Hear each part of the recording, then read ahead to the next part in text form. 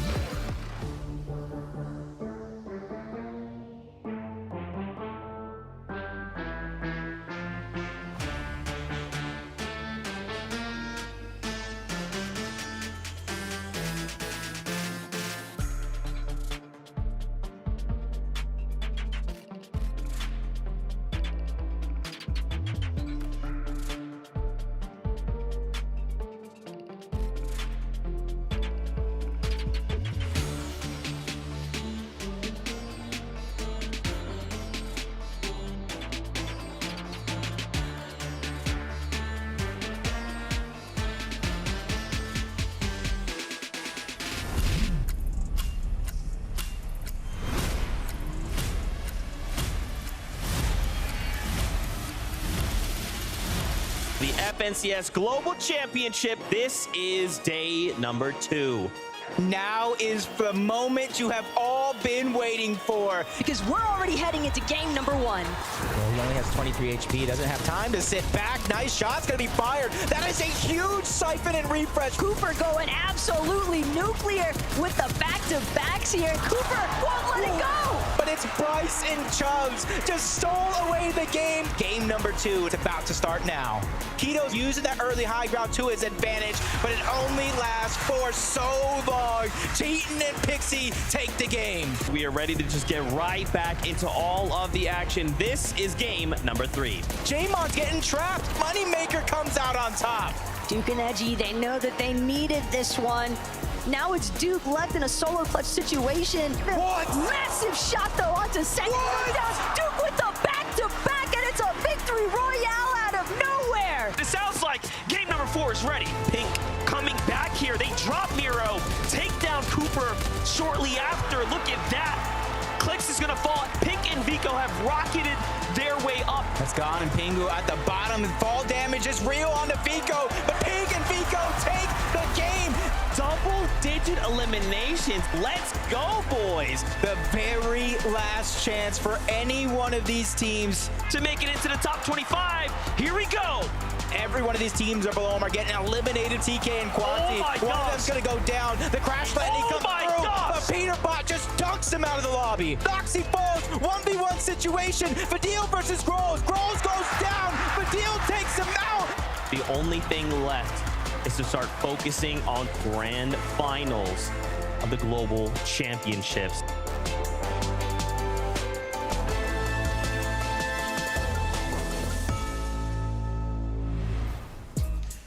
Fortnite fans from around the globe, welcome back to the FNCS Global Championship.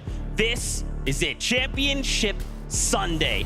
50 of the best duos from around the world will battle it out, but only one duo can walk away global champions. Please give a big welcome to Vivid and Levin2K. They'll be analyzing all of the things. Gentlemen, here we go. The crowd is hyped. Thank y'all so much for that. All right, I like that. Championship Sunday.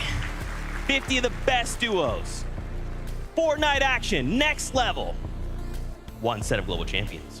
Zeke, Levin, I just got to make sure one thing, Levin. I got to get a pinch. Give me a pinch. Give me a pinch.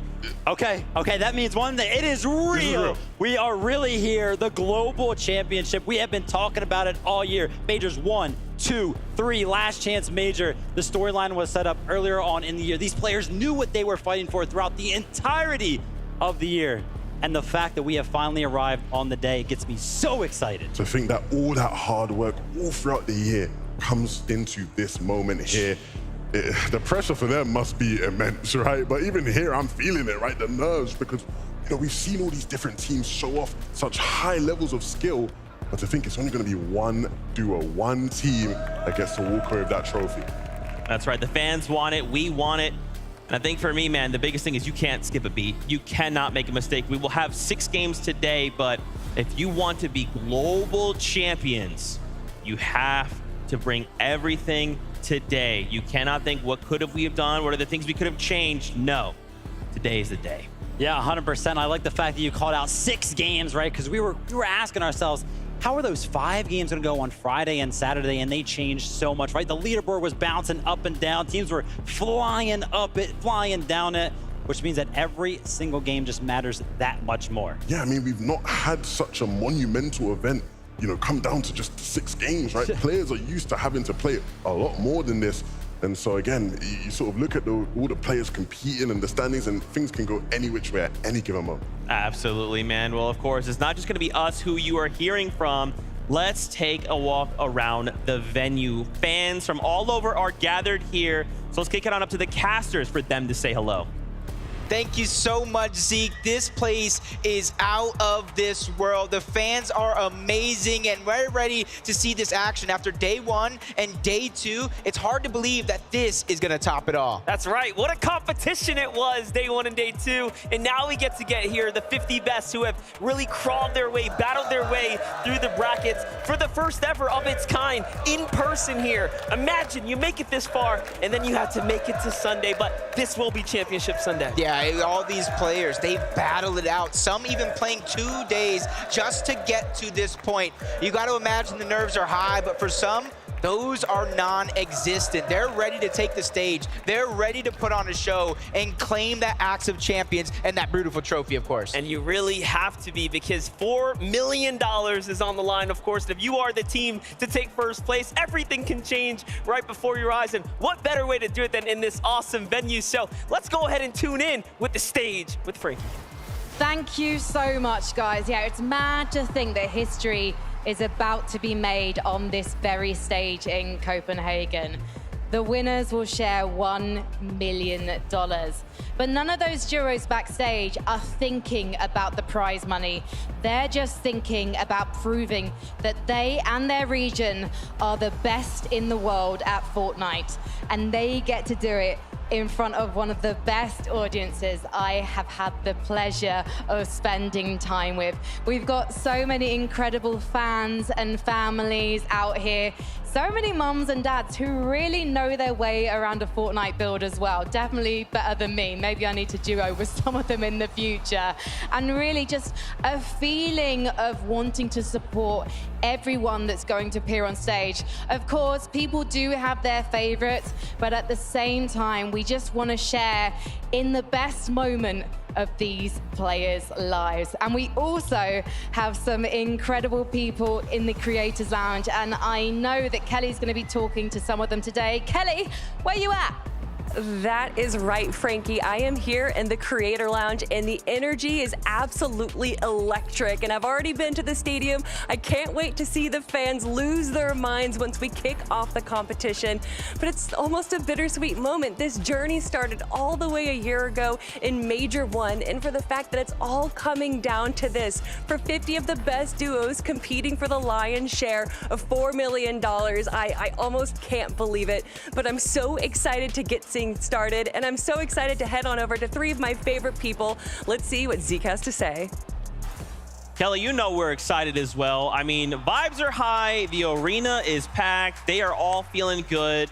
We are feeling good as well. As Kelly mentioned, though, $4 million prize pool here at Global Championship. The duo that walks away in that #1 spot, $1 million. And you know, friends, the thing that Kelly actually mentioned yesterday, think about the difference. A single point could be the difference maker in $350,000. A single point, a single game, right? I already mentioned it, how volatile the matches have been throughout the upper bracket and the lower bracket. So I'll be expecting teams to be gaining thousands of dollars based on one of these matches. But of course, Levin, They're fighting for something else. Yeah, it's not just the money, it's the trophy as well. You'd be surprised. You talk to a lot of those players backstage, Zeke, and a lot of them will tell you, yeah, the money's all right, but I want the trophy, right? That's what they really want, right? You know, to be able to have that is something truly, truly special. And of course, the money is great as well. We could all use $1 million, I'm sure. Of course, but there is that title, Global Champions, right? Undeniably, hey, we are some of the best duos in the world. We've got the accolades to back up that claim. Now let's set this in perspective. Let's take a look at our lobby list. Let's see who will be watching compete today. This is probably the craziest lobby I think I've ever seen in Fortnite history. Invitational came pretty close.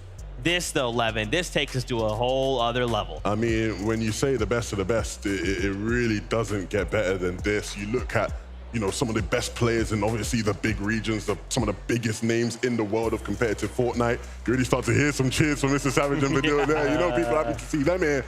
But even then, right, from some of the regions that maybe historically aren't as big as the EU and the NAs of the world, you know, some of their best players from there still representing, still getting a chance to show up on this stage. Love the fact that you're bringing up the representation from other regions. 23 EU duos, 18 NA duos, 4 Asian duos, 3 from the Brazilian region, 1 from Oceania, and 1 from Middle East. And honestly, Levin, looking at this list, the thing that I love the most about the format, right, throughout the entire year is that every duo's story is different. Oh, 100%. Right, certain teams have had it easy. Some Major 1 teams, right? They started the year hot, were able to cruise through the rest of the year. Some of the other teams, it was only in last chance major they were able to make it through. Even then, even from where they've qualified, right? How those teams have performed, the battles they've had at their POI in real life. Everybody has a story to tell coming into this one, and we're gonna see it wrapped up after 6 games. Oof. So wild. I'm already getting hype. I gotta contain myself. Z, calm down. Let's talk about a duo that got a victory royale yesterday. Iamzo and Rise, a duo from NA, a duo that we just all had expectations for, and man, did they deliver. What it would mean to me to win the global championship would be my first FNCS win and feel nice. What it would mean for me to win the FNCS global championship would put us on the map as one of the best teams in North America and represent our region on a global stage. Iamzo and Rise from NA, they've been favorites to win pretty much every single major throughout the year, and they are favorites even for this weekend as well, the Global Championship, and for good reason. 3rd place in Major number 1, 4th place in Major number 2, and then 3rd place in Major number 3. How have they been so consistent? Look, if you ask me who I think has been the best team in NA over the course of the year, I would say these guys. So consistent. Their play style is just mesmerizing, right? It doesn't matter what layer you put them in the end game, they are comfortable. Exactly. And honestly, listen, to me, it comes down to the strategies that they implement, right? We saw them. They were playing around the caches, right? Making sure they got some of those slurp juices throughout the majors. Look, they've been coached by BloodX this year. And they've been looking like a lot of the other BloodX teams you see in EU, where these guys are comfortable. They'll look up for height when it's available. But even if they don't get it, they'll play those mid-ground layers to perfection. Iamzo, one of the best fraggers in the world. He's been unbelievable, mastered everything you can master in this game. And Rise is an IGL, so comfortable, so cool, so calm, so collected, always ready. Yeah, and sometimes we talk about strategy, right? And usually teams, they kind of have something that they like to play into. But for Iamzo and Rise, I feel like they are just good at every single one, right? High ground, mid ground, and low ground. You talk about high ground. Let's talk about a duo contesting that high ground. It's your FNCS Invitational winners, Cammy and Seti.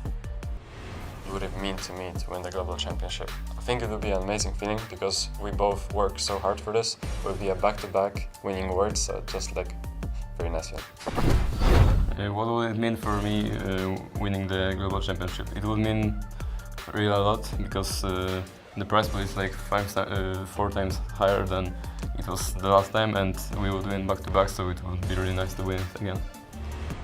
The team with all the pressure on them, right? The reigning champions, people see them as... Have we got some Cammy and Seti fans in here? Anyone in there supporting Cammy and Seti? There it is. They're here, they're here. Me as well. You know, I mean, I should start cheering because, yeah, you mentioned it, right? Going for the back-to-back at international events. I guess the biggest question for everybody, Levin, can they do it? I think the answer is a resounding yes, as long as they are uncontested, right? I think coming into this competition, people who thought they'd be uncontested consider them probably the favorites, right? Their form coming into this has been unbelievable, but there is always going to be that question mark. We saw what happened in game 1 of the upper bracket qualifiers. When they were contested, they got beat off spawn. It didn't quite work out. They did bounce back eventually and qualify, right? But there's always going to be that question mark of, if somebody can rattle them off spawn, will that affect how they play? Yeah, we'll have to keep a close eye on them in the early game, but I'm going to be paying attention to the late game. I saw in some of those upper bracket games, they were actually trying to counter-strat Queasy and Veno off the high ground. They've been doing that a lot. If you've been paying attention to EU Fortnite, it's been different. I think everybody associates and Cammy with being this low ground team that's going to play mid-ground layers, slow down the game. But they've been looking at height. They've been playing for height, and they've been pretty effective. There were a couple games where they were flanking Queasy and Veno on height. Those guys had no clue who was in the storm, but it was Seti and Cammy. These guys are ready. They've improved their game since last year, and I think they're going to be a threat when given the chance. That's right. A year to prepare. What did they learn? What does it mean to them to walk away as global championship winners? Take a look. What would it mean to me to win the FNCS Global Championship? It would mean everything. To win the Global Championship, it would mean the end of the story that we started last year. And yeah, I truly hope it's gonna happen. The reason the Global Championship win will mean so much for Queasy and Veno was, of course, that second place at Invitational. And it came on the back foot of one of the bravest things we have ever seen in Fortnite. Yeah, it takes courage to do this. It goes to show that these guys are truly winners at heart, even though it didn't pay off for them, because you only make this play if you are solely dedicated to winning, and that's what these two are. You look at their journey throughout the year, Vivid. I don't think there's been a duo that has reached a peak as high as Queasy and Veno. Their performance during Major 2 was spectacular. Never seen before in the highest levels of Fortnite. And I know for a fact they're going to be jumping in the time machine to go back to that kind of level and bring that to the competition today. It absolutely blows my mind that I cannot count on one hand how many victory royales Queasy and Veno got in a major FNCS grand final format. They got 6 out of the 12 games. How? I'm still trying to wonder myself. I'm still trying to figure it out. You know, their game plan was on point. It was like just nobody had an answer to what they were doing. And of course, if you do watch competitive Fortnite, you know these guys are a high ground team. They like to soar in the skies, and it's very hard to stop them when they're up there. But I think the key to what's made them even more dominant force this year is the fact that they are more comfortable still when they don't get the chance to play height, right? Because everyone tries to anti-strat against them on height because you expect them up there, but now they're even more comfortable if they don't get height. Actually, yes, I love the fact that the points that you are making right there. And I want to give a shout out to Veno because I have never had more respect for a player than when I was VOD reviewing him back in Major #1. I was like, wow, this guy does everything perfectly. It looks like every single thing that he does has a reason behind it. Yeah, I mean, it does. He's just built different. That's Veno. That's Veno for you. It's the reason why he's confident. A lot of people don't like his confidence sometimes, right? They think he's a bit too arrogant, but he backs it up in the server every single time. That's right. Well, I know you all at home and, of course, here in the arena would love to hear from them. So guess what? Frankie is standing by with the duo right now. Well, I, for one, love Veno's confidence, especially if it means I get to talk to him right now. Let's just talk about Raleigh last year. Second place, not normally spoke about, but it's been talked about constantly ever since. Are you keen to close this chapter out today, Veno? I mean, what's keen for us is to show that there's no rivalry and, show the world what we're made of again. What do you think, though, when you see Cammy and Seti on the high ground now? They were even going for it in the upper bracket on day 1. I mean, they've been practicing on the high ground this season, I think. And if we're up there, they're going to be on low and they're going to place bad. So that's the plan. And what about you? Do you still feel like a high ground king? Or are you now the flexible kings? I'm the high ground king, 100%. And what happens if someone comes to your high ground today and tries to anti-strat you? We're taking it off them. I can't wait to see players try. I'm not going to try and put any duos off going for you today. Now, talk to me about your victory royale on day 1. You set out your stall early, but you came second overall. Are you hiding things from us? I mean, we've definitely hidden some strats, so you guys are going to see in an hour or so, but, we're gonna show the world, like I said. I mean, we've definitely hidden some things, and you're going to be surprised how far ahead we are. Do you think that Major 3 and not making the grand finals was a bit of a wake-up call for the two of you? Do you think it's pushed you harder than ever before? Maybe. Like that major was definitely a rough time, but I think we will learn from it, and hopefully we can show it now. And you know what? 6 victory royales in the grand finals of Major number 2. That's no joke. These boys, they're coming for you. I mean, you talk about Veno being confident. Queasy's right there with them. Now, of course, they discussed this rivalry between Cammy and Seti, but what would kind of close that chapter for them? I think that they don't believe there's a chapter there at all, right? When I've spoken to Veno and Queasy throughout the year, genuinely, they don't believe there's a rivalry. They think that they are a level above Cammy and Seti, and I think this truly is their chance to prove it. But yeah, for them, I don't think they think there's a rivalry. Veno just said it there. He's trying to prove there's no rivalry. We're just better than those guys. Yeah, 100% love that. And I guess when you think about it, right, at an international event, getting second place, really the only thing that you should have a problem with is getting first place. So I wouldn't be surprised if that's the only thing that they care about. A thing many of these duels we talk about have in common is their LAN experience. And some of them have a little bit more than others. I wonder how that's going to play a factor. Well, why don't we listen to them? I would really like to win the global championship. I think that there are certain factors that separate winning online and winning at an actual LAN. The biggest one is just your nerves and being able to control them. It's obviously different than winning something online because there's crowd, there's people cheering for you. Just be comfortable at your seat, you know? Like, if it's not comfortable, find a way to make yourself comfortable. You gotta be able to reset and compose yourself. For me, it doesn't feel like a difference anymore. Playing at a lot of LANs now, and I think I'm one of the most experienced players. I think for most pros, everybody plays this game to win. When I won in Saudi, it felt surreal. So the feeling, it just felt like a dream, I'll be honest. Definitely winning a LAN gives me a confidence because I know I can do it. The best moment of the last year was obviously winning Invitational. When you win a LAN, your reputation is just, it's just higher. I feel like Cammy and Seti could definitely win, but I feel like they have a lot more pressure than everyone else. We feel really comfortable, and we think that we have a really big chance of winning. I don't think there's any pressure on us of winning this global championship because we don't need to pressure ourselves. It's either we win or we don't win. I think it's just gonna be a pure competition. I think everyone can talk, but at the end of the day, the actions matter the most. No matter what tournament you play in Fortnite, people are always gonna have expectations. When you get a taste of winning at LAN, you always want to chase it again. I want to make sure I just go out there, be confident. I think everybody would want to win this event. It would mean a lot to me to win this. The last missing piece I need for my Fortnite career. I came here for one thing only, is to win. It's 6 games, so anything can happen. To whatever happens, good luck to everyone. We'll see if their experience helps them out today, but as we continue this talk about what we're going to be viewing, let's talk about format. What has led us here?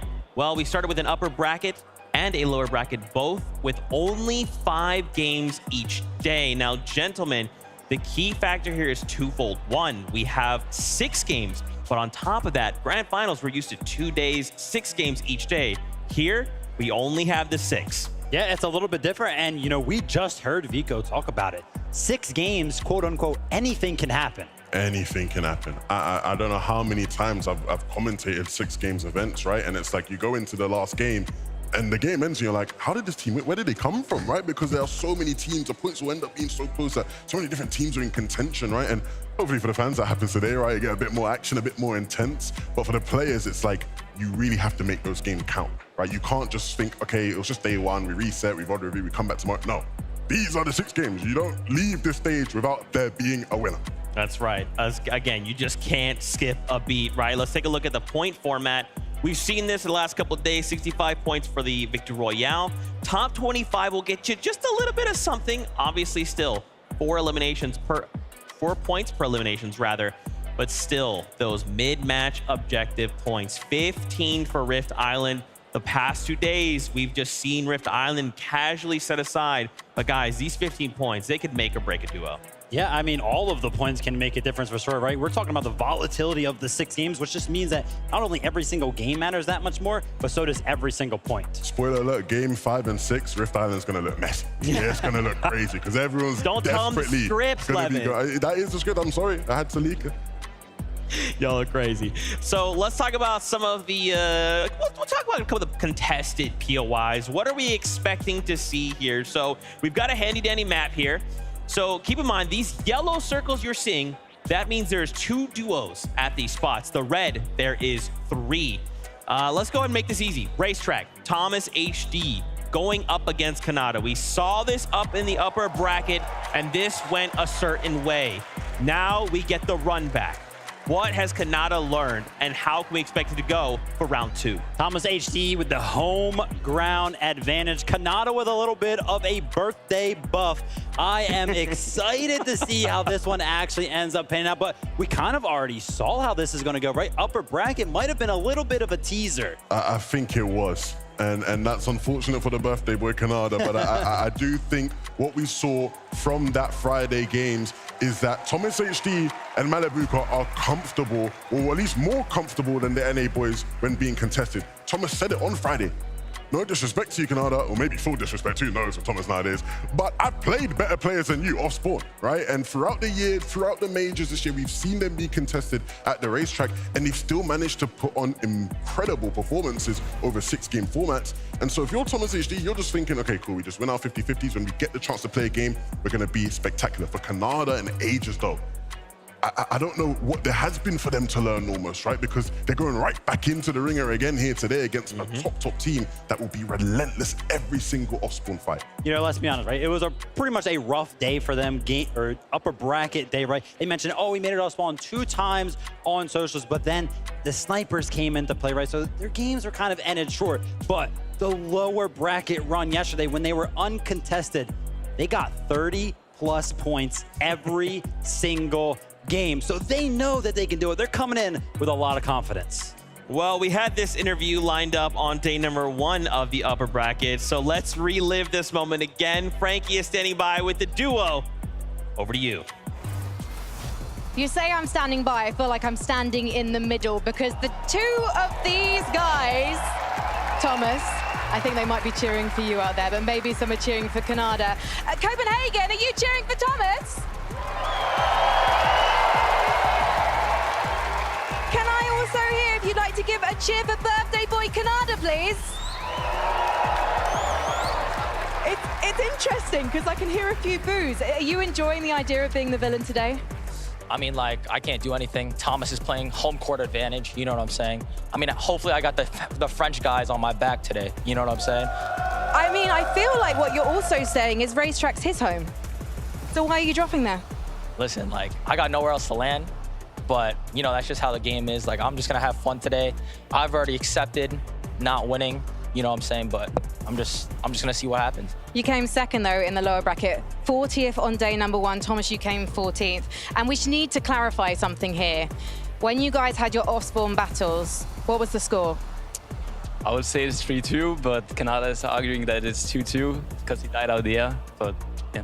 So I feel like you still won them because he got eliminated in the air. I think he technically gets the victory there. Kanada, you're saying the game's easy when it's uncontested like yesterday.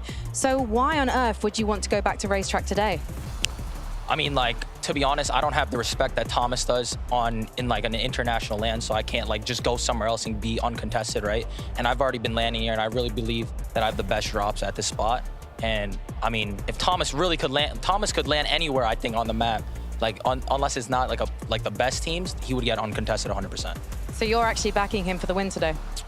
I mean, he's not backing anything. I'm just saying, like, I'm just gonna try my best, right? But I'm just here to have fun. All right, and Thomas, what about you? Because I know you've said second place isn't good enough after you missed out on winning major number 1 this year by 1 point. So what are you gonna give this competition today? I mean, we'll just try our best, like, try to get as many late games as possible and try not to get eliminated off spawn. So, yeah, we'll do our best. Copenhagen, would you like to see Thomas and Kanada do their best today? Boys, I know you're going to give them a show. Shake hands as we head back to the desk. Kanata treating it somewhat lackadaisically, right? Just saying, yeah, I've accepted defeat. I don't buy that, Kanata. I feel like this is a misdirect. I'd like to hope it is. Unfortunately, I don't think it is. Because he's been saying this for a while. Like, I asked him the week like before the tournament, he was like, yeah, I think it's over really against Thomas. And I think for anybody who doesn't really understand, that just shows you how good Thomas is, because Kanata is one of the most confident and one of the best players in the world. And he thinks against Thomas HD it's over. So that just goes to show how good Thomas really is. That is crazy. And, you know, I mean, this will prize money, right? Okay, let's just, maybe we just take it slow. Kanata, maybe we take it a little slow. But let's shift gears here. Let's talk about Acorn going up against Pink. I cannot wait to see what happens here, because again, it's a repeat of a battle we got to see on Friday during the upper bracket. And it's one that I'm not sure how differently it's gonna go, Vivid, because Acorn and Cold, even though they were up against Pink and Vico, they still did incredibly. Yeah, and listen, me and Levin were talking about who we think's gonna win the global championship, and I was like, gosh, I really want to say Acorn and Cold, but they're contested, and you know, my competitive side is like, oh, that's such a disadvantage in a lot of these scenarios for the teams. But then Levin was like, well, I mean, upper bracket day, they won, and it was the same situation. I was like, oh my gosh, wait, they won the upper bracket by 70 points, and it was the same situation. And Pink was in disbelief almost by how impressive those guys were, because coming into the competition, Pink and Vico, they had cooked up so many different strats to try and nullify Acorn and Cold. Pink and Vico are used to being contested in this area of the map throughout the year. Acorn and Cold, on the other hand, haven't been, right? So the mentality for Pink and Vico is like, let's make it as uncomfortable for them as possible. They won't be used to it, right? They won't be able to know how to adapt. But even coming into it, using the strats he had cooked up, it still didn't phase Acorn and Cold. And after the tournament, Pink was like, I guess he's just a GOAT, because nothing phases, and I don't know what we can do to really stop this guy. I mean, that is a lot of respect to give to somebody that you are contesting. But I mean, like, Acorn and Cold deserve it, right? Cold always talks about Acorn being the best IGL in the world.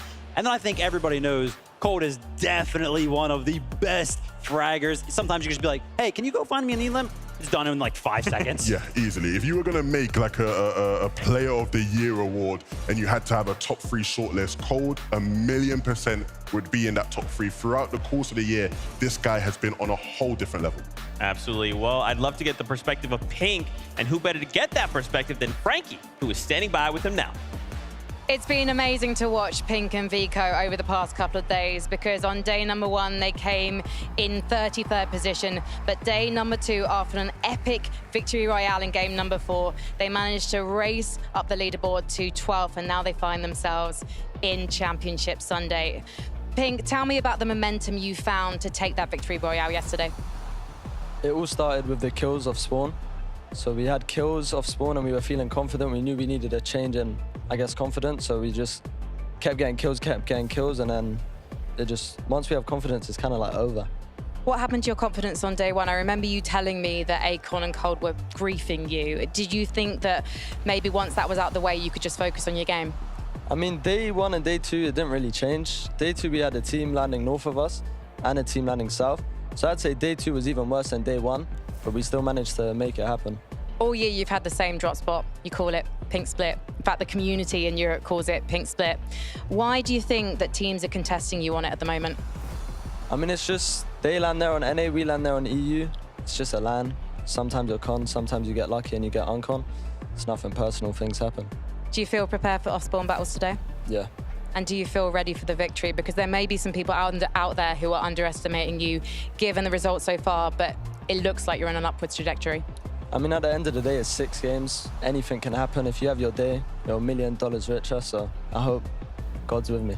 Well, hopefully you are going to have a fantastic day today. Thank you so much for talking to me, Pink. Now, we need to head over to the Creator Lounge, because I know Kelly Link is there with a very special friend of the FNCS.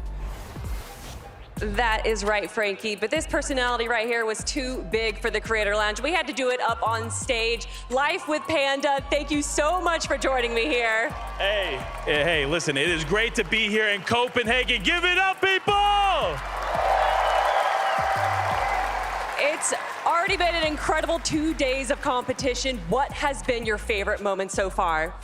Ooh, listen, beside hanging out with you, Kelly, I have to say the Duke 1v2 clutch, beautifully done. or maybe that Savage Vidal finish yesterday. I don't know. So many great moments going on. I can't wait to see what's about to happen today. Well, speaking about what's going to happen today, we're going to be crowning a champion, and I'm going to ask you the difficult question. Who do you think is going to walk away in first place? This is not difficult at all, guys. It's Queasy and Vino. They're going to take it, redeeming themselves from the Invitational, baby. It's going to happen. All right, Panda, any last words that you have to say before we send it back to the desk? Well, one massive shout out to my wife. It is our 3-year wedding anniversary, and we are here in Copenhagen. So shout out to her for letting me be here. Panda, thank you so much. Thank you all to the audience as well. Let's head on back to the desk. Happy anniversary, Pandas. Thank you all so much for hanging out with us on your anniversary, of course. But, you know, he makes some bold claims. I love Panda. We all love Panda. Queasy and Veno, that is a bold claim. Is it? Is it really bold? I think a lot of people probably expect Queasy and Veno to come out strong, right? You know, when they've been as good as they've been all year long. I think they're shooing to be a favorite today, no? Is it finally the point where we put in our official predictions? Oh gosh, listen, I have to go Acorn and Cold. I really cannot doubt them after that day one upper bracket performance. I think they got it. Okay, well, you hear what their thoughts are. Why don't we introduce your casters, get their thoughts on up to them. Well, listen, first off, thank you, Zeke. And yeah, absolutely. I'm standing with my NA boys as well. I'm a big Acorn, Cold supporter and fan. I do think I'm leaning their way as well. Jacob, you have any hot picks? I mean, I was on the Acorn and Cold train, but since so many people are shouting them out, I'm going to go ahead and go with Iyamzo and Rise. They've been so consistent throughout the entire year. I call them one of the most dangerous duos in Fortnite right now, and I think they're going to show that today. Well, listen, enough of our picks. Let's go meet these players down on the stage.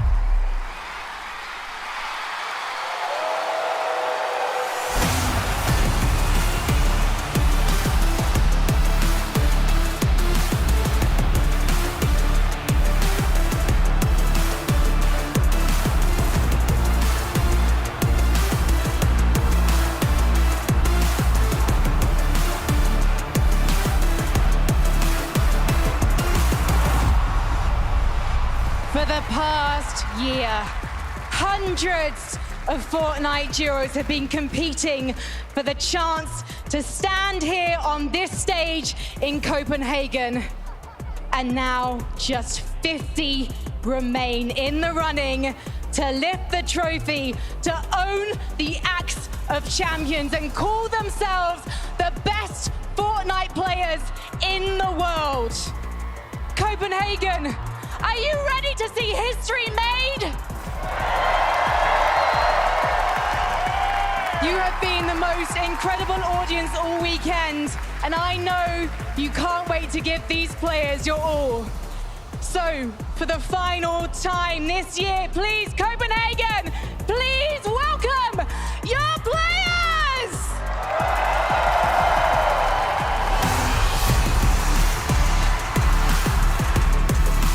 The mates, Stagey and Podesai are here. With help from their supporters, they are ready to take on the competition. Viva la France! Let's give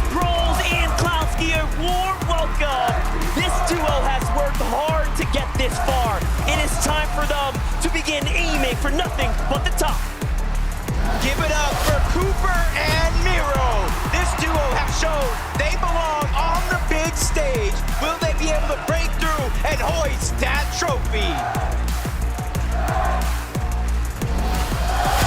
Yumi, Source, they're here. These two mean business with great performances. They have secured their spot here at the grand finals, but it is time to lock in. Let's welcome Janice and Reason. The German powerhouse team is here to show what they got. This is time to prove it to the world. Let's hear it for the Brazilian duo, Nutzy and Garcera, with a great performance in the lower bracket. They are ready to represent Brazil. It's go time. Datus and Stain, ladies and gentlemen. These guys got the skill to perform on the big stage. It's time to bring the Brazilian flair to the finals. Let's welcome Bryce and Chubbs. You guys showed us how it's done. If you can keep up the good work, the sky is the limit. What a day yesterday. Batman, Booga, and Rapid have arrived. These two have shown that they belong with a great performance yesterday, but it's time to do it again.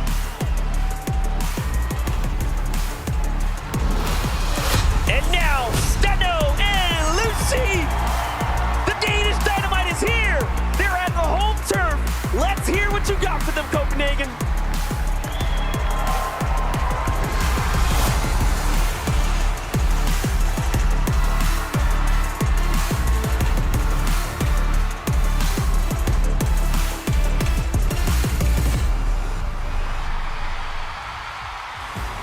That was just the first 10 duos we've seen compete here today. And I gotta call them out right away. Janice and Reason, a duo that you heard Copenhagen go absolutely wild for.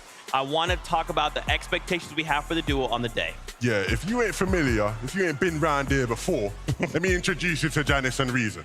These guys are OGs. They've been here, they've been at the top, they've been to the mountaintop, they've seen it all, they've done it all, they've won it all. And they're gonna look to try to do that again. They came so close in Major 1. Major 1 Grand Finals in the EU, they led the way after day 1, and it looked like a spot in Globals was there for them. But they didn't quite do it, and it took them all the way until Last Chance Major to finally do it. And I know they won't wait late again. They're gonna come in early and try and do their thing as best as possible. But that's what being a global champion is all about. Performing in the clutch. It is a tall task for them today. As we showed that little drop map earlier, right, where we were expecting a lot of the early game action to show, and there was a red area. That means there are 3 teams up there, and unfortunately for Janice and Reason, they are one of them. That's right, that's just the first 10. I wanna meet the next 10, so let's just jump right into it.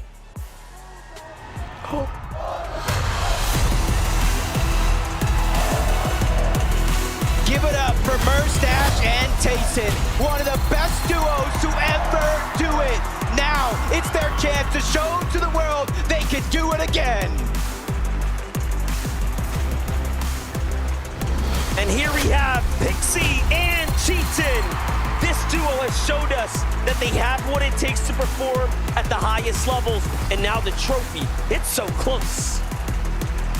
Give it up for Baila and Peterbot, two of the most dominant players on NA, with a championship already under their belt. They're looking to perform that here once more. Let's welcome Crisp and Noxy. These guys have showed great consistency for a long time. Let's keep it going, because guess what? It's showtime.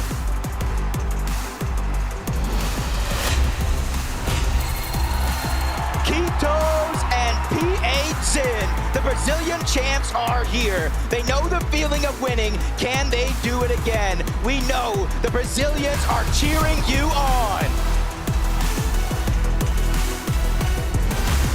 And now, Vico and Pink.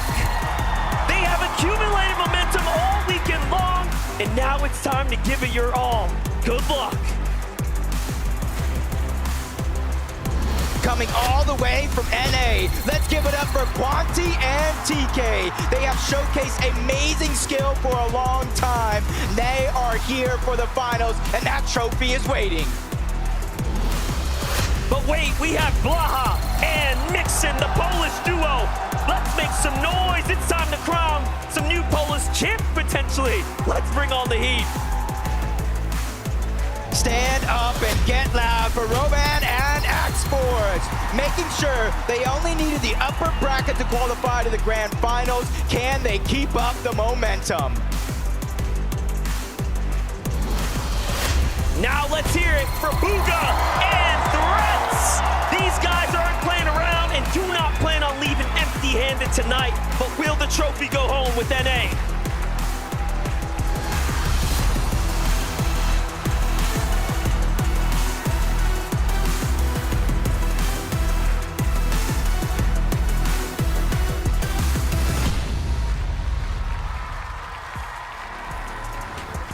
With every 10, it's starting to get more real and real. The duo we wanted to highlight here was, of course, your World Cup champion, Booga. You know we had to talk about it. Vivid, imagine the World Cup title and then slap a global championship title on that. That would be crazy. What a career Booga has had, teaming up with Threats for this year, coming in major number 2, a 5th place, closing out major number 3 with a 2nd place. Not to mention Booga himself has 3 FNCS titles. I mean, what can't he do? One of the GOATs of this game, and I personally as a fan just want to see him lift a trophy on a major stage again. Yeah. It would be amazing. I'm hoping, man. Of course, we've got more duos to introduce. Let's get the next 10.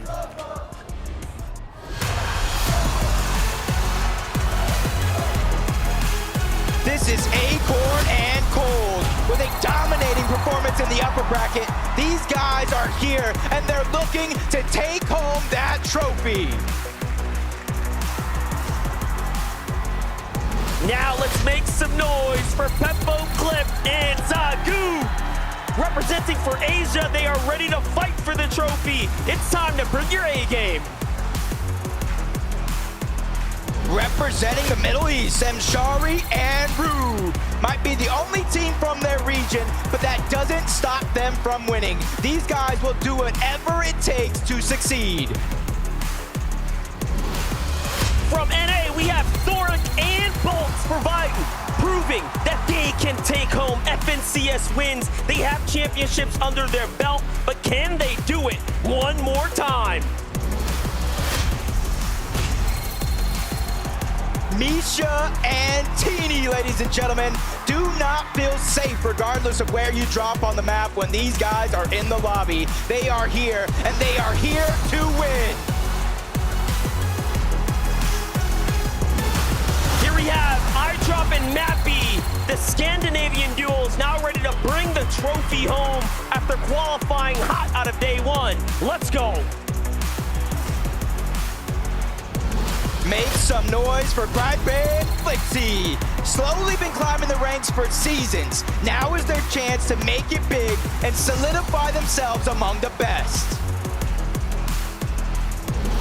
But wait, for Strokey, Kylie, they have landed. They are here, dropping right in from the upper bracket into the grand finals. They are making an impact on the leaderboards. A big round of applause for Muzz and Paper. These guys are used to being high up on the leaderboards, and they only needed day 1 to make it here. Now it's time to finish the job. All right, give it up for Mr. Savage and Badil, making the lower bracket look easy. It's exciting to see if they can do it again here for the grand finals.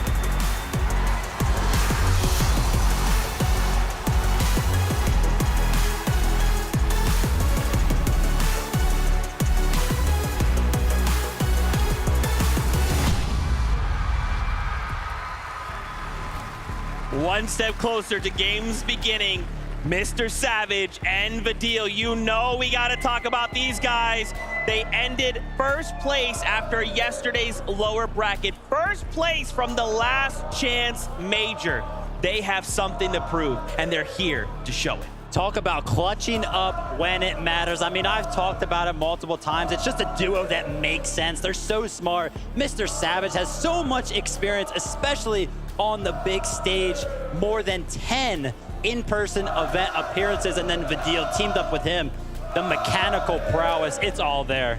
Savage has played on stages like this as much as anybody else in the world of Fortnite. He will know, but Vidil, he's been the one in crunch time this year that has really put the performances in to seal the deal. And even though there'll be pressure on him, Vidil will be ready. I'm ready. For more duos, let's get the next 10 in here.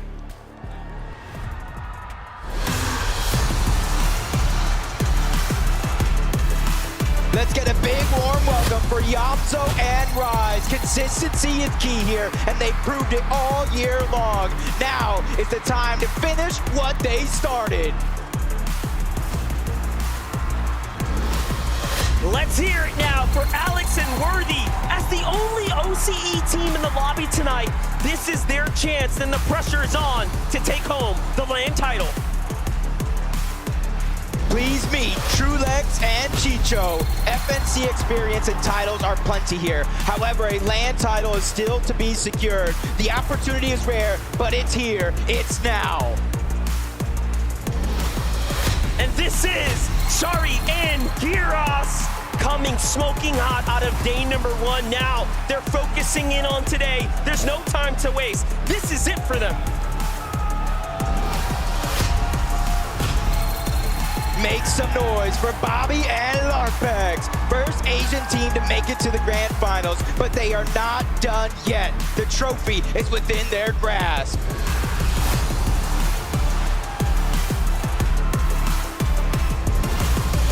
Pars in Baka, everyone. With a solid performance in the upper bracket, these guys have to be ready now more than ever to take it on in the grand finals.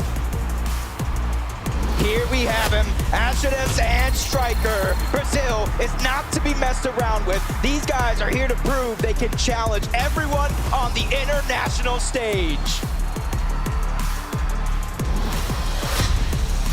Boyo instincts are not to be messed with, taking home a victory royale in the upper bracket. They are now here to show if they can do it again. Pressure is on.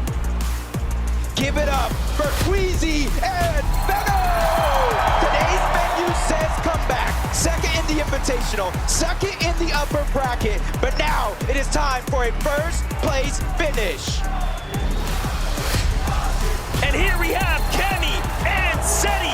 These guys are used to lifting trophies this weekend. They are looking to add another one to the collection. Of all the duos here, we could say they have the most pressure.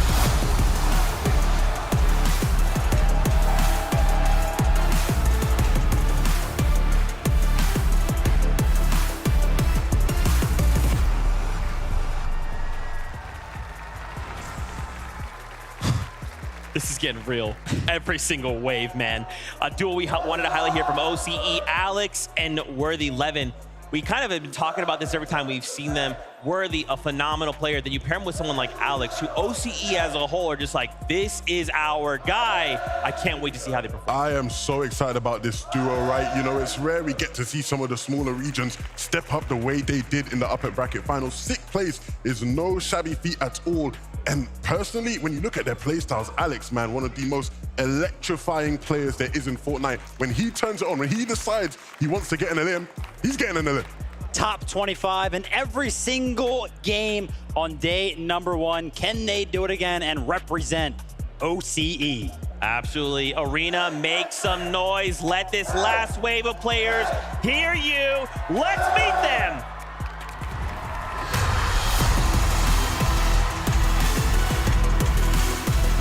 Double R, Tree and Rituals are in the house. NA is their home turf, but after upper bracket, Denmark certainly looks comfy for them as well. Can they keep up the pace? Don't blink, we have Hen and Bosque from last chance major to the lower bracket and then to the grand finals. Now they are here where they belong. All they have to do is seal it up. Age doesn't matter for Moneymaker, and Fanayan. Young and talented are key words for these guys, and now they're here to give it their all. Vanyak and Carmi, ladies and gentlemen, fighting their way back out of the lower bracket. They are now here to prove themselves worthy as a grand finals team.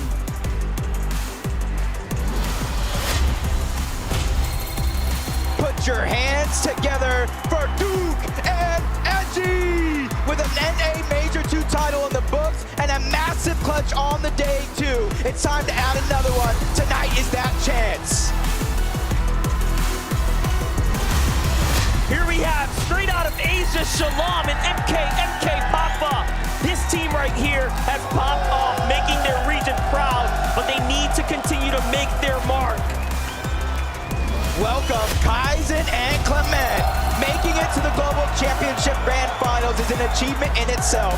However, there is still plenty up for grabs for this team. Let's hear it for Scented and Polarized. All of the FNCS experience has been put to use. It's now or never for these guys, and here they are to show it. This is Kanata and Agers, dominating the NA region, and now ready to dominate Denmark. Eyes are on the prize for these guys. Last but not least, Denmark makes some noise for Malabuka, Thomas HD. They are holding the fans high, and they're missing only one thing. That's an FNCS title.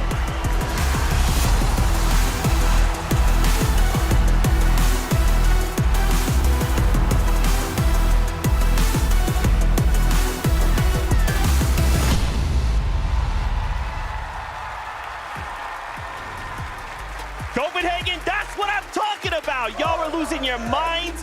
You guys are in the same place as we are. We want to see games. We are so close, but man, this feels so good. There's so much electricity in the air. We saw them start first. Reet and Ritual out of NA. We've seen them perform well. What can they do here? We've been talking a lot about how everybody has been placing in some of these games. Well, what about the eliminations? On day number 1, both of them, a part of this duo, finished in the top 10 for individual eliminations, 10 and 11 respectively, for a combined total of 21. They were popping off, right? And that's the kind of thing, especially when, you know, we want to see controller players represented. You know, he's a controller player. For the throwback on for that one every day. But look, I think when it comes to how they play in this server, they need to stick to what was working with them. Be aggressive as possible when you can.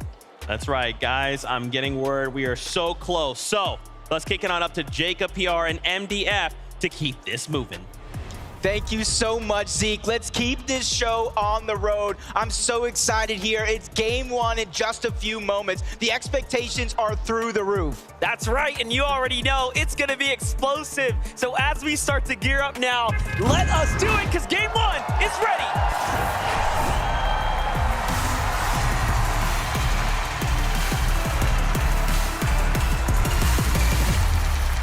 Game number 1 of the Grand Finals is upon us. We already know what is in store. Nothing but explosive action and early game congestion. Yeah, we got a couple of off-spawn fights we've seen before. We got even more than that today for the first time. And I think the crowd already knows which ones they want to see right out of the gate. It's only a matter of time before these players actually drop down on this map. And there goes the first one. The crowd, everybody's been waiting for this one. The rematch, Thomas and Malabuka versus Kanata and Agers. Kanata said it. He has the best drop. He's always going to touch first, and they do just that. But Thomas HD does have a weapon as well. Kanata has a side angle here onto Thomas HD, and he draws the first tags. It's a trade, but he gets the full finish, and he won't get healed. And now, Kanata and Agers are on top, game number 1. We've already seen what they can do with the freedom of their drop spot.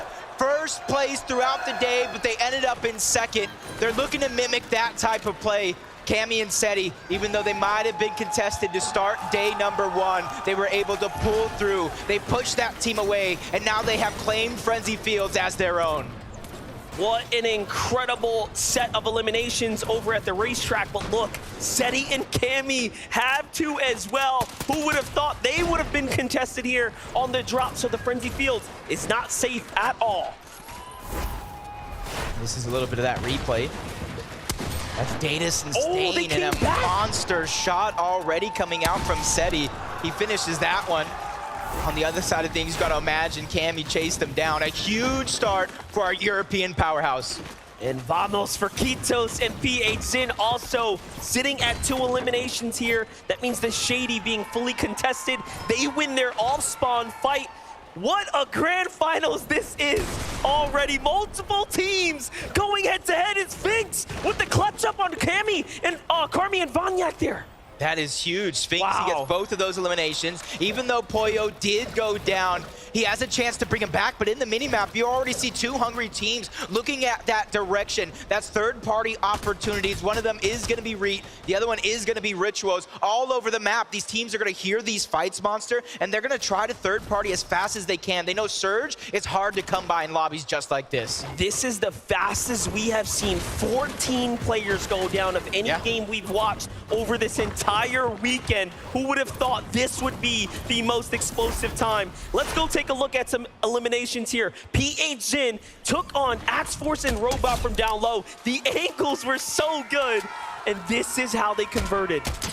And a little game of hide and seek with Roban. Axe Force trying to do the same thing, but he's just getting spotted out from all angles. PH Zin looking like a Christmas tree ornament at the top, and he definitely uncovered his presence, and that's 8 points. This eye drop, but hold up, hold that thought. We have Podesai, we have Snazy already finding an elimination here. They're just gonna hold on to the down body, and we already know what they wanna do. They wanna keep this body up and healthy to try to farm as much Surge as possible.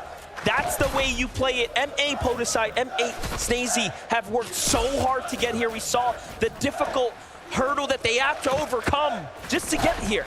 Yeah, I think they're looking for some barrels, anything that they can use to try to keep them alive. We've already seen this strategy on day 1, thanks to Zagu and Peppo Clip. It was mimicked in day 2, and this is why teams know that Surge is going to be a hard thing. They're med-misting the down body. They're doing everything they can just to give themselves a little bit of an edge early on in this game, even using the kinetic blocks. Every single tool in their tool belt is coming out early. Hey, listen, we know that pro players keep strategies hidden, but my gosh, everyone is putting this to use, and we have to honestly give all credits to Peppo, Clip, and Zagu for revealing it early, but I think they put this strat on the map. Yeah. He's here. The French go very loud in the building. They like that strategy as well. And this is a fight I feel like we haven't talked too much about. Peterbot and Byla versus Bugha and Threads over towards Sanguine Sweets. In theory, it's so big, you can split this drop. There is a ton of loot, almost 100 chests, maybe a little bit fewer than that, but that allows for both of these teams to play the way that they want. One of them has already captured that vault. It's got to be Peterbot and Byla. So Bugha and Threads, instead of contesting it, they're just trying to farm up. They're just trying to get their loadout set and ready so they can make their first rotation when the zone begins to pull. Let's not forget, Peterbot used to play with Bugha as well, you know, so there is some history there as they're going head-to-head, but Kaizen, Clement right now looking pretty solid here, just trying to get their rotation down. Pack team right on their heels. Meanwhile, Teeny potentially up against Thoric out there in the feed. We get to jump on over to Sentin and Polarize versus the youngins here. Fanyajin, Moneymaker's by himself. What can he do here? Yeah, it was in game 5 where Moneymaker and F9 were able to qualify for this stage itself. Sentin and Polarize did it by brute forcing their way through with already 1 knock. It's a 2v1 situation. And they're just trying to regain as much real estate as possible. All those pieces are theirs, and Moneymaker's doing what he can to bob and weave in and out of these covers, but his back is up against the wall. He's getting trapped little by little. The first elimination is going to be cleaned up, and they finally get the second. Moneymaker goes down. Polarize and Sentin make a statement at their drop. Explosive, quick, easy, and trapped, put down. Well played for Sentin and Polarize there. They're going to be happy about that. Threats lingering everywhere, though. How is this still happening? There are more fights happening. It's Muzz and Paper. This time, onto the Brazilian duo. Yep. Muzz, a duo region champion from both OCE and NA, teaming up with Paper. Paper's Probably a very, very aggressive player. He knows how to play smart as well. Just a full-on balanced play style. They switched up their drop spot from Breakwater Bay. They wanted to be uncontested, but quickly find themselves in yet another fight. But you see all these teams in the minimap. They're converging on their location because they want to try to get that free surge of what they think it is. No one wants to fall behind, but now we get to look at Teeny and Misha jumping inside. This is how Thoric was taken down there. Thoric and Bolts have a difficult task in front of them now that they have Misha and Teeny. And that's the first time we've actually seen them find early success. They were contested in those other brackets, as we saw throughout the weekend. Yeah, in upper bracket 1, they went ahead towards the north side of the map. They tried to go against Baka and Pars. They got pushed off, and then they went into their bag of tricks. They did exactly what they did to qualify up until this point, and those tricks will continue. And how long has it been, Monster? A couple of minutes already, and they're still farming that surge onto Striker. These guys are setting the bar high when it comes to Storm Surge. There's going to be very few teams that will be able to keep up with them if they keep at this pace. Yeah, they're trying to get themselves well and far ahead of the competition. It's an excellent strategy, and it's hard to replicate. You have to put yourself in that position. Notice how far they had to rotate just to get there as well. So positioning for that, setting up for that is no easy feat. You have to respect it, but this is high-level Fortnite. Here we go, though. Burst Dash, Tayson. Big fight here. Chicho and Trulex on the other side of the Slappy Shores. Already gonna need a move here shortly, but Metal gotta cap out first. Yeah, and this was another drop, or at least the south side of Slappy that was contested. Trulex and Chicho versus Quanti and TK. Either Quanti and TK rotated out fast, or they got dropped off very, very quickly by Trulex and Chicho. Find out about that later, but Acorn and Cold, probably one of the most dominating performance in the upper bracket. In the international stage, for all that matter, they're looking to try to continue that run, but right out of the gates, we knew they were contested by both Pink and Vico, and it looks like both of these teams might have decided to split the drop. It's only game 1 of 6, so that could change very, very quickly, but they're trying to feel this lobby out. It's a much different set of players than they faced in that upper bracket. Extremely proud of what Team Dignitas and Agent have been able to put together with their rosters. The performances are amazing, and again, grand finals, of course, is what matters most. We'll see where everyone ends up, but Flixie, Gripey here, seem to have been getting into a little bit of a hustle, a little bit of a fight here against our favorite Mr. Savage and Vadil. Vadil is one of the most dangerous when it comes down to toe-to-toe battles and defending in situations like this, but there's nothing you can do against two of the best. Flixie, Gripey, they closed it out. Yeah, and they've been battling it out almost all year long, from major qualifiers to major grand finals. Flixie and Gripey, you know what? I think they're a little underrated at this point. I think everybody who qualified for this lobby is dangerous. They need to be able to come out on top in a lot of these exchanges, and you cannot overrate any of your opponents at any stage of this game. There's two regions I wouldn't want to go toe-to-toe in an early box fight with. It's anyone from the previous NA West, now, of course, NA, but also EU players, and unfortunately, that's exactly who are the ones asking those questions. Pixie and Cheatin', however, though, are going to fend off several pair of EU ones themselves. This is match 1 of the grand finals. Things are already heating up. 81 players remaining in the lobby, and Pixie gets punished. That's a huge amount of damage. Both of them getting dropped down low. Luckily for them, they do have the med miss at the very minimum, so they can get themselves up to tip-top shape. Mixon and Baja are the ones dealing a lot of that damage. They have the early game high ground, and they're willing to stay in Storm a little bit, even though they don't have any HP heals, because they realize how hard it is for Surge. You can find bandages, you can find berries, you can find a leftover med kit, but it's that Storm Surge that you're not going to be able to find for free. They're very behind on material, so we'll see if they can bounce back. Duke and Edgy, what a performance we saw, arguably stealing away a moment of the weekend. The clutch from them, honestly solidifying their position, their placement here amongst the best. What are they going to be capable of here this weekend? Duke, that clutch was just absolutely insane, and how hyped, how supportive Edgy was as well. Just shows the chemistry between these two and why they are an NA FNCS champion, why they are playing in a lobby just like this. A lot of the players here know how to win in their region. It's the international stage that takes just a little bit more effort.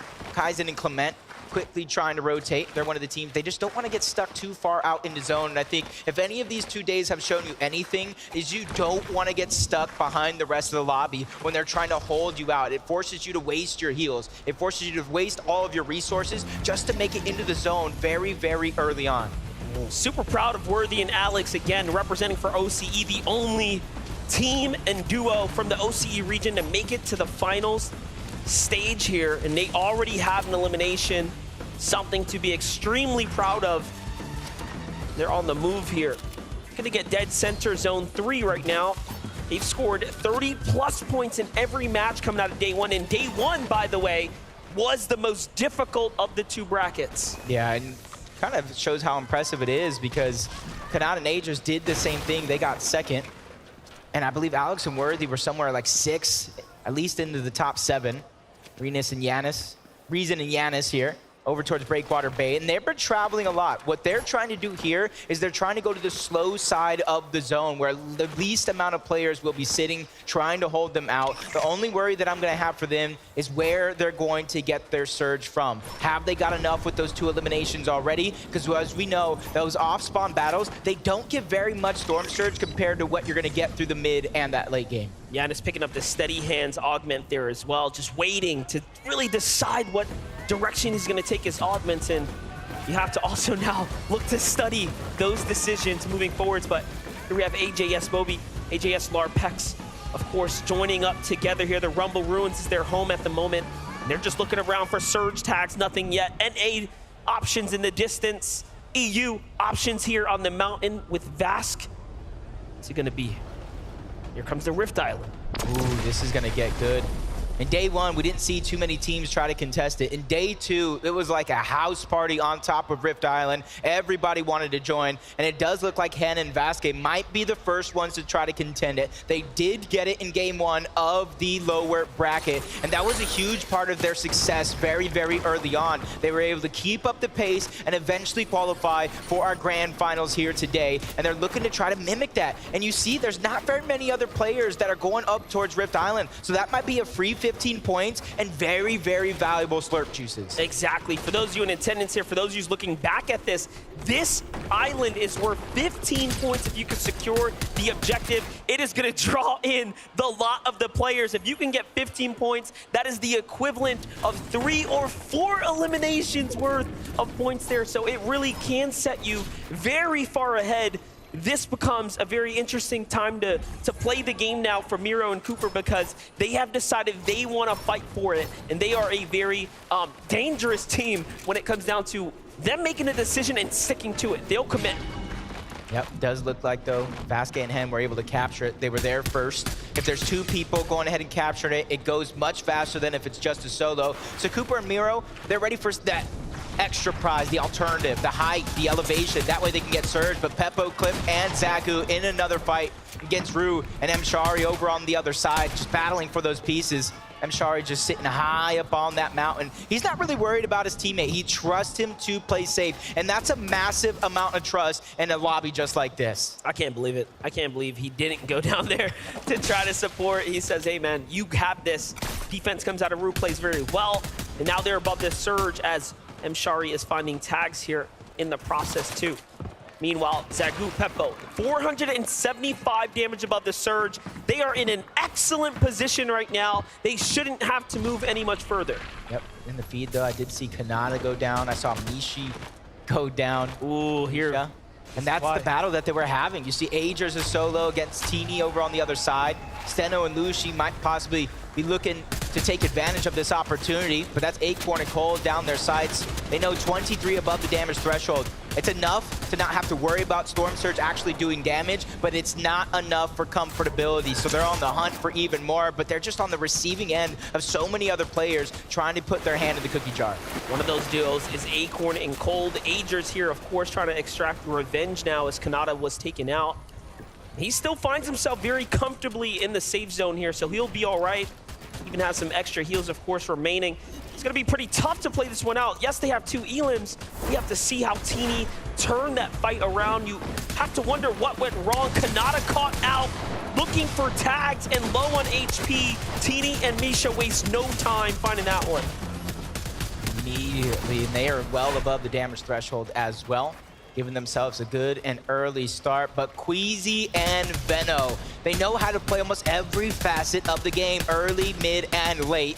They made some quick rotations over towards Kenjutsu Crossing, and they're probably one of the most deep teams that land on that side of the map. They're over towards Shattered Slabs now, 193 above the damage threshold, and you can see that they're not necessarily going over towards Rift Island because they know in these next couple of zones, it's going to pull away from Rift Island. So they don't want to get too close, then have to rotate far if it does pull max. You know what? We haven't seen a zone like this. Hard west, full west, right? Really giving teams on this side an opportunity to have the advantage and start off strong. Momentum is everything, and sometimes all it takes is securing that first game. Teeny goes for the save in the zone here, so Misho will potentially be picked up. Possibly we'll be able to situate and get back into this, but I'm not crossing my fingers here. It's a very difficult thing to bounce back when you start off with nothing. Yeah, and they're just outside of that Rift Island position where the majority of the lobby already is. So they're just going to have to figure out what they're going to do to rotate, because going straight in is going to cause for some dangerous situations for them to try to survive. So they need to be looking for some heals, so that way they can go the long way around, find some safety, and just simply get into the zone. But Pink and Vico here, you can see the split.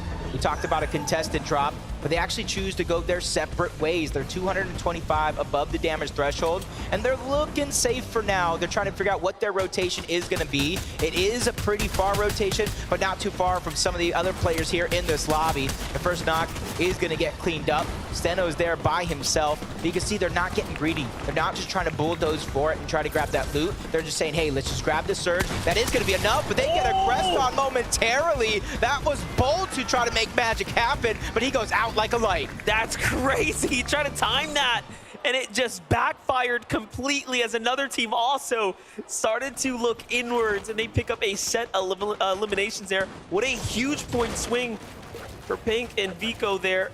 Meanwhile, in the feed, Peterbot down, Booga down, Trulex. So many exchanges here to catch up on, and the landscape is changing right before our eyes. Even Pink in the feed getting Steno as well. Him and Lucy look like they probably went down. That was 3 straight eliminations on that side of the map. Yeah. Threats being a solo, though. I'm not really worried about Threats being a solo because he clutched up big for their qualification spot. He got a 2nd place. They had 9 eliminations as a duo. But now he has to do it with a surge just hovering over his shoulders. A lot of players on the move right now. If you look at that right map, all of those arrows flying are teams trying to navigate their way to the new zone. You do have to be very cautious. Take a look, though. Rise tries to go in with a hero's play here, finds Cold, but Acorn is there to back him up. But Rise slips out of there without getting taken down, so he finds Cold and gets right on out. I feel like that was perfect timing with Acorn Wow. trying to plan an escape. And they just bulldozed their way right in. You can see why. Barely being 118 above the damage threshold. At that stage of the game, they were probably below. So they needed to go ahead and pad that stat. Now they have Cammy and Seti in their lines of sights. They don't have to move far. They got the half and half zone. So for them, it's just a sit and wait scenario that allows them to be consistent. But there's so many superstars around him. I already mentioned Cammy and Seti. Queasy and Vino are to their right. So this is a dangerous area of the map to be in. But I think it's a little bit more safer than all those players just to the north outside of zone. Yeah, looking pretty dicey right now for sure. But if you're a Yamzone Rise, you're pretty happy that there's not that much going on around you. They can kind of determine who they're going to battle next. Alex and Worthy also comfortably positioned at the safe zone here. Let's jump on over to Seti and Cammy. 2 eliminations so far from the start. Nothing else since then, but we haven't saw problems this time around with the surge, so they are in a very, very sweet spot here right now. Also, just nestled so nicely here. And look, they can look down on players trying to come out the low ground. Yeah, so many big names are already out of this lobby, and we haven't even been given placement points just yet, so there's still so much work to do. You can't get behind that curve as Cammy and Seti feeling like they're comfortable in their position for now, waiting for all those players to try to rotate in. But MK, Papa, and Shalom looking like they might get a sneak attack onto Podesai and Snazy. They just need to be patient here. They go for the 3-2-1 onto the cover. No shots actually go through to Podesai. That gives them information of where they're located at. So they're going to about face and go a little bit of a different direction now. It's like Rapid lost his teammate, Batman Booga, as he's not nearby to the hands of him, Shari, not too long ago. Here's Papa. Here's Shalom, though. Still looking around, playing the bush. Very nicely done. Everyone else is nestled pretty far off, so we get to jump in with Vino and Queasy, see how they are doing. A little update, a single elimination, so not really turning online too far yet. As far as the overall heal situation, I'd say they're middling in the pack. Material count-wise, is it enough for them to play for high ground? I think yes, and they're probably thinking we should go for it. Yeah, they're probably just gathering all the information around the map for now. Figure out what's the best position, who's already on height, how do we chop them down and make it our own. We've seen that happen to start our tournament on Friday. They grabbed high ground, they looked down and never looked back as they took the game. They actually qualified off that game, 93 points when 91 was the threshold. They kept playing out because it's all about bragging rights, proving that they are the best, just like ESRB and Rise. And they quickly move to the front side of the zone, so that way when it does begin to move, they secure their spot and they look back and try to hold anybody out and get eliminations. Well, they're here early, and now they can start to determine what they're going to do. Everyone's on the move here once again. Rocket Rams coming into full effect. Meanwhile, on high ground, Cammy, Seti trying to be the first to set up. The base is wide, the base is strong, and they get the first dibs already. There are other teams cranking up, though. They don't want to just give them all this elevation for free. And the fact that they're committing with Meadow does mean they will have a problem. Meanwhile, Acorn does fall, so Acorn and Cold now taken out of this game. Chicho left by himself to play this one out as a solo as well. Those were his last remaining builds. He's trying to do it by himself. He's trying to play patiently, waiting for anybody to run past him, not knowing that he's there. Try to hit a little bit of a peekaboo. And that's going to be a massive refresh because not only is it hoping it gets the Siphon mats, it gets the Siphon itself to get his heals up. And that's going to be big. Duke by himself, though, on the other side, which honestly, I don't have too much of a worry. We saw a 1v2 clutch from Duke yesterday. We know anything is possible here this weekend. And now placement points are finally beginning to set in. It is very few for now, but there's still more to come if you can survive. That was an excellent time to update the standings, updating in real time right now. So from here on out, as teams fall, placement points will be rewarded. It is really about surviving this gauntlet of action to come right now. The Surge is equally active. Worthy's gonna find the solo Mshari. Big pickup for him. And Flixie and Gripey leading here with 5 eliminations now. Front side of the zone, team gets right in front of him. He tries to see for the box up, but no, it's more important to stay safe right now. Look at the rotates here. You love to see it. Excellently done. Flixie and Gripey are really playing well right now. Yeah, sacrificing some HP. That way they can go to the front side. The high ground battle's going to begin. Cammy and Seti, Vino and Queasy with the bounce pad. The fadeaway shot unsuccessful from Queasy and Vino. So the kings of the FNCS Invitational are still on the high ground for now. As Cammy's looking to come crashing down. He's built a little bit of a tower, so he doesn't go too far. So all the battles being forced lower and lower, down in the mud. Duke trying to fight with his back up against the wall by himself. Multiple duos beginning to surround and hound him. Top 17, though. All these points as a solo are massive for their run here in this competition. This is a battle for ego, undoubtedly. Duke looking to see what he can set up. Turns around, breaks everyone off. Fight. Down goes Cammy. And down comes Cammy. And then he's looking to target him. Duke is the destruction here in the lobby by himself with the knock. What a beautifully timed landing spot there. But Cooper, hot on his heels here next door. They know he's here. Miro comes in. They're trying to hunt him out, but he's off to the races. Finds Pixie. Big tag. You know Duke wants to finish this one. Can he get it? In he goes. It's only going to take a single tag. He's under the ramp. Goes for it. He gets it there. Nicely done. Takes out Cammy. Takes out the next one as well. The list of eliminations keeps on climbing before he finally falls. Into the top 10 we go with Flixie also a solo in this game. There's 4 total solos still left alive. No builds. He's trying to make a play, but from the outside of the zone, he goes down. It's Mappy, it's eye drop on high ground. Take a look, Ree is still alive. Seti is still alive. Playing the backside of his zone, excellently done here. But the high ground comes down a little early. He has a true chance. Seti brings him down, and now he is the one on top. Can he clutch this out? By himself, against all odds. We thought it was over, but Reek has other words for everyone in the lobby. He goes down into that top 4 we go. The only solo left alive, well, you saw him moments ago. It is going to be Seti. Cooper and Miro almost won a game yesterday. It was stolen away by both Bryce and Chubbs. Now they're going for some toe tags onto Pollo and Sphinx. NA counterparts going at it. I drop on the other side, but he gets taken down by the NA duo. Huge shot by Miro, trying to go back-to-back, but they fall down the mountain. That's going to allow for Pollo to survive momentarily, but Cooper hot on the chase. He sacrifices himself to go for the elimination. Seti out of nowhere. Final 2 teams. Miro's trying to stay alive, but there's one duo still left alive, but it's actually a knock. Miro versus Sphinx. NA versus NA to take game number 1. Incredible that NA will secure this here, but talk about the turn of events here. Miro taking down Seti, putting his name in the conversation. People forget what Miro is capable of, but now it's a 1v1. Old blood versus the new, basically. Miro showing, hey, I'm the big dog of the region. Sphinx says, I want to prove that I can do it. We already know he's got the mouth in him, but can he put the bullets where they need to go? He needs to put some respect on his name. Miro running out of builds. That's his last chance. He falls all the way down. Miro goes out. That is Pollo and Sphinx. That is their second victory royale on the weekend. What an excellent job there. We already saw them take a win in the upper bracket that even bring them this far into the stage, and now they are proving that they can do it on the biggest stage against the best. That's going to be it from us, though, because I want to hear what they have to say about being the only team with 2 wins on the weekend.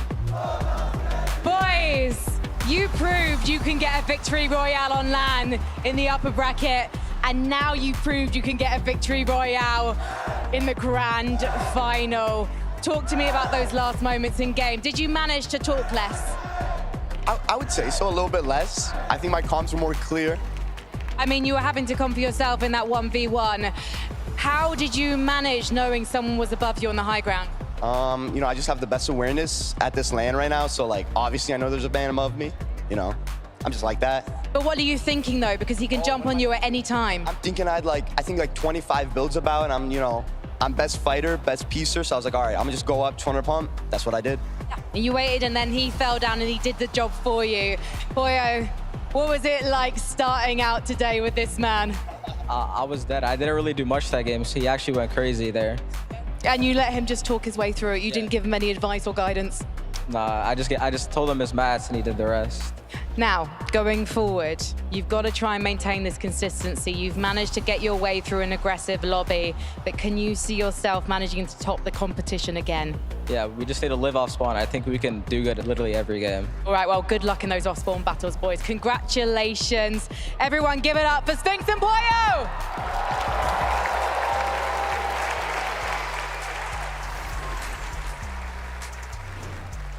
Pollo and Sphinx looking to set the tone on the day. If there's anything I learned from game number 1, these next couple of games are going to be chaos. I mean, that game was pretty much everything that we wanted, right? We saw the matchups happen towards that end game that we really wanted to see, but it was the clutches, right? We always talk about being on the global stage. It requires you to go ahead and clutch up when it requires, and honestly, Sphinx right here, this shot on the Cooper, this was the one that sealed the deal. Yeah, that changed the tempo of the end game completely. From that moment onwards, it's like he said, he's just like that, you know? He's gonna go through and win the whole thing.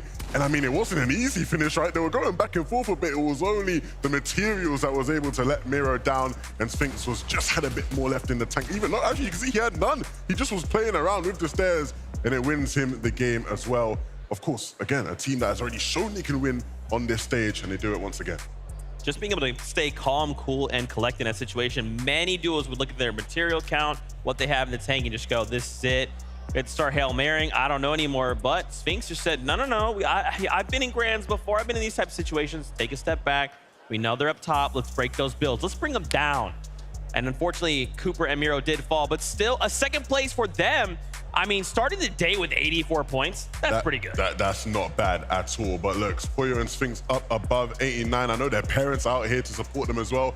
When I actually flew into Copenhagen for this event, I was in the airport with Pollo's dad, and he was like, good luck to everyone, but my son's gonna win. I want my son to win, a supportive parent, as you always love to see. And right now, I'm sure he will be beaming from ear to ear to see his son sitting in first place. Absolutely incredible game number 1. But listen, we got to talk about some of those higher profile duos. Of course, Cammy and Seti coming in third place the All-Spawn wasn't what we expected. I mean, it wasn't, right? But they did so well, right? We tuned into them, we see them with 2 limbs, and I think everybody sort of knew what that meant. We weren't expecting Daedus and Stain to contest them. They had said they were going to land somewhere else a bit, right? But clearly a misdirect to try and fake them out. But Cammy and Seti were prepared. And in that endgame, Seti survived as a solo for so long. Which is very uncharacteristic for this duo. Actually, usually most of their points, a high percentage of them actually come from when they are a duo alive, right? Usually their points fall off whenever there's a solo clutch opportunity, but Seti's showing up. Yeah, you don't associate either of them, as great of players they are, you don't associate either of them with mega solo clutches, right? You look at some of the other elite EU names, a lot of them, you think of them and you think solo clutches. Thomas Malabuka, right? You know, Venno, even Queasy, you know, these guys you expect to solo clutch. Cammy and Seti showing us right now, yeah, if one of them's a solo in these games, they will step up. And I think for them, like obviously Seti's a little disappointed there. He wanted to take it farther. But ending as a solo in this situation, on this stage, and ending 3rd place, my bad, Seti. I mean, I know you're king of consistency and stuff, so if you just do that a couple more times, I mean, we are in for the running. Queasy and Venno as well performing. I thought it was interesting. Like, I love seeing how all of these players in the lobby kind of act. We saw there in the mid game, Seti, Cammy on the high ground, Queasy, Venno on the front side of zone. So all these duos are just looking for those windows, right? Yeah, for sure. And in this end game, with all these duos here, I do want to give a big shout out to Dukes, man, because that brother was going ballistic, right?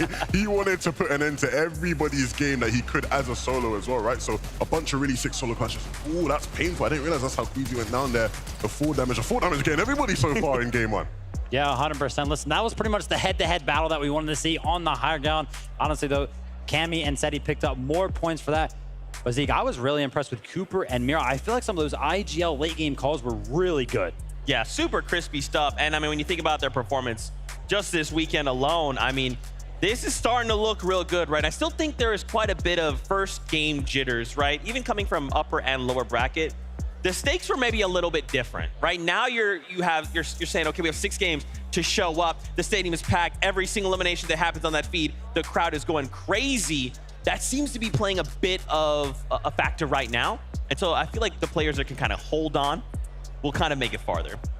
Yeah, I mean, listen, it's all about, you know, soaking it all in. You really got to use the crowd to your advantage, right? Kind of play off of that, but then in those key moments, you really got to be good at blocking them out as well. I mean, one person that got to hit the crowd more than anybody else throughout that game would have been Thomas HD and Malabuka, right? You know, they went down Osborne. That was the first fight we saw, right? Up against Canada and Aegis, they went down not the way you want to start the competition, right? You want to get into the swing of things, especially with all the cheers Thomas and them were getting coming into things.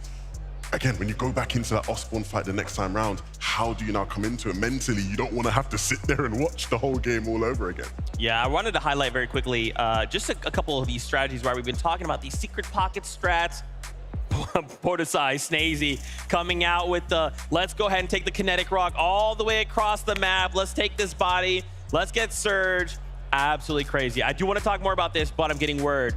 We are ready to get back into the action. We have game number 2 upon us. So casters, on over to you. Games, games, games. That's all we want this weekend is more games. And that first one, Monster, that was so exciting to really start off the day. It was perfect. EU versus NA, and the big names really showing up. We saw the rivalry for high ground, so already the early story starting to begin. But most importantly, 14 elims off the early game. Let's see it here for game number 2.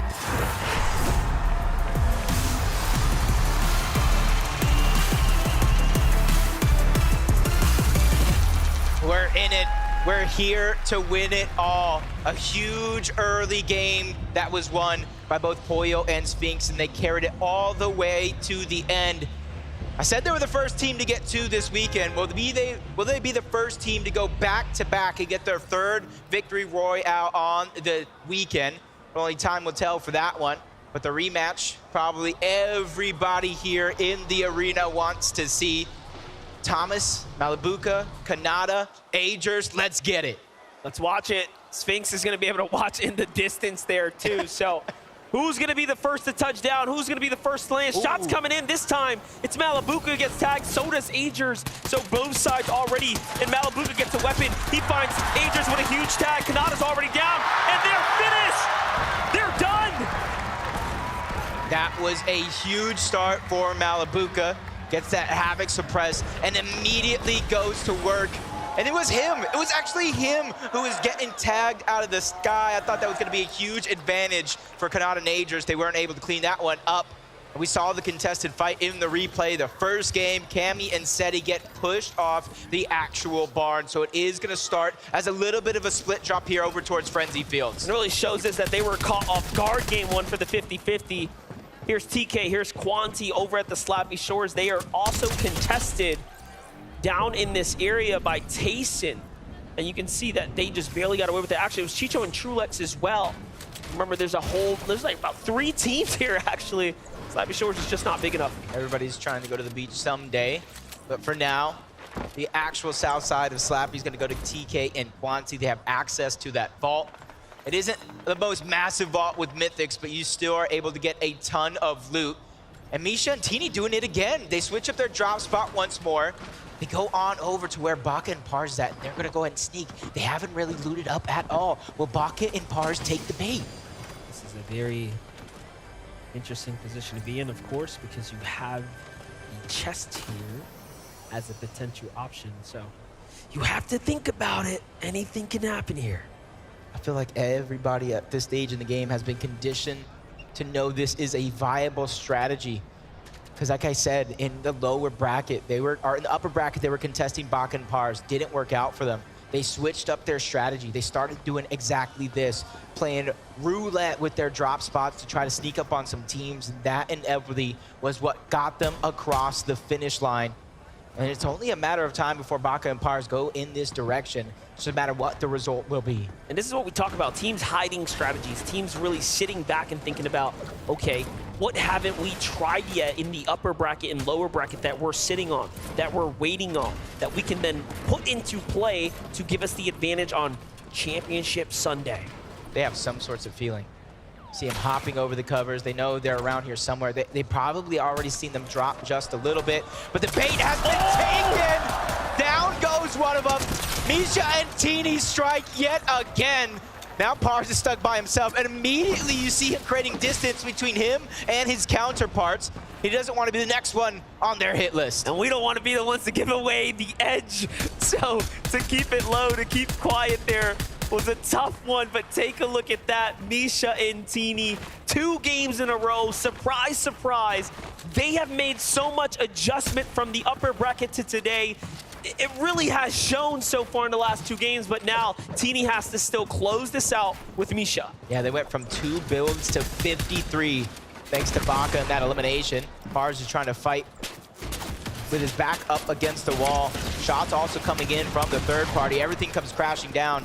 But Pars is still able to put up a good defense for now. But Teeny's hot on his heels. First shot's gonna be landed. Pars goes down to the low ground, and the 2v1 has been secured. Misha and Teeny strike first. What a play. What an ambush set up there. Definitely highlight worthy. Meanwhile, we jump in with Vico, Pink. Their drop spot split by Acorn and Cold. You can see that they have lost a fair amount of the advantage of the general area, but it hasn't affected them that much. They have still maintained a very, again, more or less successful setup. In the feed, I saw that Cold might have picked up Scented there, so already down south, some action going on right now. Acorn and Cold here looking very much solid as they're going against Polarized. Polarized by himself, getting pieced up, boxed up, now forced onto the back foot here. This is a favorite here. Cold does get punished, but he's got his teammate here to back him up. Yeah, trading shots, bait and switch. Acorn is trying to alleviate some of that pressure, but Polarized keeps trying to break his way into the box, but he gets denied entry more than once. Now Acorn's simply gonna try to hold the covers, peek through, try to figure out where Polarized is at. Give Cold time to heal up. Zip line, that one's gonna be noticeable. Now Acorn has to make the decision. Do I just go straight up into him? Do I continue to play my game out? And I saw third-party shots coming in. He hits it. He goes right back up. Zipline once more. Polarized goes down, but it's not the team you thought. Cooper steals that one away. Man, that's the worst feeling right there. You put in all that work, all that damage, and 4 points slip away. Meanwhile, Poda, Sai, and Snazy, the M8 boys, are back at it again. Oh no, but they couldn't save Striker this time, so lost damage, but the strategy was still there. The idea still potent. They've been performing so well this weekend. 90% has to be them, 10% has to be the crowd on their side, fueling them. Anytime they feel like their gas tank is empty, you see a loud cheer from the crowd, and that's a little bit of a refresh in its own mind. But with 1 elimination, they get their surge plan started over towards Shattered Slabs. There's at least one team towards the north side. But we got a surprise, we got a treat. We got a little bit of a listen-in of an off-spawn battle. Wait, where are they? Hey, take guns on left, take guns on left. Yeah, I got these guns. 6 white, 9 white, other one. 6 white. Yeah. Good job, mate. Good job, good job. Big set of eliminations right there. You can hear the comms clear and concise. But for a second there, they didn't know where they actually were. Yeah. That's how tough a 50-50 can actually be. Slight, bus route deviation, all of a sudden, you're coming in from different angles. Yeah, that's one thing is you can have the best drop, but when everyone's going for the same weapon, Malibuca's the one who won out, which forced Kanata and Aegis elsewhere, but our game 1 victors, Pollo and Sphinx, who probably got a front row seat for that battle. You saw them flying through the sky when that contestation was happening. They looted up, and I gotta say their loot is looking pretty impressive. 8 slap splashes, 3 big pots, and that's just on Pollo alone. They got a free rotation to where they want to go. You can see some shots coming in, a little bit of a warning shot at that. Cammy and Seti contested over towards Frenzy. They won it in game 1. They choose to split it in this next game. And they're going all the way over towards the western side as somebody gets beamed from afar. That's just helping their surge plan all together. But they're just trying to rotate to where they think it's gonna go, to where the least amount of teams will try to huddle up. Meanwhile, Noxie in a fight right now. Chris severely damaged in this battle here, but does manage to find stable ground here. This is gonna be a tough one to close out if they allow Asa to bounce back. It does seem like he's got a chance to do so. Even though he is by himself, we've seen so many teams and players make magic happen. Noxie and Chris, they see him kind of run away. They got to question themselves, is it worth going ahead and pushing forward? You continue the game plan, which you set out up into this point. The zone for now has pulled over towards the western side with a little bit of a north lean. And that's why you see a lot of these teams hovering over towards Shattered Slabs or in this vicinity altogether. And you can see, this is actually pretty unique. You see Kit's Boombo in his inventory. That's something I don't see very many people pick up, but if you have the accuracy, you can do a ton of damage on players nearby. Definitely one of those things. The option has always been there. Yeah. But yeah, you don't see it come into play. A lot of variety already starting to turn online. We'll see what he's capable of with that. ESRB and Rise, pretty strong game 1. Had some late game appearances there. Another western pull here. This time we're going a little bit more north, up towards the Eclipse State. We'll see how this influences the majority of the lobby, but North teams are pretty happy right now. And this is why you saw early in the game, Cammy and Seti rotating in that direction. They had a feeling it was going to go on that side as ESRB and Rise just sitting on top of their normal spots with the castle and the gas station, trying to pad up on Surge. And there's going to be a lot of opportunities from teams trying to rotate from the eastern portion of the map as the zone continues to pull on over towards the west. Cooper, they got that early game surge, but it isn't going to be much because they did take away that elimination from Acorn and Cold, who did the brunt of that damage. So for now, it's just about farming up. Miro's the one that's in charge of trying to get those tags on top of that building. So impressive. As we jump in with Vanyak and Karmi here. Lucy and Seno listening nearby, holding those edits, trying to see if there's a chance to pounce in crash pads. But all in all, this is a pretty tough spot to be in. It's gonna be difficult to turn this, situation around. It seems like there's been a drawn out battle, and Lucy and Seno have been on the losing side. See that already 7 teams down and out. It's not as active as it was in that last game up until this point, but it's definitely very, very close. You see the augments all out, Fast Fisher, Glider redeploy, Keymaster, if they're able to come around to it, and then that first shotgun. It's gonna be huge for a lot of these teams that are able to use that Fast Fisher, because we're going over to some of the water spots on our way over, which instantly fishes. Whether you get a flopper to kind of stagger yourself in the zone, or a slurp fish, or any of the shield fishes to go ahead. You see Booga has one as well. That's instant shields. It's 10 less than a big pot, but it's faster than a big pot altogether. Definitely important to have those quick heals. Threats on the move right now. They're not happy with being on the outskirts of the zone here. They want to get a little bit more center before other teams start moving in and decide to do so. In the meanwhile, though, they also have to bounce back with some material here. There's a metal reservoir down low, but it's Pollo and Sphinx potentially holding that one out. Meanwhile, Mr. Savage looking to find his footing here. Last game was a tough one. He gets the siphon for Vidil and keeps him in the game. That's Trulex. And now Chicho is hurt. In he goes. Still on the hunt. Nicely done. And Savage and Vidil clap back for the first time today. They have some wind in their sails. And this is big because we already seen at least one of the teams in our top 5 go down. That's iDrop and Mappy. And as long as a couple more of those teams at the top of the leaderboard go down, that opens the game up wide open for any of these teams to overtake that spot, since it is very, very early on. Mr. Savage and Vidil showing what they can do out of Naughty Nets, which a lot of people don't necessarily like that spot, but that just goes to show how good they actually are. Not only are they on the low ground, they have to cross a river. There's a couple teams they have to get through, so they're doing everything right up until this point. Already we've seen our first team inside the top 10 fall, which was Janice and Reason there. Oof. Getting caught on this rotate here, seeming like the west pole wasn't good enough for him. You saw Booga's HP there as we were flying by, very hurt as they were coming just past Pollo and Sphinx, but Rift Island spawns in beneath Stain and Datus, a team that absolutely needs to make a comeback. What a better way than to find points other than to take the Rift Island for yourself. Will they go for it? I already see that they captured a weapon cache with the Slurp Juice in his inventory, throwing a bush directly on top to cloud their space. That way they can fire freely without very many players able to kind of tag them back. And you can see the teamwork. Stain's there to try to break the build. They're timing it right, so that way a sniper shot can try to sneak his way through. This is going to be big as Batman, Booga, and Rapid are actually going to be the first team on top of Rift Island. And we saw last game, the team that was on top, they were able to capture it because they were the first ones there with nobody really contesting the actual flag. Let's see if that'll change around this time, now that's more than halfway full. Rapid and Batman Booga are well on their way to securing it here. I think it will be theirs. Pink and Vigo probably have considered it, but when you're just late to the punch, why jump in? Why take that risk?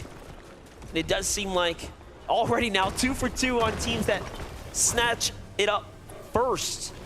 But again, the Rift Island is going to be 15-point swing in any direction if you can grab it. Like you said once before, that's almost 4 eliminations without actually having to put yourself in a risky situation.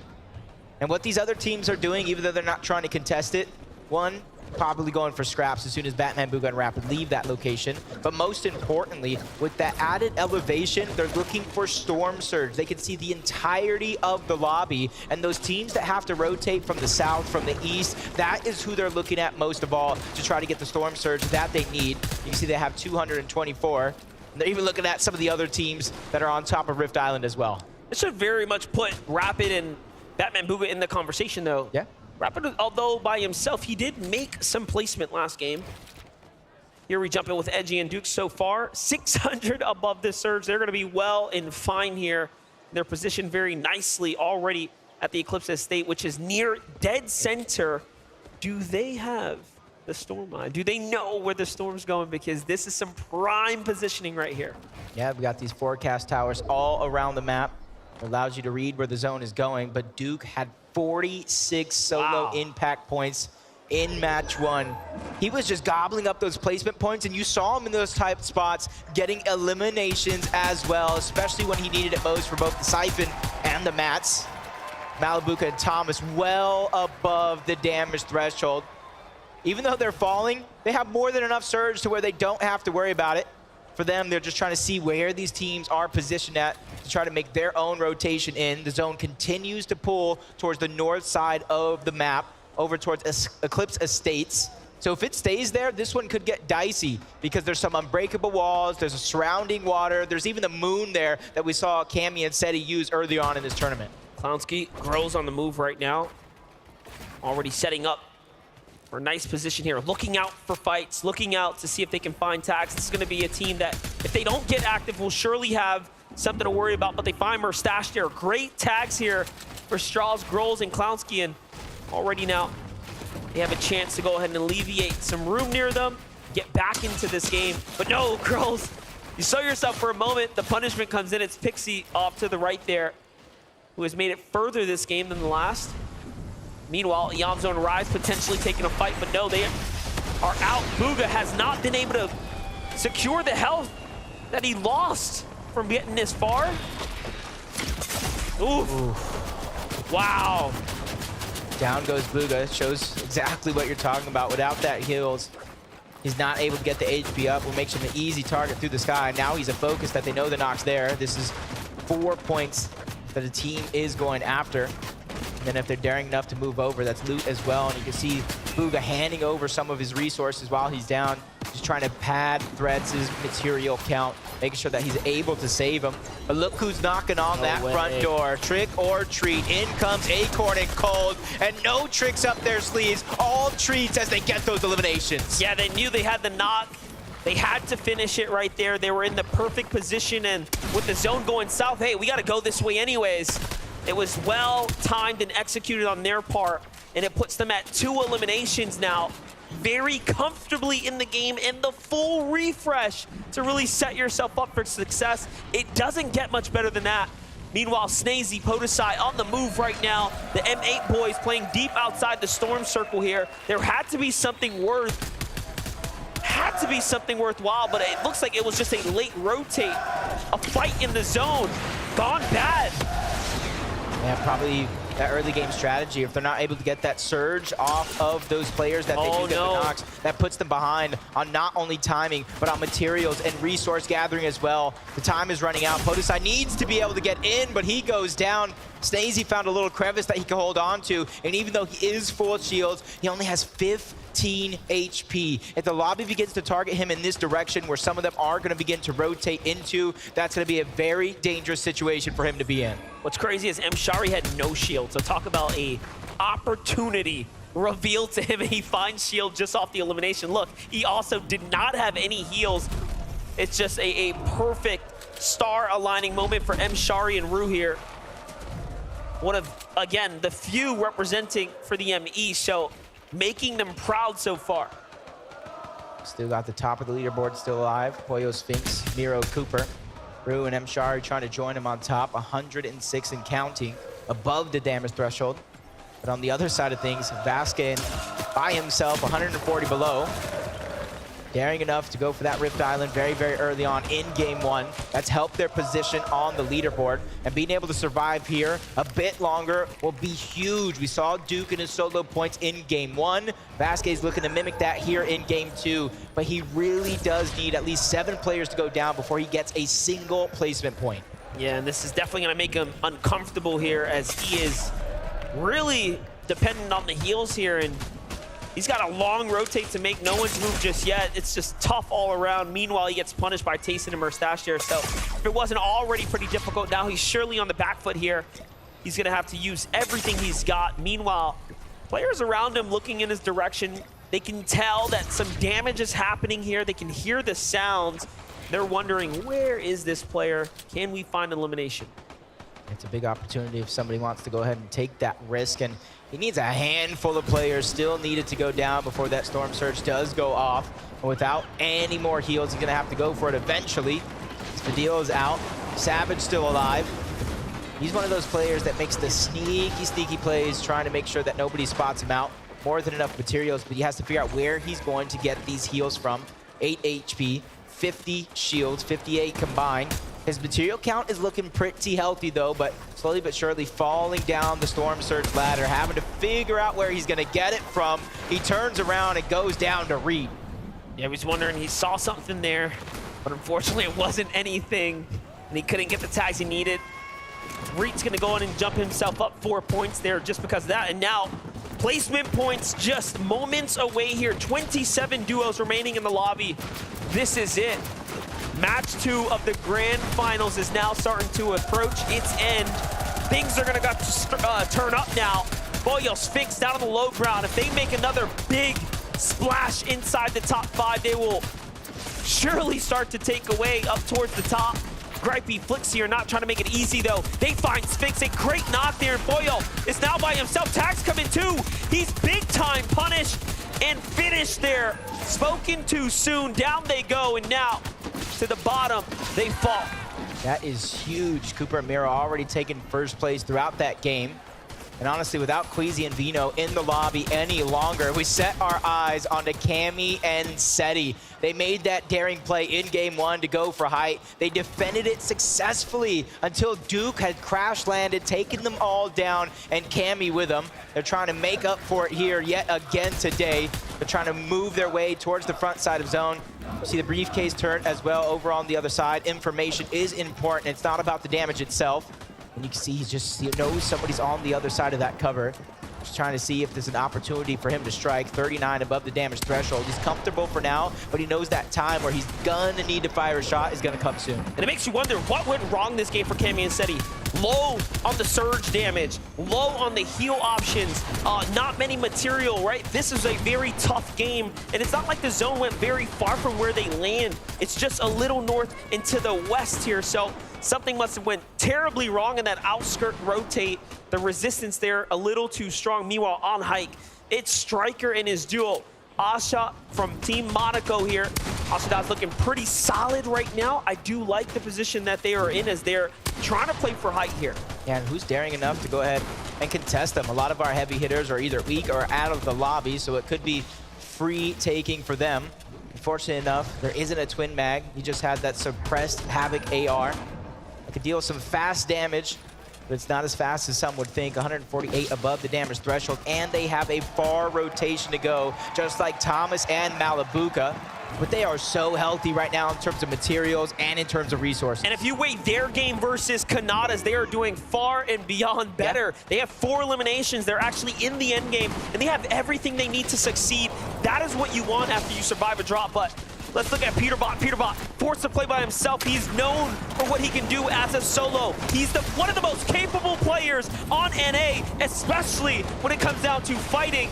He needs to finish this here. He's already got the knock onto MK Papa, but no, he says, I have to play for myself here. Goes around the outskirts, reading this perfectly, but he is running low on material. There's another elimination. It falls through, so the points will be his. And he's on the hunt. He's like, where is that solo? Yeah, he's just trying to figure out where he's going to get even more siphon. But it's not so much for the heals as it is the material, because he's running dry. Cammy, Seti, they don't got the high ground yet, but they're going around the outskirts, trying to bypass a lot of the teams, recycle some of those builds. And if you look at them, they're going towards the front side of the zone. With Thomas down, that leaves the pressure of Malabuka, of the entire duo, on his shoulders. But he's another one of those mechanically skilled players that sometimes when you lose your duo, that gives you freedom to go ahead and move around, make moves you wouldn't normally make if your duo was still alive. Regarded as one of EU's greatest. On high ground, though, it's Axe Force. On low ground, it's Malabuka. It's Peterbot on the mids. Peterbot still up, looking for the fight, jumped into a box. He's playing spoiler. Was that Cammy there he takes out? Potentially in the exchange, in the full finish too. Peterbot has shut down Cammy's dream and hopes of making it far, but Seti is still up. Once again to left to clutch. Malabuka turns things around here, goes for height, even though he's by himself. What is happening right now? We saw Axe Force by himself on height. Malabuka's taking a page out of that playbook, but he instantly drops down low into the mud, trying to go ahead and survive as a solo, and he gets to the front side of zone yet again. Now this is his chance to look back, but a whole different page. Also a solo, but less heals, less materials to work with. Peterbot is continuously on the hunt and finds a monster of a shot onto Acorn. Even though he's not going to get the spoils of all that he's done, at least there's another heavy hitter out. But Cold wasn't happy with that. He tries to hunt him down. Peterbot is on a slither of HP. Barely anything. The siphon finally comes through, and now he's in a well-fighting position. Meanwhile, Malabuka still doing it. This is the game of solos right now, and there is just a single duo in here, potentially. It is Cooper and of course Miro there on the front, but Malabuka's got work cut out for him. 3 solos left in the game. One of them is going to be Malabuka, continuously dropping down low. He's letting all those players above him fight it out for him to try to survive, but Cooper and Miro are ready to end that run. They get into the box, and they send Malabuka back down to the lobby. Cheating and Pixie at the high ground. It's a 2v2v2 now. Things will start to settle, but our solos have gone incredibly perfectly far. Miro, Cooper, try to do it again here, looking to make the redemption run. They got a hurt team in front of them. Off to the side they go. These are points that need to be earned. Cooper is earning his strength, but Miro is here to back him up. He holds it down. The Siphon comes in now. This is it. This is a 2v1 situation. Pixie and Cheatin', they're trying to go ahead and go against them. That's Chari there as well. An all-solo endgame. Cheatin' trying to join Polo and Sphinx as a team with multiple wins this weekend. Back-to-back shots. He's already been able to get one. Miro out for redemption in that last game, but he has no materials. Zone is taking him out until the final shot is in. There it goes. Pixie and Cheatin' take the game. And they do it in spectacular fashion from the high ground. Securing the dub, securing the win. What an excellent performance. An excellent performance indeed. Let's see how they're feeling. Frankie, take it away. We're seeing duos come back to prove that their victory royales were not a fluke in the past couple of days, and they're doing it again against the toughest competition. How does it feel to get yet another win? It's feeling really great, bro. We are full stacked again like yesterday, and we just played it all again. Do you think that these duos are letting you have it too easy? Yeah, of course. It's interesting because you guys were not a duo at the start of the year. You were with different partners. You had to find each other. Why do you think the two of you have come together and managed to dominate this LAN so far? We're both really smart, good fighters. That's all we need. Do you not need brains as well? Nah, we have enough brains. You've got enough brains, but really you're all about the firepower. Listen, I want to give you the opportunity to talk to your fans right now. I know that you've got quite a few in the audience as well. Have you got anything you'd like to say to them? Thanks for everyone supporting me. And would you like to say that in Polish? I don't know. No? Okay. Would you like to say anything? Thanks for my family who is watching right now and everyone who supports us. Well, thank you, guys. Congratulations. Let's see if you can keep it up as we head back to the desk.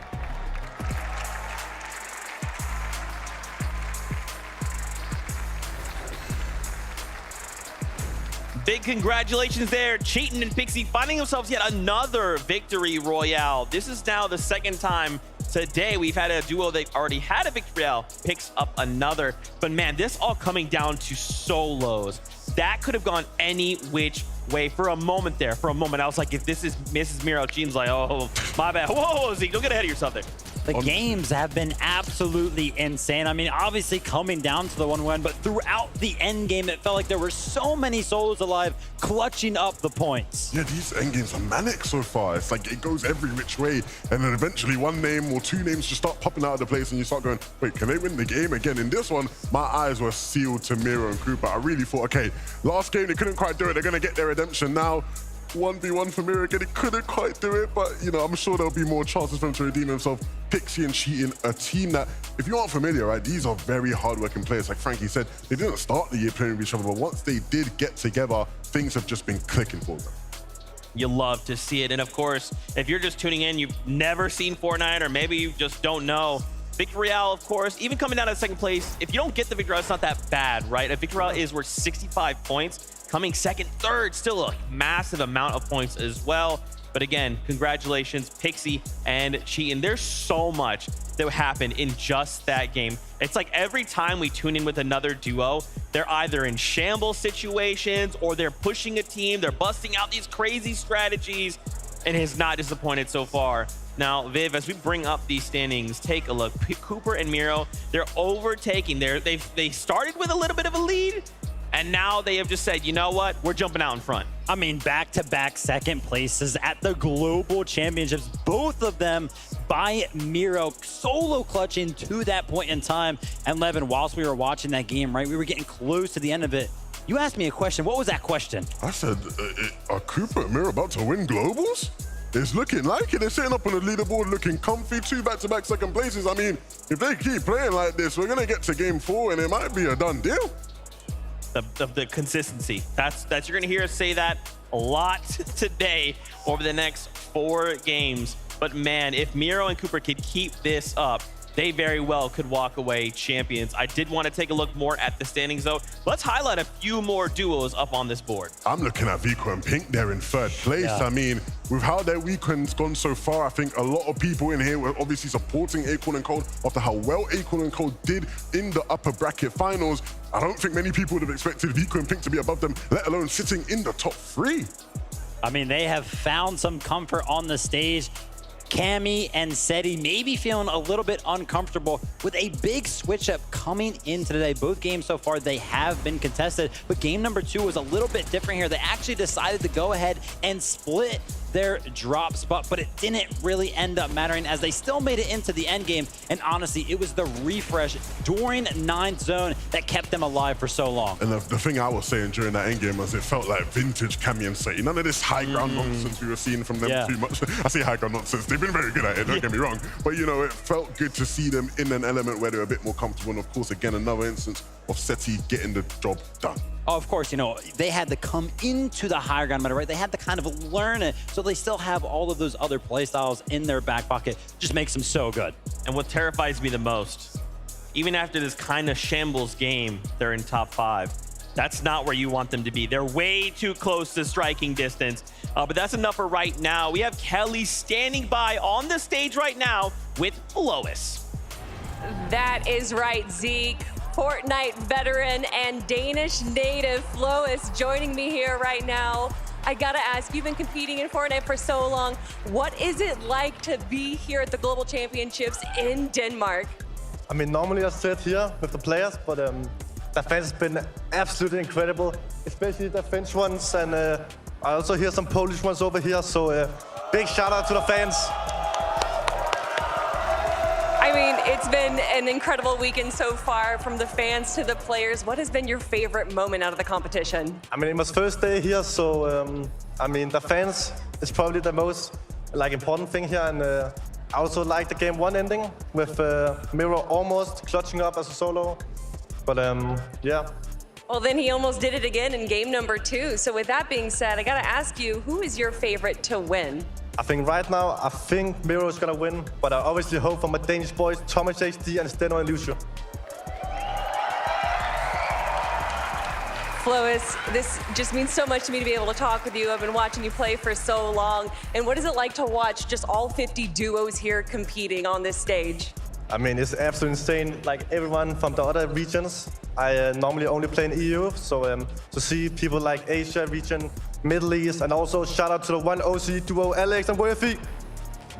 Thank you so much, Flois, and I can't wait to watch the rest of the games with you, but we're gonna be heading back to the desk for now. Thank you so much, Kelly. Fortnite fans, if y'all are up in here, please go say what's up to Flois. He's absolutely amazing, super wholesome, but, as much as I want to talk more about what happened in game number 2, getting word game number 3 is ready. We're getting closer and closer to the halfway mark, so don't miss out. DJ producer, 2 friends will be here for the halftime show right after this next game. So let's get on into this next one. Casters? You know what they say, time flies when you're having fun. We're already into game 3 in just a few short moments, and it's been an impressive performance so far by both Cooper and Miro. I must say, man, if Miro does it again, the strike back, the potential, the explosion that we've seen come out of him so far has been incredible. Let's do it one more time. Game 3.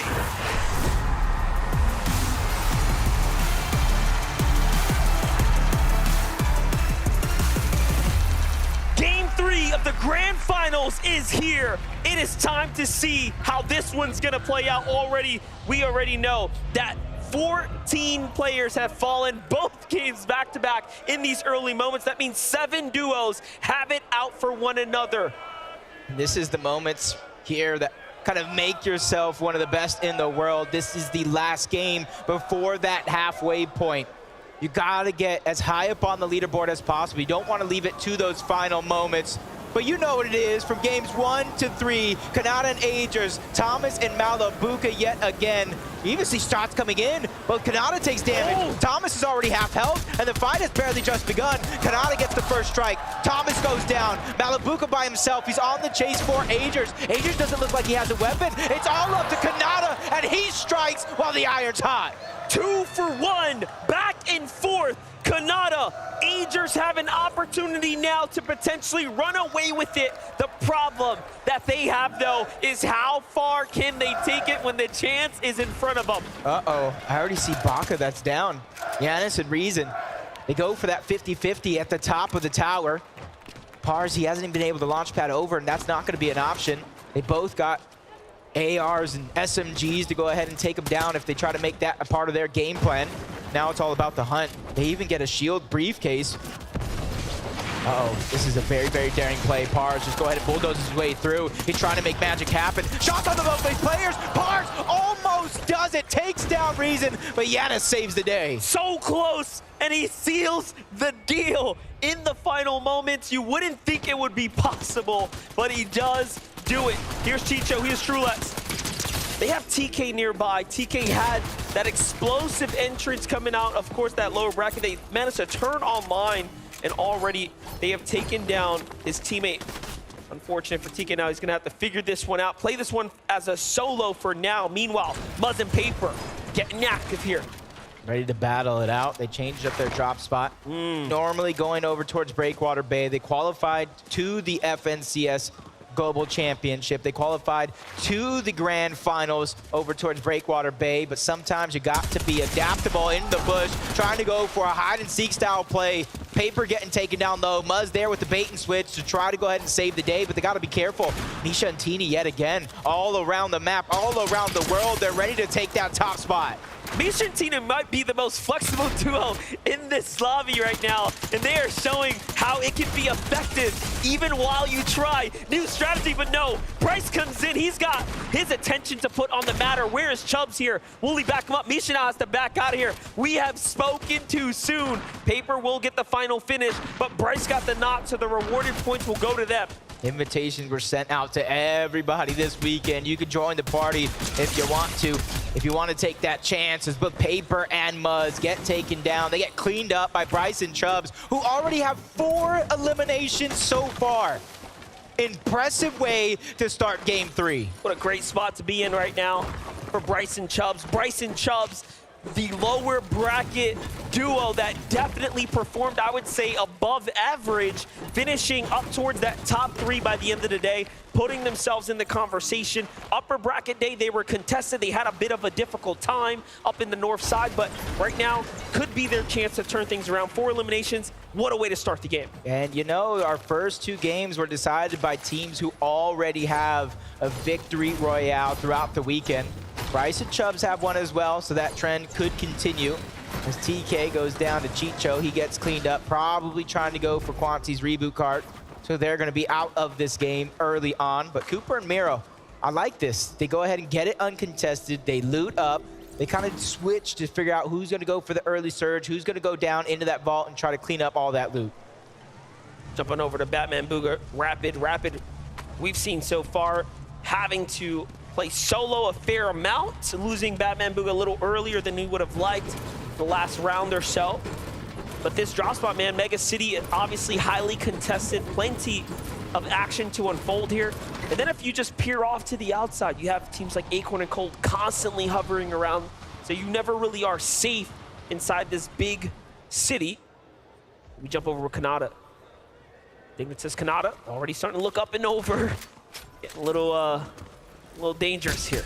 And you can see his streak. He's the only player in the world to go for 20 for 20, reaching a grand finals. He won his first one in the FNCS Major 3. He's looking to go back-to-back in some ways and take this global championship by storm, but this game needs to count. All right, let's just say that one more time. Kanata is the only person in the world to have made every single FNCS Grand Finals and also perform extremely well. His top 10 performances, by the way, you can hold a candle to it. It'll stand strong, but Kylie is going to fall here to Fast Strokey. Oh, to the hands of Datus and Steen. So from the Frenzy Farms, they come south and they influence Kylie and Fastrokey with the quick finish. That's huge. This team has been slowly but surely upping up their firepower game after game throughout the weekend. It's only a matter of time before they hit their final form. But Reet and Ritual, they've been out of this world so far. consistently performing at the top level. Not only online, though, they brought that skill here to the big stage. And see if they can keep it up, but they're close by, neck and neck with both Edgy and Duke. I think a lot of these teams know the risk of taking an early game fight. And so Edgy and Duke just continue on with their rotation. They're trying to not take too many risks early on. We'll save those for the late game. Now we tune in one of the most seasoned here. Tayson setting up what could be a potential ambush alongside Mustache. They have the side angles, they have the information. A 3-2-1 is all it takes, and Kaizen is caught out. And that is what a professional duo will do to you. A moment is all it takes. If it were me, if it were you, it'd take forever to line up those shots, but they make it look so easy, so quick, so deadly. It was more than just a two-player 3-2-1. Threats and Booga on the other side, who actually were the ones able to steal that one away. If I thought 2 players were hard to survive, 4 players is literally impossible. I feel bad for Kaizen, but luckily for him, his teammate is still left alive. You see him floating around in the mini-map, ready to kind of make an attempt at that reboot card. Fighting alone is not something anybody wants to do, even if they're separated like this. Cammy and Seti going for that forecast tower, which is a huge part of their game plan. But not only that, they just took down MK Papa.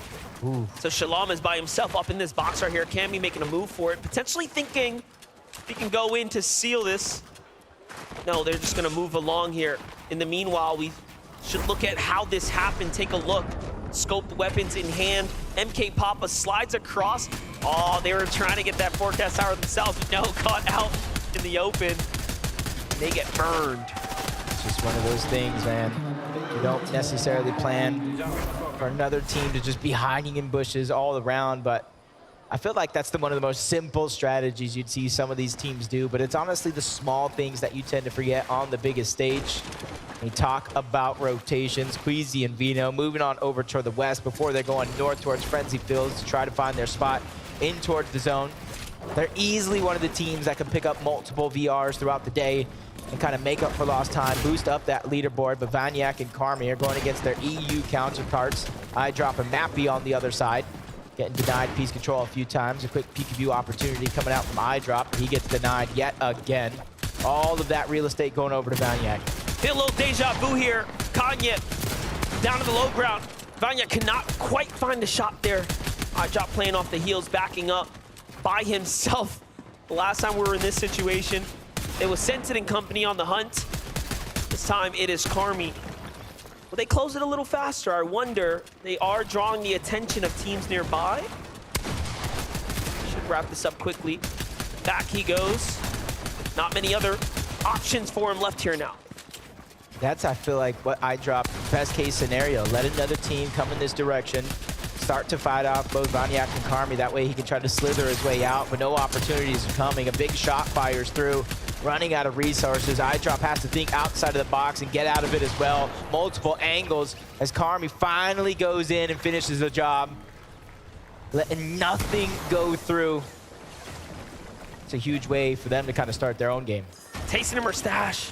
The quick elimination there onto Waves Vidil. Unfortunately, Mr. Savage now has to back out of this drop here. Mr. Savage and Vidil have been staying late into Slappy Shores, but I don't think they expected Mustache and Tayson to still be here playing their drop. Let's take a look at that one more time. Mustache swings around the top. They're already hurt. Into the box he goes. Vidil wasn't quick enough to defend himself there, and was a very clean pickup. Meanwhile, Pink and Vico move right past Carmi there. Vanyak. Pink and Vico inside the top 5, chilling around 4th place at the moment. What a different story compared to the upper bracket, also taking their learnings out of the lower bracket into today. Yep, and that's one thing I feel like for some of these players, you know, Vico probably one of the more mechanically skilled and gifted players on the EU region. Pink, one of the best IGLs. Sometimes it just takes a day to warm up. You know, you got the jitters, you got the nerves, different setup, different desk heights, different chairs, and sometimes you have to go through the ringer against a team like Acorn and Cold before you go ahead and say enough is enough. You start to go ahead and play to your full potential, and that's why you see him at the top side of the leaderboards. Stacey and Podesai, they're kind of making a very, very similar rotation that they have in games past, going on over towards the Creaky compound, just boxing up. They're, I wouldn't say slap dab in the center of zone, but they're as close as they can be at the current moment, using a lot of those berries and just trying to see who rotates nearby. They just don't have a good line of sight over the lobby as of now, so that's why you see them rotating to try to get a better position, because information is critical in lobbies like this. So many trees as well really hides how much danger is lurking nearby. Take a look at all the duos as we pan out here, including Cooper and Miro just nearby. Meanwhile, to the south, Cammy and Seti, of course, wrapping things up at the Frenzy Fields. Still danger nearby, though, so you always have to be careful. With that, let's get a word from Minnie. Thank you so much, Monster. Now, let's take a little look at Cammy and Seti's off-spawn situation. We know it's a little bit dicey for them at the moment, but in this particular game, they have managed to take control of that main Frenzy building. Of course, that gives them access to the north side of the map. And of course, what is there lurking at the north side of the map? It's the forecast tower. If you don't know, that gives them access to know when the next zone is going to be and where it is going to be positioned. So, of course, that's absolutely vital information for them. We can see them taking out another player here as well, and thankfully for them, they actually get access to this forecast tower. Hopefully for them, it'll be a good game like game number 1. Thank you so much for the pivotal information, Minnie. My zero build carry, I should say, when me, Vivid, and Zeke all squad up. And it's just very, very sure that we keep our eyes on both Cammy and Seti. They're one of 3 teams in this lobby that will have the awareness of where that zone's going to go thanks to that forecast tower. And if you're one of those teams that may have seen them, may know that it's a chance for Cammy and Seti, you might want to try to follow them around without getting targeted. But Rift Island, you know how competitive this has been. And now Mshari and Rue are going to be one of the first teams going up to it. And that's been the trend throughout the first games. If you make it to the island first, you more than likely capture it and get those 15 points. You really have to. See, way to turn the game around for you right here. And honestly, Mshar and Rue kind of needed this. They've been struggling here. They've had a couple moments, so this will surely put them right back up toward that top 15 bracket now. Potentially even edging their way to top 10, as this island is worth 15 points. If you can secure it in time.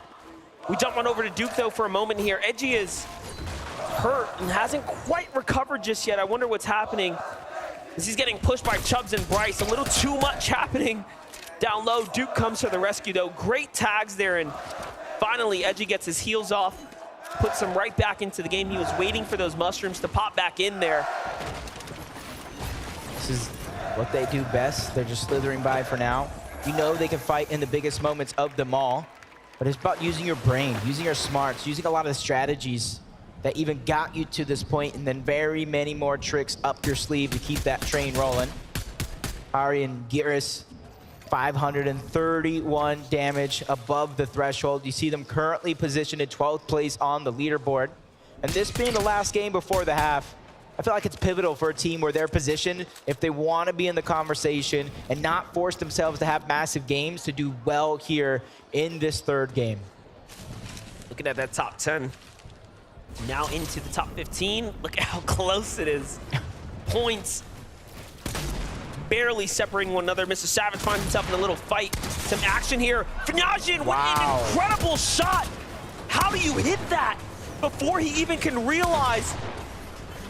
And now Vidil has to clutch up here. Vidil cannot allow him to wait this one out. And by the way, they need this damage. They actually have to force these fights here. So should he save up, should he clutch up here, it'll be okay. You know, Fnajian wants to turn things around and get the full finish. So Vidil does have to be careful.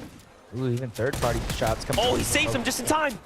Outside of the zone and inside as well. The breacher for Fnajian is going to be the huge moneymaker here, but a nice shot from Vidil, trying to make up for him going down early on in the game. He turns, he burns. Fnajian says, "You are out of the lobby." Oh my gosh.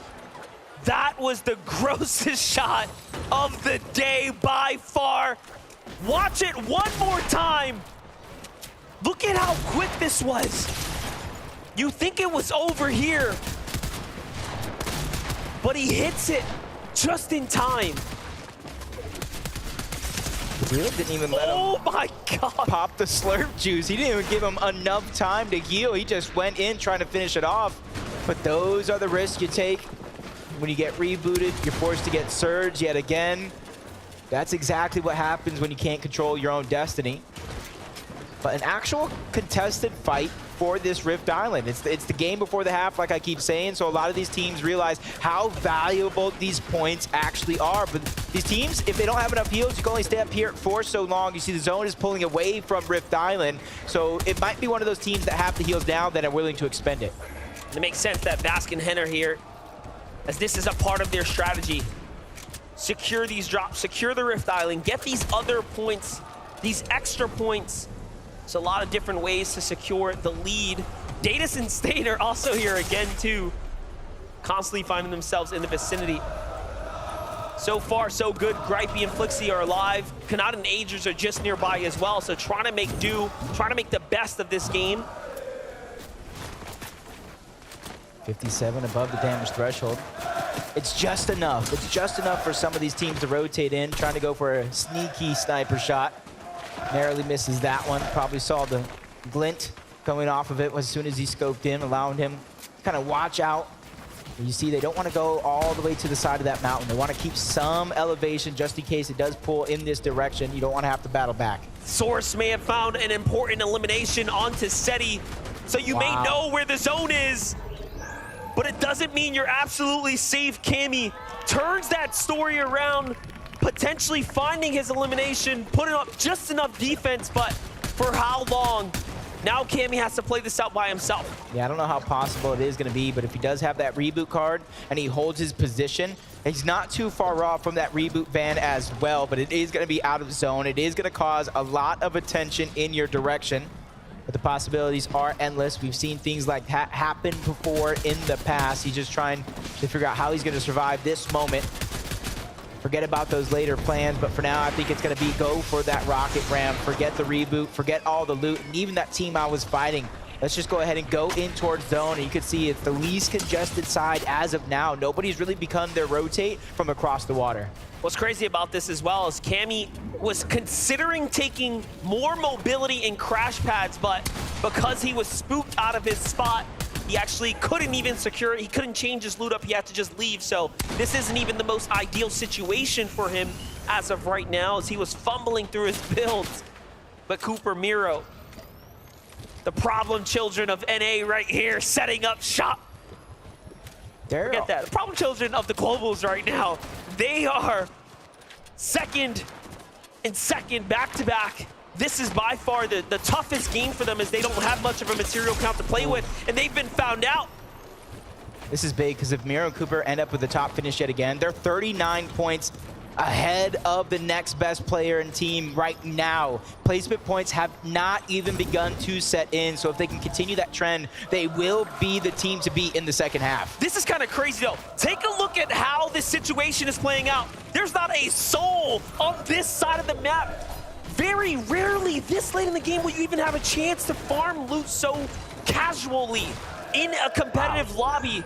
And things might have just aligned for Coop and Miro. We could be seeing Destiny line up. If they somehow win this game, get a top 5, you have to rewind the tape and think of that moment right there. That one. Chance to breathe and stabilize, refarm up, just like you're saying. It is going to be huge, but there's even teams rotating nearby in their direction. But from outside of the zone to the inside of the zone, Pink and Vico, they're waiting for them to go down, because they're one of the teams that is at the top side of that leaderboard as of now, waiting to take away that spot. And honestly, consistency is key, and they've been one of the most powerhouse teams on the weekend, if you minus day one, of course. Well, if you look at that top 10, there was definitely room at the top, as 4 teams have fallen just beyond 5th. Peterbot has a chance. Byla has a chance.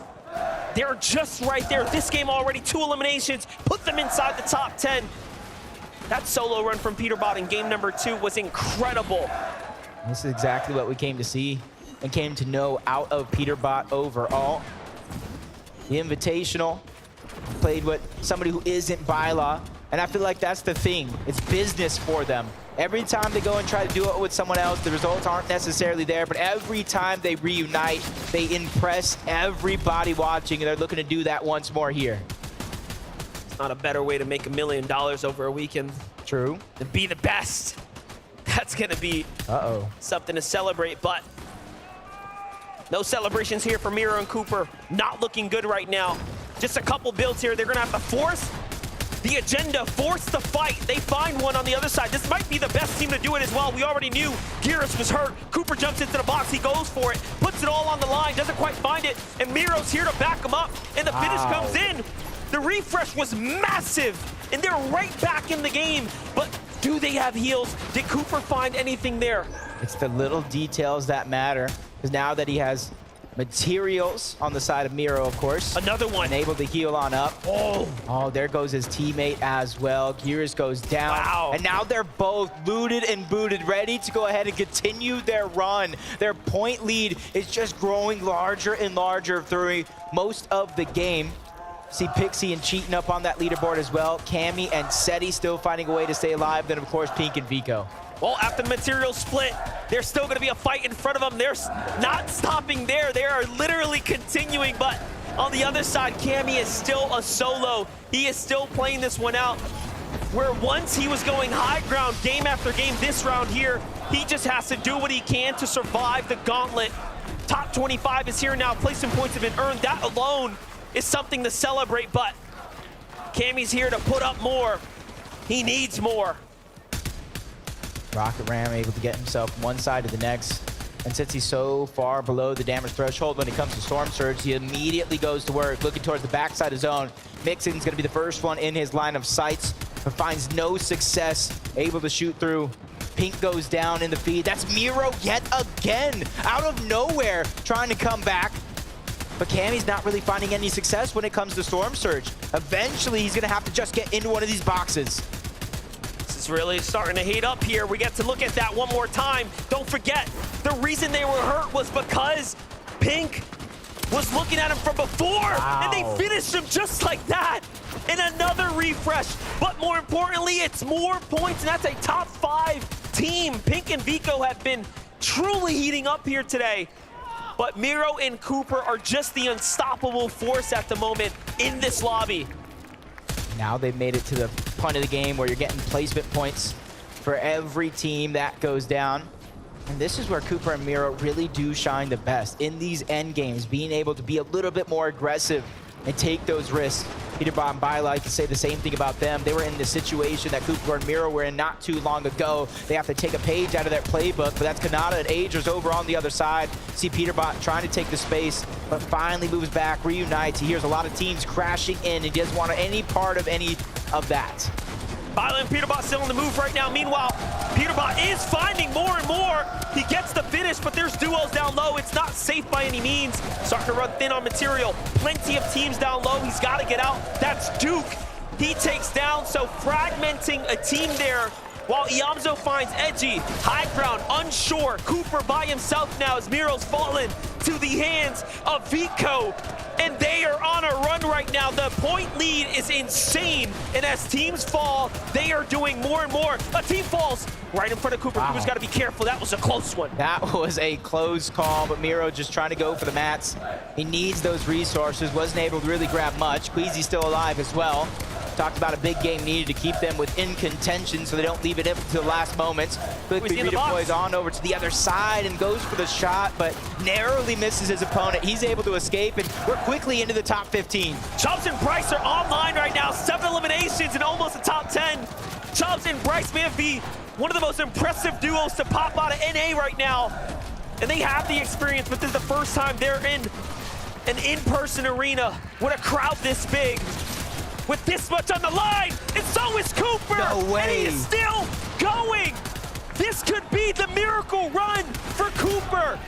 Already you're seeing the point spread. It's only them and Pixie and Cheatin' at the top of that leaderboard, and 40+ points already separating them thanks to that elimination they've been picking up, but they're on the high ground. They could be the first team to try to get 3 VRs on the day. They already have 5 eliminations, more mats than they know what to do with. Another elimination almost grabbed up by Cooper, and this is a chance for both Pixie and Cheatin' to try to pick up the points. A 2v1 situation. They got their 7 eliminations, and it's Carmi who's already outside of the zone, and he doesn't even survive a chance to fight the 1v2. Pixie and Cheatin' take their 3rd victory royale of the weekend. It's not a back-to-back for Pixie and Cheatin'. Yeah. Are they just on fire right now? want to repeat what our casters just said. Are you on fire right now? Yeah, of course. Yeah, of course. I mean, you're a man of few words, but you do have some Swedish words for the audience right now. Would you like to say anything to everyone who's supporting you? Tack för alla som supportar mig. There we go, nice and simple. Thank you, everyone, he said in Swedish. So tell me about that end game then. Yeah, full stack again and just play it out. Like, we had so many mats and stuff, and we just full tapped to the end game. We looked at high, and then we looked up, and it was free, and we take it. So do you think the key to your fantastic end games is actually you're having great early starts as well? Yes, we get like good search, good mats, and just get into end game. And what's the secret to this? Have you spent a long time preparing your game plan, or is this just in the moment when you sit down, you just know what you want to do? We have prepared a lot of strats, and then we just play from there. And who is responsible for those game-winning strats? We both. We just both looking for strats together, and then just yeah, looking for our game plan, and yeah, and then we just play our end game game plan in the finals. Well, the target on your backs, boys, is growing ever larger, but hopefully you can hold off the competition. I'm going to let you go and get ready for game number 4, but right now, everyone, Pixie and cheating!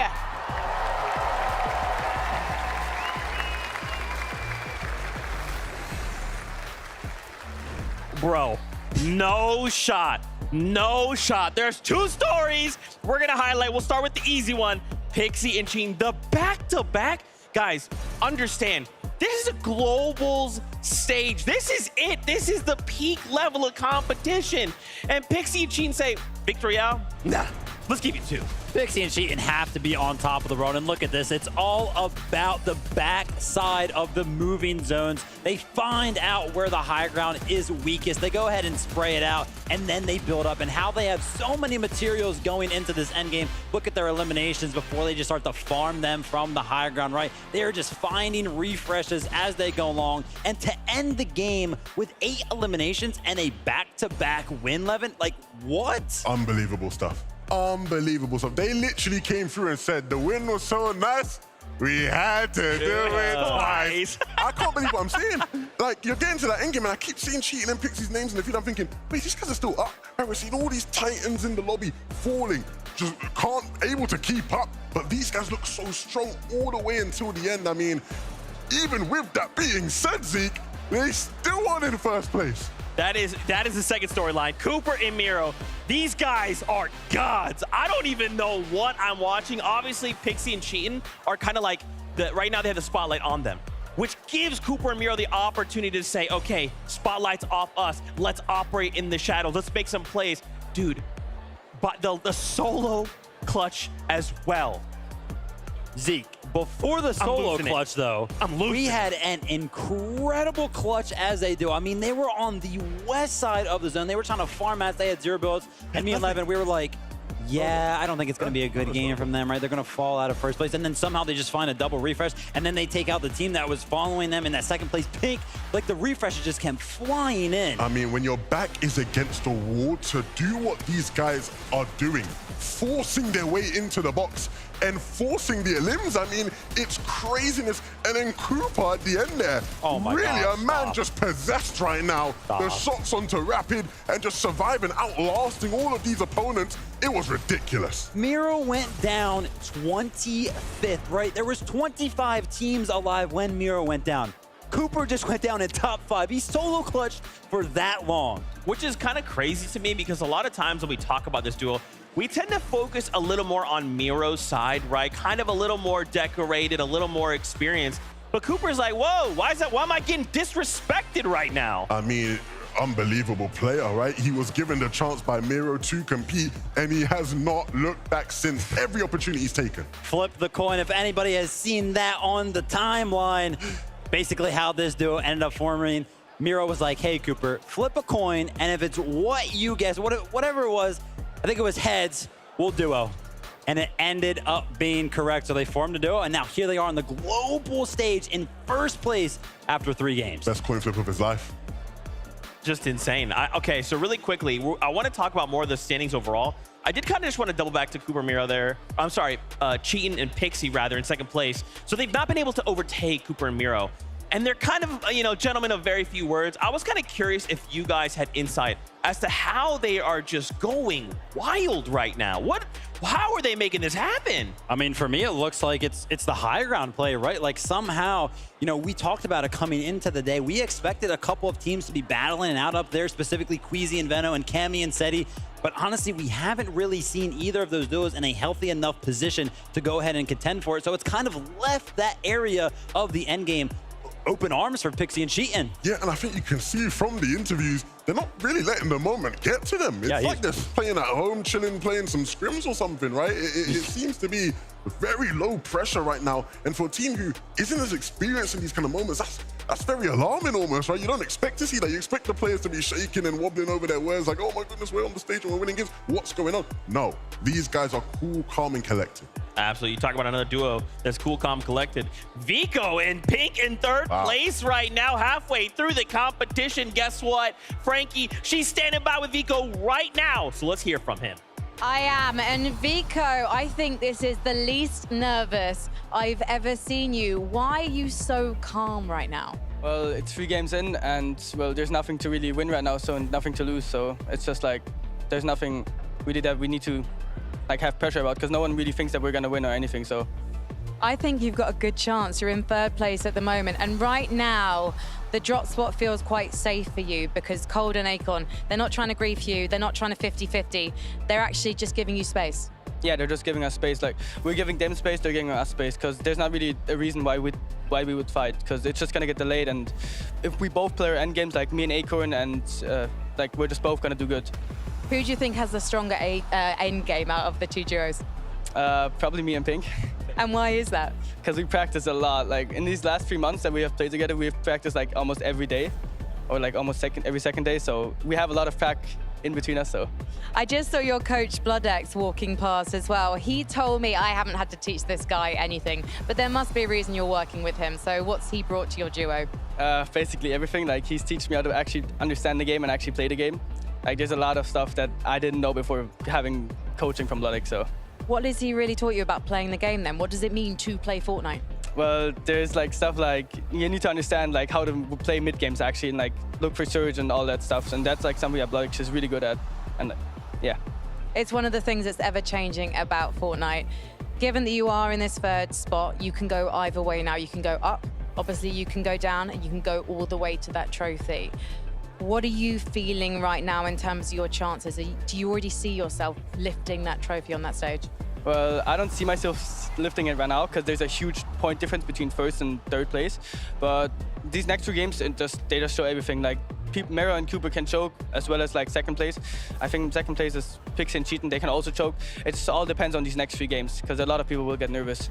Exactly, and yesterday you did get a victory royale where you scored, I believe, over 100 points. So it might be 100 points separating you from the top, but I know that you can pull off a big game. So Vico, thank you so much for talking to me. Good luck to you and Pink, and let's head back to the desk. Can I just say, I don't know where he is in here, but Bloodex is the biggest liar there is. For him to say, I've not had to teach Vico anything, I've been there. He's had to teach Vico a lot, like Vico just said. And my, oh my, we're grateful he has, right? Because look how Vico's playing, look how he's improved. It hasn't always been the smoothest, it hasn't always been the easiest of rides for that duo to get to where they are now, but it's the perfect time for them to be peaking. Absolutely. I mean, and I think too, him being able to kind of take that step back and humbly say, look, I still need to get sharpened, right? I still need to focus myself. That's how you improve. If you're just assuming I'm at the top, I can't do anything, I'm the very best, you'll never actually improve. Now, we kind of talk about the standings, a couple in the top 3. Let's talk about the duo in 4th, Seti and Cammy. Again, I'm just terrified, man. I feel like this happens all the time. Cammy and Seti, though, they might have this like, they haven't quite made it up in the standing. They haven't got a victory on, not even a top 5, whatever. And then they end in 1st place, right? From this position. And we're only halfway through. In 3 games, they can make it happen. So far, for me, Cammy and Seti's performance has been about hanging on, right? Giving them actually a chance to go ahead and hoist the trophy at the end of the day. Because so far, as I was talking to Levin about while we were watching that game, we really haven't seen a good game from them yet, a solid one. Usually this duo is very, very tight-knit in the sense that they are both alive late into these end games, but we have just seen solo clutch performances, which, by the way, is very, very rare for this duo, to just hold on to that 4th place, which is why that 4th place, to me, is so impressive. Yeah, no, I want to really emphasize that because you're spot on there. They have not had a good game by Cammy and Seti standards. Yeah. Like, the best is still yet to come from these guys. And the fact that they're in 4th, and you could argue their performance hasn't been anything amazing by their standards, just says everything you need to know about this duo. You know, and we're talking about it a lot, right? Obviously, of course, right now we are on a break. So there is some time to maybe sit back and actually talk with each other, kind of figure out what's going wrong. So maybe this is the reset that they need. I think so, right? I think all throughout the year when they face hurdles, even at times when it maybe looked like maybe this duo would split up and things weren't going to work out for them and it was going to be the end of Cammy and Seti, they've been able to work things out. They've been able to get together, get on the same page, and it's paid off every single time. Absolutely. We saw 3 games, right? Anything can happen. They just need one insane game and they could suddenly overtake that #1 spot. There's a point differential, but we can't focus on that, right? We have to focus on the job we have to do. As we turn our attention back over to the standings, let's just take a look here as well. I'd love to highlight Carmi and Vanyak. They're in 5th place, up 22 places. Again, it takes one good game, and then suddenly we just shift the entire leaderboard. You know what's impressive to me is that I'm looking at the objectives, right? None of the teams right now in the top 10 seem to have secured Rift Island a single time. So I kind of wonder what's going on with that. Maybe it's actually kind of hurting some of these teams for whatever reason. But I mean, listen, that lead by Cooper and Mira. You know what's very, very interesting about Mira? Of course, he does have 5 FNCS titles under his belt. Did you know that in 4 of those titles, he didn't actually win a game? So those back-to-back second places are just very much so his style. So basically you're saying, man, we got to just wrap it up now. It's over. Like, if he's winning games now it's just over. We might as well just pack it up, we'll go home. There we go. I'm going to stay. I want to stay. I want to see this halftime show coming up shortly from DJ Producer, 2 Friends. We'll get there momentarily. But yeah, I mean, with halfway through, now it is more important and more critical than ever. We can't be slipping, right? We have to keep moving forward. We have to kind of shore up these mistakes as quickly as possible because there's a championship trophy waiting. You know, why don't we reference some of the other in-person events that we have had, right? We had Invitational. Now, of course, that was 12 games, so a little bit different. But we checked out the day 1, right? After 6 games, which, of course, was that halfway point. And since we're at that point now, I think it would be very, very relevant to talk about it. Whoever was at the top of the leaderboard is still switched up very much so after we played out the second half of the competition. So I really do feel like there's still so much that could happen. Yeah, and look, again, as much as a lot of these players very much need the break, they need some time to cool down and relax. It could be a bit of a heat check for Miro and Cooper, right? They might come back, sit down, and they're not really feeling as hot as they once were, right? So hopefully it doesn't mess up their momentum and their flow. You talk about momentum, we got to slow things down. We are halfway through the competition, and what I want to see is a halftime show. Who better to prepare us than Monster D-Face? Well, listen up, Fortnite fam. I don't want to completely slow things down. I just want to change things up. We've had a lot of gameplay, but now we're going to introduce some music here for the halftime show. Coming all the way in from California, we have something very special in store for you here, Copenhagen. DJ, producer, musician extraordinaire, 2 Friends has something never before heard or seen in store for you all here. That's right, it's a very special Fortnite show, one that's gonna be fun and exciting. So if you're down on the floor, get ready to stand up, enjoy yourself. If you're up here inside the stands, I mean, enjoy it. And if you're at home, don't forget, turn the music up. Here we have it though. We're gonna jump down to the floor. Things are already dimming out, and then we get to see what's in store for us.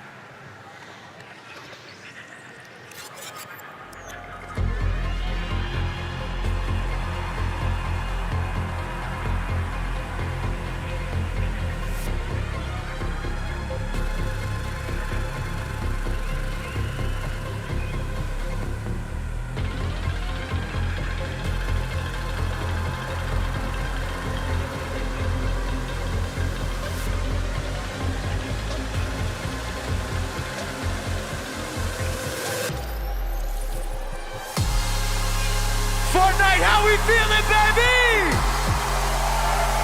We're two friends just on through the job tonight. Y'all ready to do a big with us? Make some noise!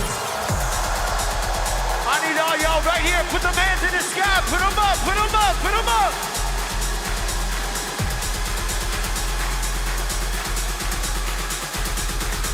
Show me what we got. Come on.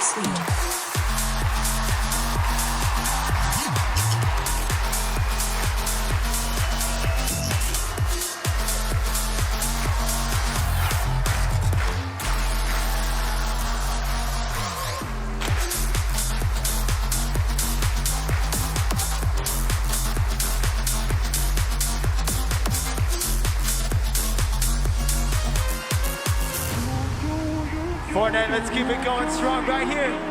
Follow us on this one. Got a lot of love, little bit less money. Don't need too much on me.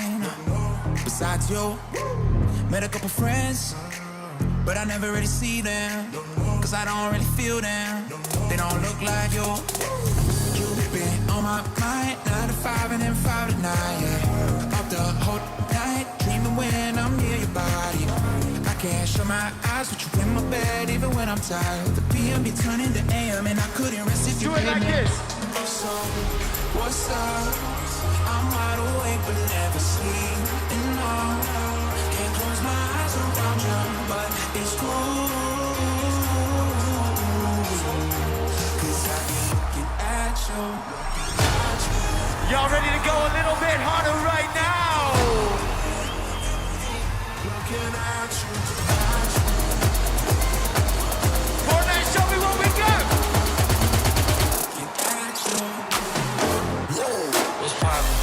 Brand new whip, just hopped in. I got options. I can pass it like Stockton. Just joshing. I'm spending this holiday locking. My body got rid of the toxin. Sports in the top net. I can put the ball in the end zone, put it back in the zone. This sound like an intro, just don't give me that tempo. Told Pooh, get food. Told her, don't let her friends know. In the building, I move like a dime. Eating fettuccine at Vincenzo. Y'all will know this next one. Let me hear you guys sing it with us. Yellow diamonds in the light. I was standing side by side as a shadow crosses mine. What it takes to come alive. It's the way I'm feeling, I just can't deny. But I gotta let it go. Scream! We found love in a hopeless place. We found love in a hopeless place. We found love in a hopeless place. We found love in a hopeless place. We found love in a hopeless place. Fortnite, let me see all y'all losing right now.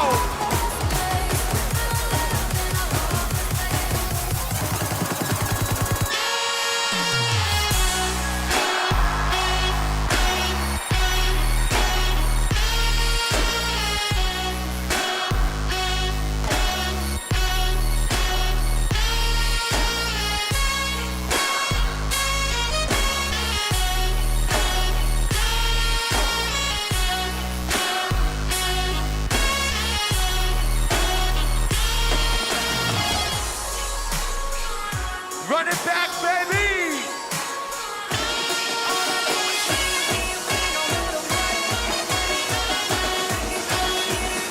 Put them hands in the sky! Put them up! Put them up!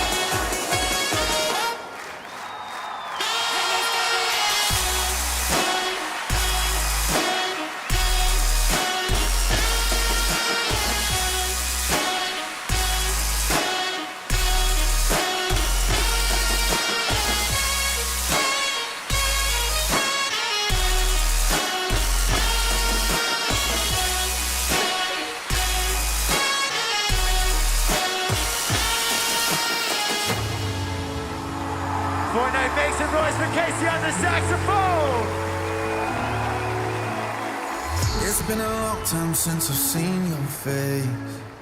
We both got older, still we haven't changed. I still remember the promises we made. I'd always love you even miles away. Oh, we never found the perfect time or place. That doesn't mean we won't find it some way. You in my sweater in the pouring rain. I think I love you more than yesterday. Do it like this. Hold your breath, darling, swim to shore. I'll trade the water in that heart of yours. And when it storms, we'll sail right through the waves. I love you more than yesterday.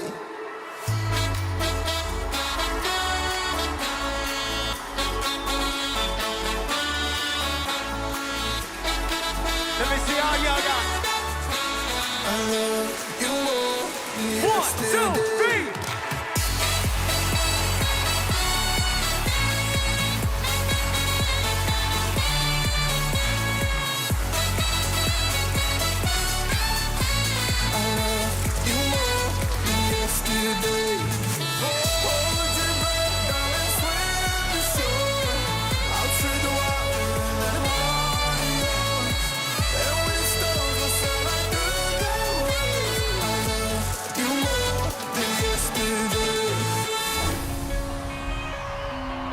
Fortnite, I need every single one of you to lose your voices with us.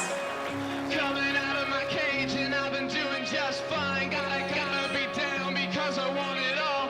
It started out with a kiss, how did it end up like this? It was only a kiss, it was only a kiss. Now I'm falling asleep and she's calling a cab while he's having it and she's taking it. Now they're going to bed and my stomach is sick and it's all in my head. But she's touching his. Now he takes off her. Now let me go.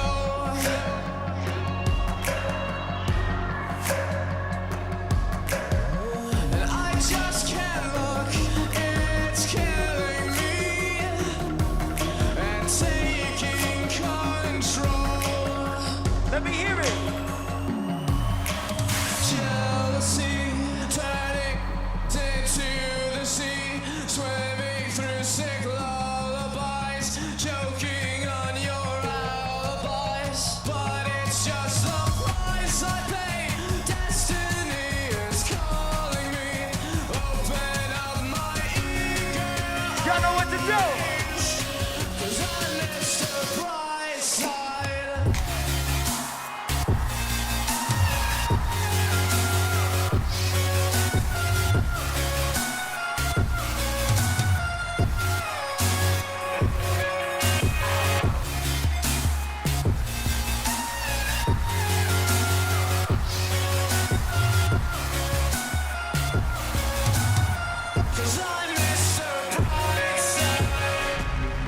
Fortnite, how we feeling out there? Let's keep it going strong.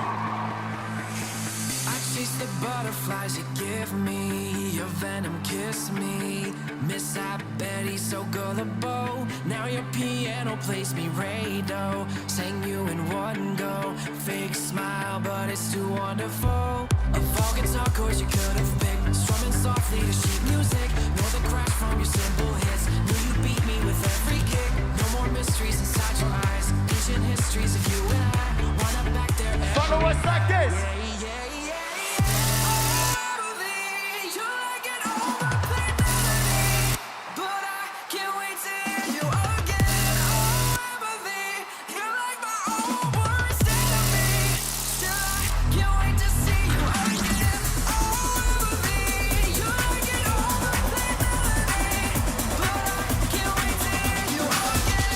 Show me what we got.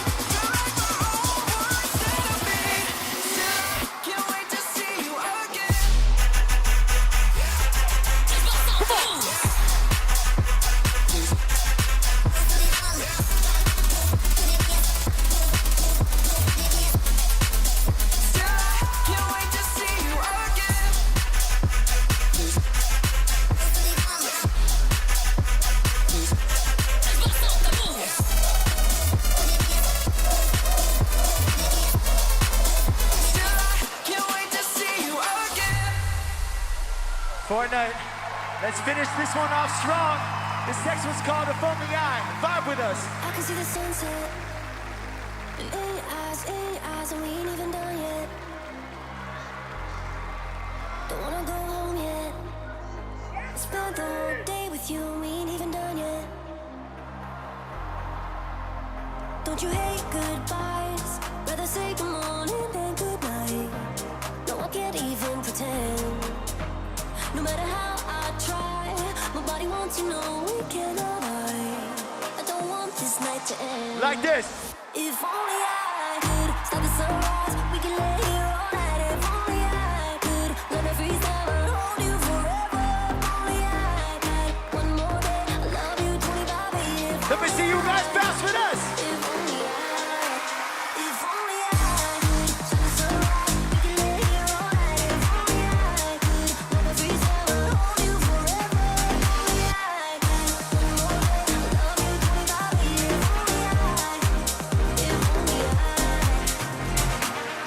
Show me good love in a real time. I'll show you what a real lover feel like. We could turn a second to a lifetime. Slow it down and make a moment. And baby, yeah, you know you're the one. 'Cause I could fall in love with you twice. I'll ride all the highs and the lows, follow wherever you go. Don't you hate goodbyes? Rather say good morning than good night. No, I can't even pretend. No matter how I try, my body wants to know we cannot hide. I don't want this night to Second time end. even louder.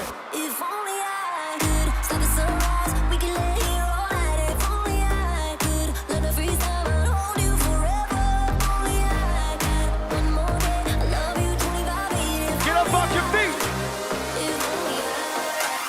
If only I could stop the sunrise, we can lay here all night. If only I could let me freeze down and hold you forever. If only I had one more day, I love you 25 years. If only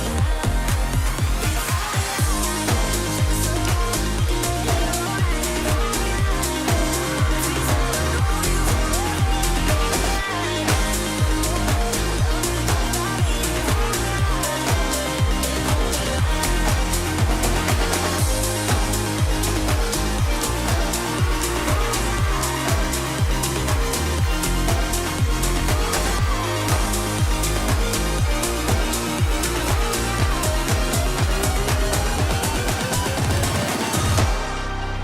Fortnite, thank you guys. We're two friends. Love you.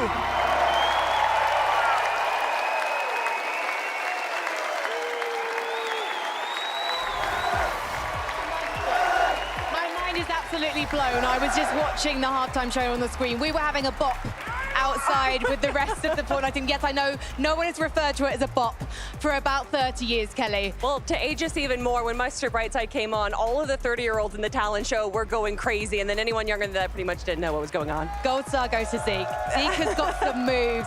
Zeke literally looked like an in-game character doing the dance moves. I thought he was going to bring out the floss at one moment. I was like, Zeke, that is so true. I think he did. I think he actually did a little bit. Yeah, just a little bit. That's how much he loves Fortnite. It's true. Well, how would you describe your moves?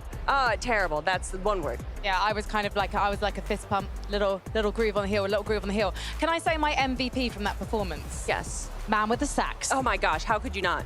And that was live. That wasn't a pre-recorded guy just sax syncing. I don't know what the saxophone equivalent of lip syncing is. He's like literally walking down a stair. I find it so hard to walk down the stairs of the main stage, let alone some narrow stage steps while playing a saxophone, Kelly. Oh, as soon as the two friends guys jumped up there, I got scared. I didn't know if they had any harnesses on. Is it one friend? Is that what you would call singular of the two friends? That's when one of the friends misses the jump, but he didn't. He's been working on those glutes. I literally need to know his exercise routine because he came out and he jumped, and that's when my mind started to be blown to the point where I don't think I have any brain cells left because literally that performance has made me lose all thought because it was so awesome. I mean, the drummers were also incredible. Yes, they were. Yes, Great they job, were. you guys. The drummers, Thank the you. dancers, everything was thrown at this one. And now our players are going to throw everything at these last three games. Do you like the segue? That was good. That was really good. Thanks so much. Been working on it. 3 games left. And there's obviously a few duos that we have to talk about that are on the top of the leaderboard.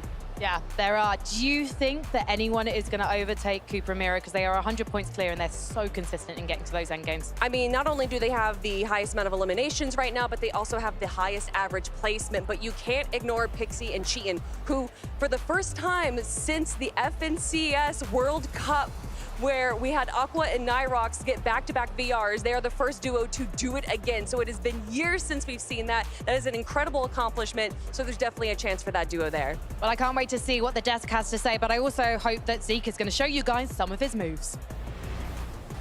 No. Listen, Frankie, you're not going to bait me into that, okay? Look, those moves are way too powerful, okay? But, man, that was a crazy set by DJ Producer 2 Friends. And I got to agree with Frankie. When Casey on the sax came out, I was just not ready. Like, I was like, yeah, this is amazing. And that just dropped, and I'm just jumping like crazy. That was so much fun. It's so fun being in here, right? Because we're standing up here on the desk, and the whole ground is like shaking as this is going on as well. And then the flames start going off, and it's like, whoa. Why can we actually feel the heat from those flames? I want to keep the party going, bro. I don't want to stop. Let's just keep it going. Tell them to come back out, man. We can keep it going, Just keep going while we continue the competition. Just let it run wild. And of course, I don't know if y'all saw, they had the wristbands. So as they're changing the songs as well, it's just the arena lighting up kind of in like tandem with the songs. Man, that was amazing. Thank you so much, DJ Producer 2 Friends. We appreciate y'all. Casey on the sax, we became best friends. The GOAT. The GOAT. Now, as we kind of get ready here, we have some time before we jump back into the game. The players have kind of taken a bit. They're stepping back, they're getting some food, talking with whoever they need to talk to, and focusing their minds. Let's take a look at the stats by the numbers. Let's take a look at how things are kind of going here in the grand finals. When we take a look at the numbers for most eliminations, you can see Cooper and Miro. No surprise, currently sitting in first place right behind them, Pixie and Cheatin'. Yeah, I mean, you know, first and second place, obviously eliminations are very, very important. But Peterbot and Bilo with 12 sneaking up there for me. I feel like they just started to warm up in game number 3 there. We saw Peterbot, the mechanics were coming out, and that's what he's known for, by the way. So if that can continue that momentum, they might be flying up the leaderboard. Yeah, it feels like a blast from the past from those guys, right? Obviously, back when they won an FNCS many seasons ago, that's the kind of thing we saw from them so often, right? Popping off high elim games, and it's good to see them getting in on the action today. I was curious to kind of get your thoughts. So how do we slow down Miro and Cooper right now? Are they contested? Because it seems right now like they're uncontested. Or if they are, they're just winning off every spawn. But they are so dangerously far ahead right now. No, I mean, seriously, what it comes down to is making mistakes out of them. And literally game number 3 was that, right? They made a mistake. They had so many things to come back from in that game. I mean, positionally, right? They were pretty much out to the west side of the zone. They had no builds. Somehow finding the refreshes in that game tells me that they are even ready for those situations that are tough, especially in Fortnite competitive, to overcome, which just means that it might be hard to stop that Cooper Miro train. Yeah, I think the one interesting for me, no matter how many games we play, no matter how deep we are into this competition, if Thomas actually walks out, the crowd are going to make noise. And that's what just happened a second ago. He's clearly back from his break, and they're all, you know, on top of the world. It'd be good to see those guys start to get in on the action a bit more. You see Manabuka getting ready there, Thomas locked in, focused. These off-spawn battles against Canada and Aegis, they've been going so back and forth, man. And mentally, it must be tough, because even when you win, you know this might be the only opportunity you get to actually play out a game, and there's even more pressure that gets added with that.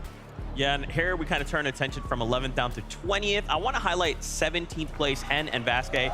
We've seen double Rift Island claims. You can see the 30 points. The 30 points, just under half of their total points from Rift Island.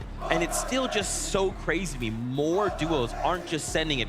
Because actually yesterday we saw a moment where there was like 4 duos that landed on it, and they're like, okay, look, you got here, that's fine, we'll just let you have it. But at least they went for it. Yeah, and I actually saw some respect there in game number 3, right? We saw Datus and Stain, right? They were right under the Rift Island spawn, and we were like, oh, look, they're probably going to get it. And then they just didn't go up for it when I really feel like they were in a position to. So still a lot of these teams not willing to go for it. Yeah, it's weird, right? Because like you said, they went from showing so much respect there for not going for it. Then the next game they get in a limit and they start, you know, doing the gritty on their opponents, right? So clearly, you know, where they choose to give and not give respect is a bit different, and it depends on who it really is.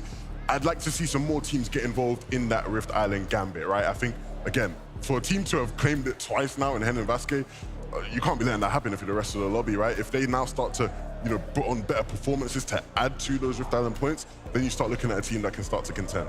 Okay, I like it. Let's take a look at the numbers for Rift Island. So obviously we highlighted them, Hen and Vasquez, 30 points. Okay, so Batman, Booga, and Rapid, we did see that not that long ago. And then remember, we've got the Forecast Towers being 3 points each. So Cammy and Seti and Bryce and Chubbs have also claimed 2 respectively. So, and I think the other thing we want to kind of, it's not necessarily gone under the wayside, but that Forecast can be so powerful for a duo.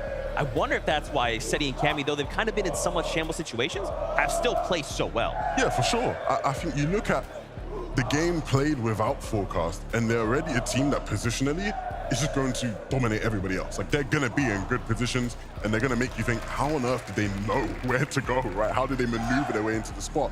You give them the forecast, how you give them the intel, the insight beforehand, and it's like, yeah, they're just always going to be in a good spot. And even though the performances, maybe there's a bit going wrong in terms of just the fighting ability and where they're on the same page there in box fights, they're still going to make it deep into games with those Forecast Towers. Yeah, and if we think about the strength of Frenzy as it stands right now, of course, it is going to be the fact that it is so close to that Forecast Tower. So the fact that they're kind of like splitting their drop spot right now, I really think it's in favor of them. And, you know, we're talking about how, you know, we really don't think that they've had a Cammy Seti-esque game yet. That Forecast Tower has to help them out in that category so much. Yeah, for sure. Well, I'm getting word.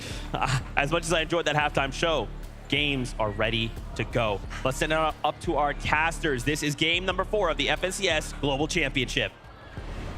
That's right, we're up here. We have Taco joining us right now to, of course, close out the remainder of the day. We already know it's getting intense. Players did have a short break, though. The very first 3 games today have done nothing except deliver action after action after action. So many insane moments, and we're here to get plenty more because game number 4 is ready to go.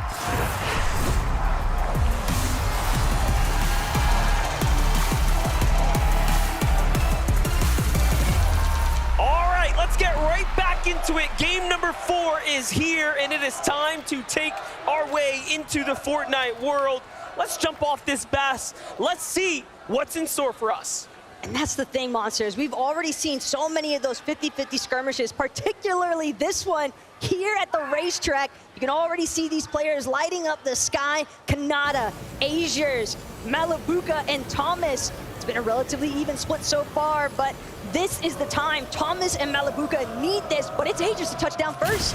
The game-defining moment right here. Malabuka's already set on the backside, pinned between 2 sides. Azures gets the first one. Kanata gets the follow-up. Thomas is hurt, and the finish. But there's another team here, and they get completely taken out, possibly to the hands of Iamzo and Rise, who were just next door.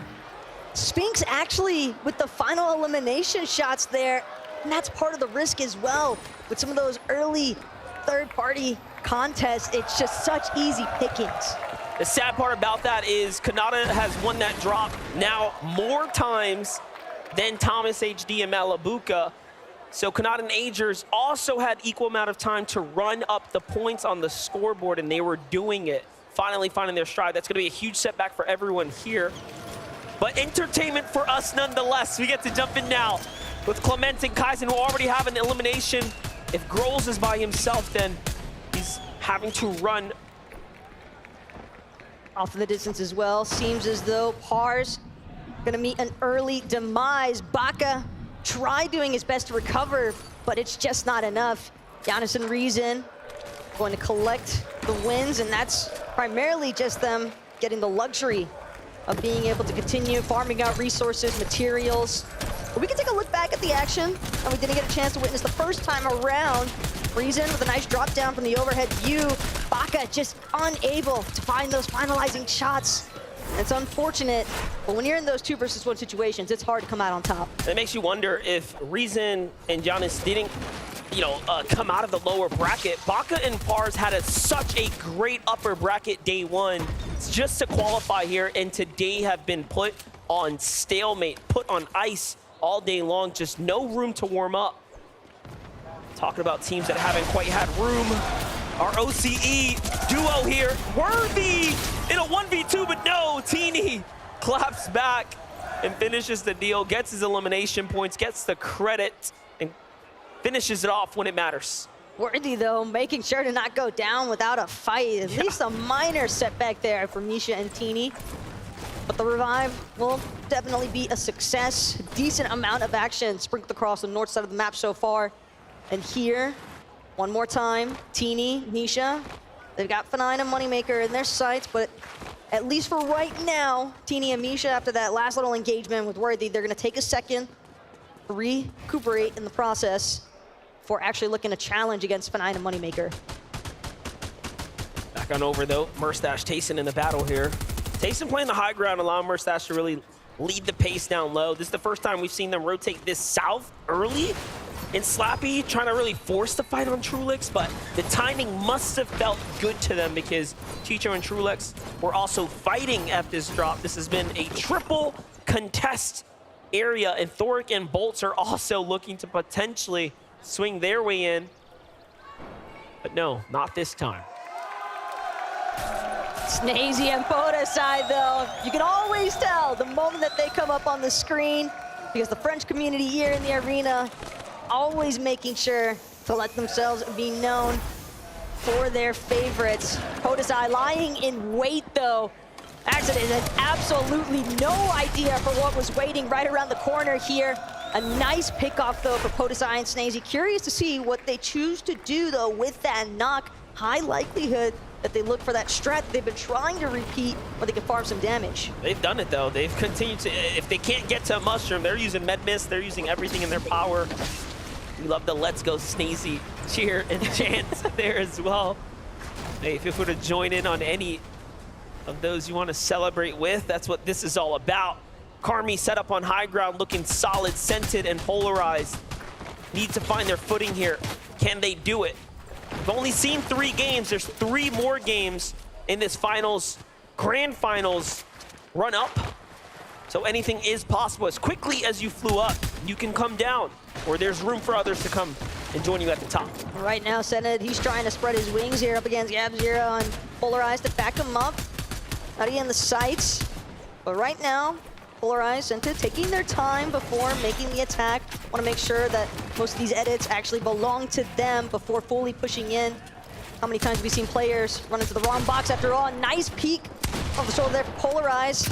But it seems as though more could be joining the fray. These guys aren't able to find it soon enough. Nutty, Gab0 applies some decent pressure, but again, keep in mind, Muzz and Paper, they're seeming to close in. I was just about to say, what is happening right now? You got Muzz and Paper just saying, hey, dog, y'all want to fight down here? Y'all want a clean fight? Well, hey, guess what? You guys can fight. We're not going to allow that to happen. They come in and put some shots down, and again, with that visual sound cue, everyone here knows for sure there's a team lurking. It's not worth it. Scented and Polarized make the rotate out. We might see some NA on NA action here. Agent Paper trying to set up right now. You say, all right, you take your scraps. Now they might be looking to fight Nutty and Gab0 here. But the fact that a simple introduction of another party to your initial skirmish, and that's enough to disperse the engagement altogether, because you can just tell, Scented, Polarized, they recognize how much they need these points. Some of these teams looking to hit a second win of sorts after that halftime point. And also just the respect they have for the opponents here. You really have to. Let's not forget, for Match 4 Grand Finals, to get this far into the tournament stage, you had to qualify based off your performance all year long, and then qualify for the weekend, the most difficult and the most competitive of formats we've seen so far for the Fortnite community. Edgy's on the move, Duke's on the move. More action unfolding on the other side, though. We jump back into it. Podesai and Snazy continue looking to strike here on the opponents in the vicinity. They allow for the pickup, it seems. Oh, this could be dirty, though, from Podesai and Snazy, depending on how they actually look to play things out. Exodus just having gotten an opportunity to rejoin and just quickly sent back again to the elimination process. It's going to be in vain here, unfortunately, for his streak to continue. But Snazy and Podesai, they still got to work their way from deep outside of the zone. Granted, it is early enough that the tick damage isn't really anything to be all too concerned about, but you don't want to find yourself too far outside of proper positioning where some of these other teams might be towered up. Yeah, they're going to be all right. They're going to be fine. They have the surge now to back it up. What a sneaky little play for Peterbot now. Byla, they need to score some points too if they want to jump back into that top 5 conversation. Because up top, we have Cooper and Miro potentially starting to run away train with no breaks. Let's watch it back though. We jumped away from Paper for a moment. It seems like as things started to ease up, they come on in. They catch a down body, and Paper was quick on it. And you know he's feeling good about that one. That was an excellent elimination and a great timed fight. And if you're Nutty and Gabzera in that instance, almost can't fault them for wanting to commit. Seemed as though he was nearly through that revive process, just a little bit longer, and he might have been able to make a huge turnaround play there. But Cammy, just inside of Frenzy Fields, finding some nice shots with that twin mag, and that's going to be a decent collection of surge tag damage for the time being. Relatively split right now from Cammy. Seems as though both of them trying to prioritize different directions, but some of these teams definitely encountering some issues running alongside the edge of Storm. It seems as though other teams are already taking note of the way that the zones are starting to pool and just doing their best to try and control the flow of the lobby. Yeah, and it's not just Noxie and Crisp here who have a problem. The team in front of them are in the fight. These are 2 of Asia's best going head-to-head. Datus and Stain, Zagu, and Peppo Clip down low. The FNCS champions of the Asia region have been flexing on the competition, but Seti and Cammy have been keeping them cool as they have been the kings of Frenzy so far. The battles for the weather station have been very evident in this game now. This is that back half strategy we talked about, showing you how many teams want to try to increase their odds. Well, think about it. Zagu and Peppo, I distinctly remember a content piece from yesterday where they specifically stated, we will trade our lives in order to secure these forecast towers, because that is just how impactful having every single visualization of future zones can be. It does make a massive difference when teams are able to control it. And right now, Giannis, Reason, they're trying to control what's happening between themselves. Axe Force, Rubab. But it's a lull in the action because other teams just keep taking note of the action. Battle of the Germans here. Already 2 eliminations for Giannis, showing that they had success at the Slappy Shores. Axe Force and Robab Kebab definitely a strong 2, but then you have Pixie and Cheaton just nearby, ever lurking, hungry for more points, already on 2 victories. We were wondering how have they done it. It's just timing. Their timing has been impeccable. And if they can time this battle correctly, they'll be right there, earning themselves a good number of points.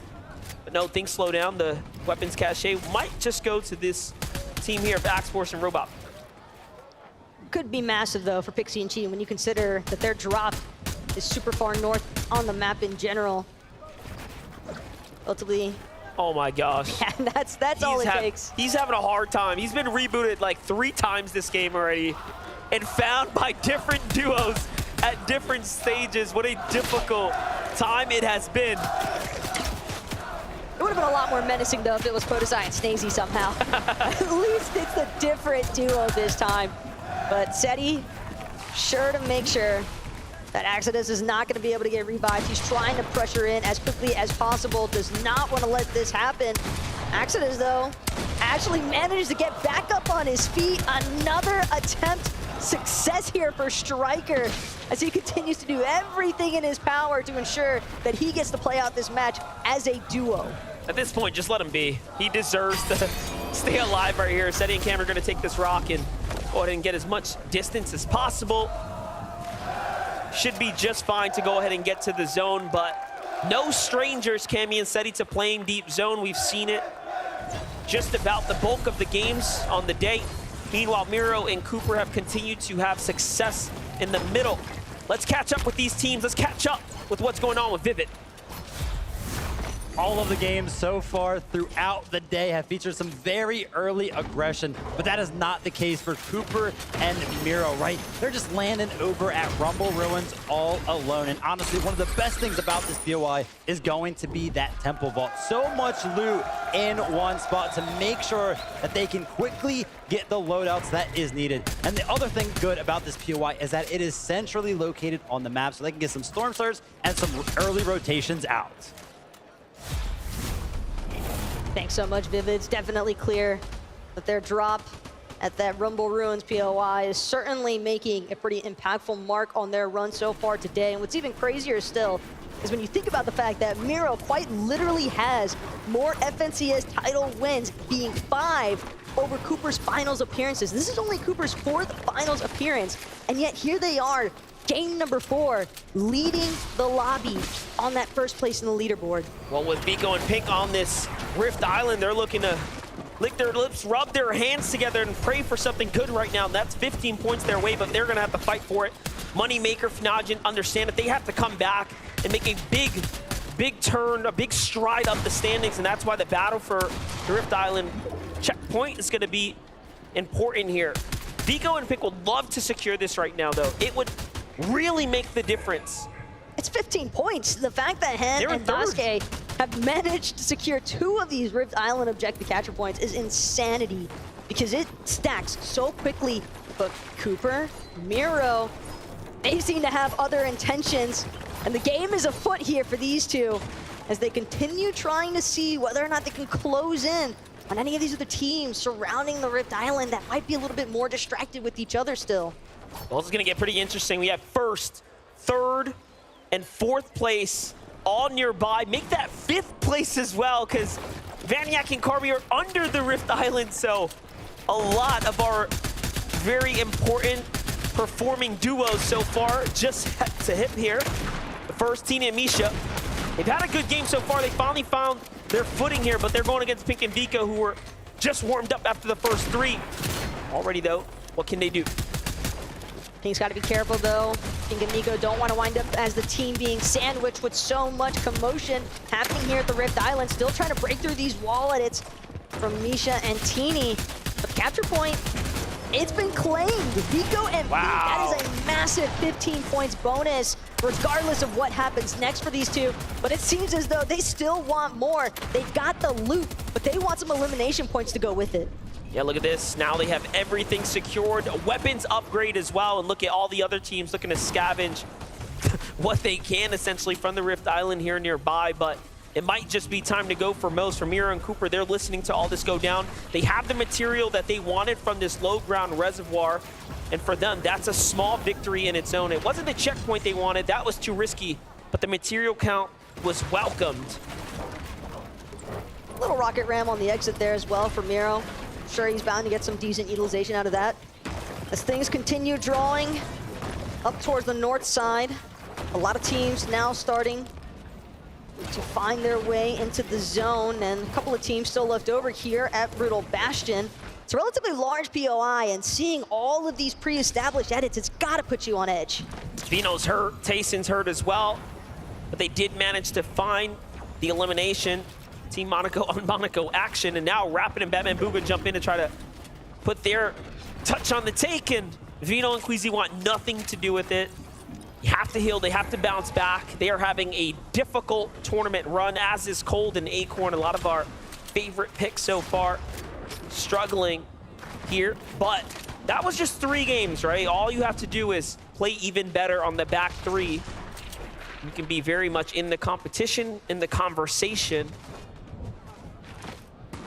I mean, we've seen just how impactful even 2 games can be. Yeah. And considering that we still have 2 games left to play after this one, would never want to count out, you know, or Queasy in those sort of circumstances.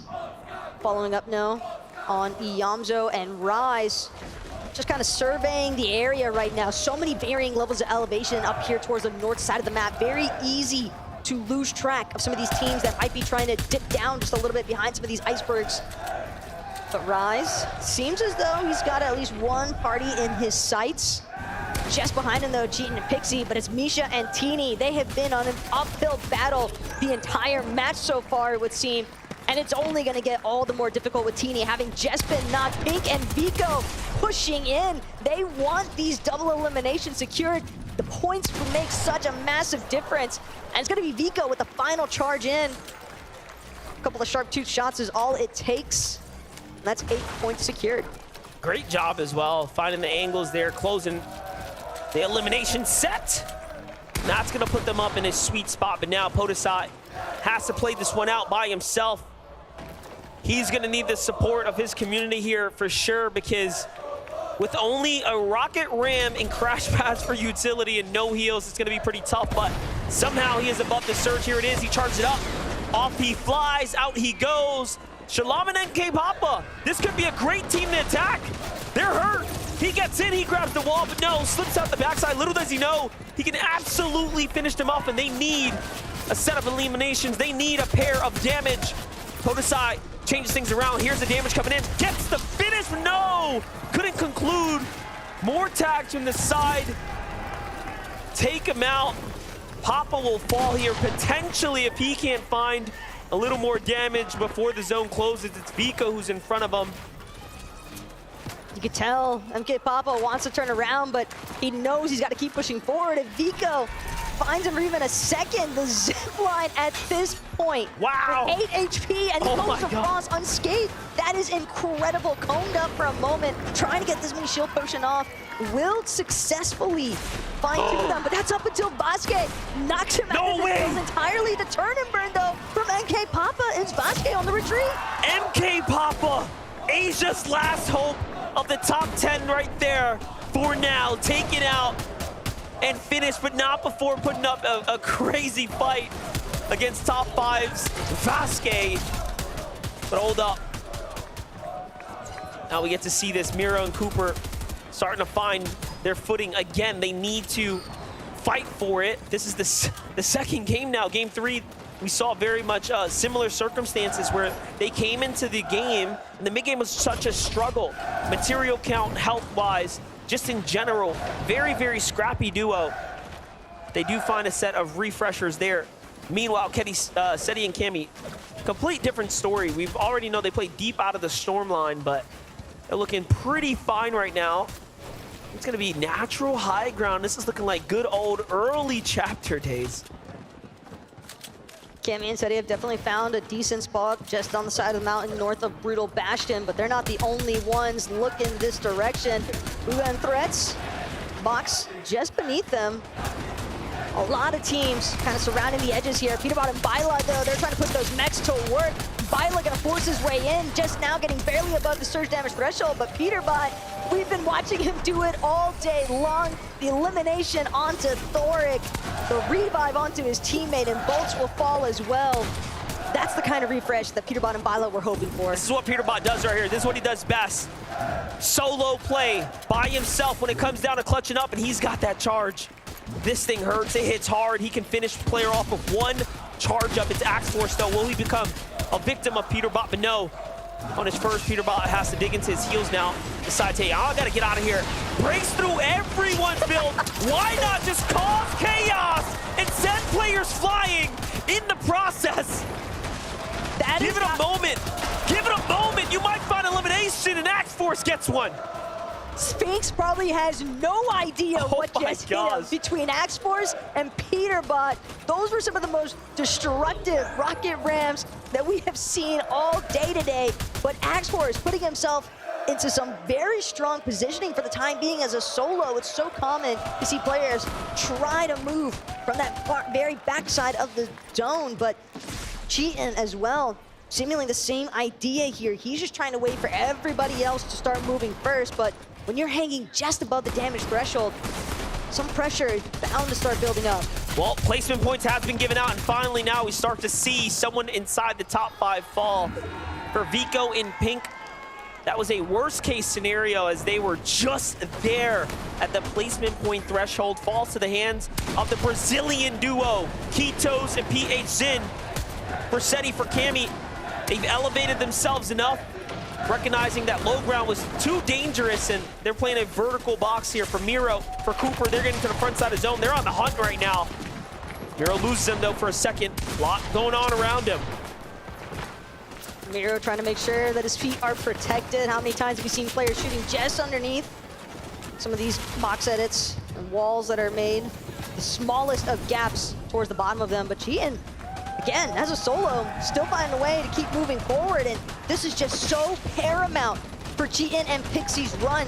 They've got to do everything in their power to stay as close as possible, hot on the heels of Cooper and Miro, and Cheatin just looking like he keeps finding moments to find that breath of relief And just what an incredible story for Pixie and Cheatin'. Jumping in, this opportunity coming in the final moment. So making the best of it now. Think about it. If they fall now, you give Cooper and Miro potential runway that no one can close the gap on. It is getting that close right now. Mixon, Blaha though, high ground is theirs. They've had it since the mountaintop, the first to claim it, have not looked back since. Still have crash pads and more to work with. Very curious, though, to see what exactly is going to happen with these moving zones going forward, though.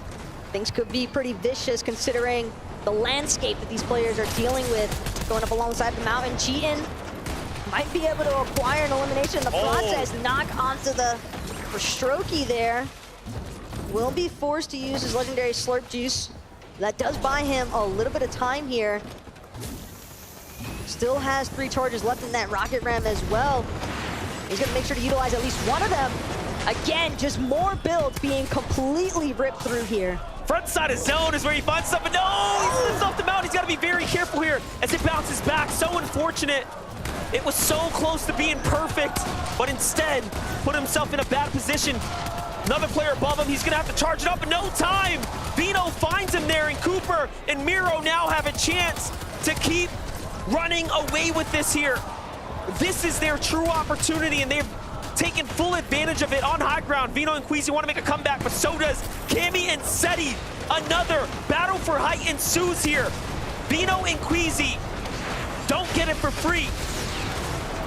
Have to be careful here on the descent, though, with Neno on that Rocket Ram. Queasy gonna utilize some of the last of his splashes. Still has 2 remaining just in case. Right now, it's all about the mobility. Soaring sprints keeping him in the air, possibly a little bit longer than he is intending, but Miro dropping down to low ground, finding that elimination onto Vanyak, and now it's gonna be Mr. Savage as well, alongside of Iyamzo, pushing all along the sides here. But Miro and Cooper, they're still managing to stay together, at least for the time being. Cooper, though, completely out of the would seem, but that's the knock that they needed. He needed to finish to stay alive there, and Cooper sacrificed himself, but it wasn't enough. Meanwhile, Seti, Cammy versus Queasy Vino on the high ground. Seti's already done enough to take one down, but Cammy's hurt too. Vino's hurt too. It's a back and forth. We may not think there's a rivalry here, but there sure is bad blood. Seti on fire, still going, but Cammy has something to say about it. Vino shuts that down. Cammy, though, finally gonna get put into the dirt, though not by who we were suspecting. It's Bryce and it's Chubbs controlling the high ground now. Vino doing what he can from below. Cole still trying to hang on, but it's gonna be Bryce, it's gonna be Chubbs as they take another victory royale on the weekend. From the lower bracket, fighting their way through it to the grand final stage, they have picked up a victory royale, and they have continued to win over this weekend. They are rising stars. Bryce, the sight of you winning a victory royale is going to be one of the most enduring memories of this entire event for me, because every time you guys have success in the lobby, you just can't believe how good you are. What does it feel like to take a second victory royale in Copenhagen? It feels amazing. It's exciting. And what did you guys discuss in the halftime break? Because you needed the points desperately, and now you're in 4th on the leaderboard. We got this. We're better than everybody here. Is that literally the conversation you had? Yeah. Now, I know that this is a first time on LAN for you, Bryce. What about you, Chubbs? How much experience have you been able to bring to the stage this weekend? Not much, but our skill is there, so we're here to win. Is that what it's all about, just the skill? Yes, that's it. So tell me about your early games then, because that seems to be the trend here. The teams that are uncontested, that can just mat up and get their resources ready, seem to be doing the best right now. Are you finding yourself caught in early fights?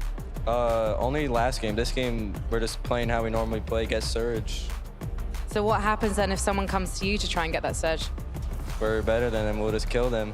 Do you believe this, Bryce? Do you believe in yourself now after you've had so many epic moments here? I do. I think we could win. And do you believe in this man, Chubbs? I do. Amazing. Well, I'm starting to believe in the two of you too. Thank you so much, guys. Congratulations, everyone, Bryce and Chubbs!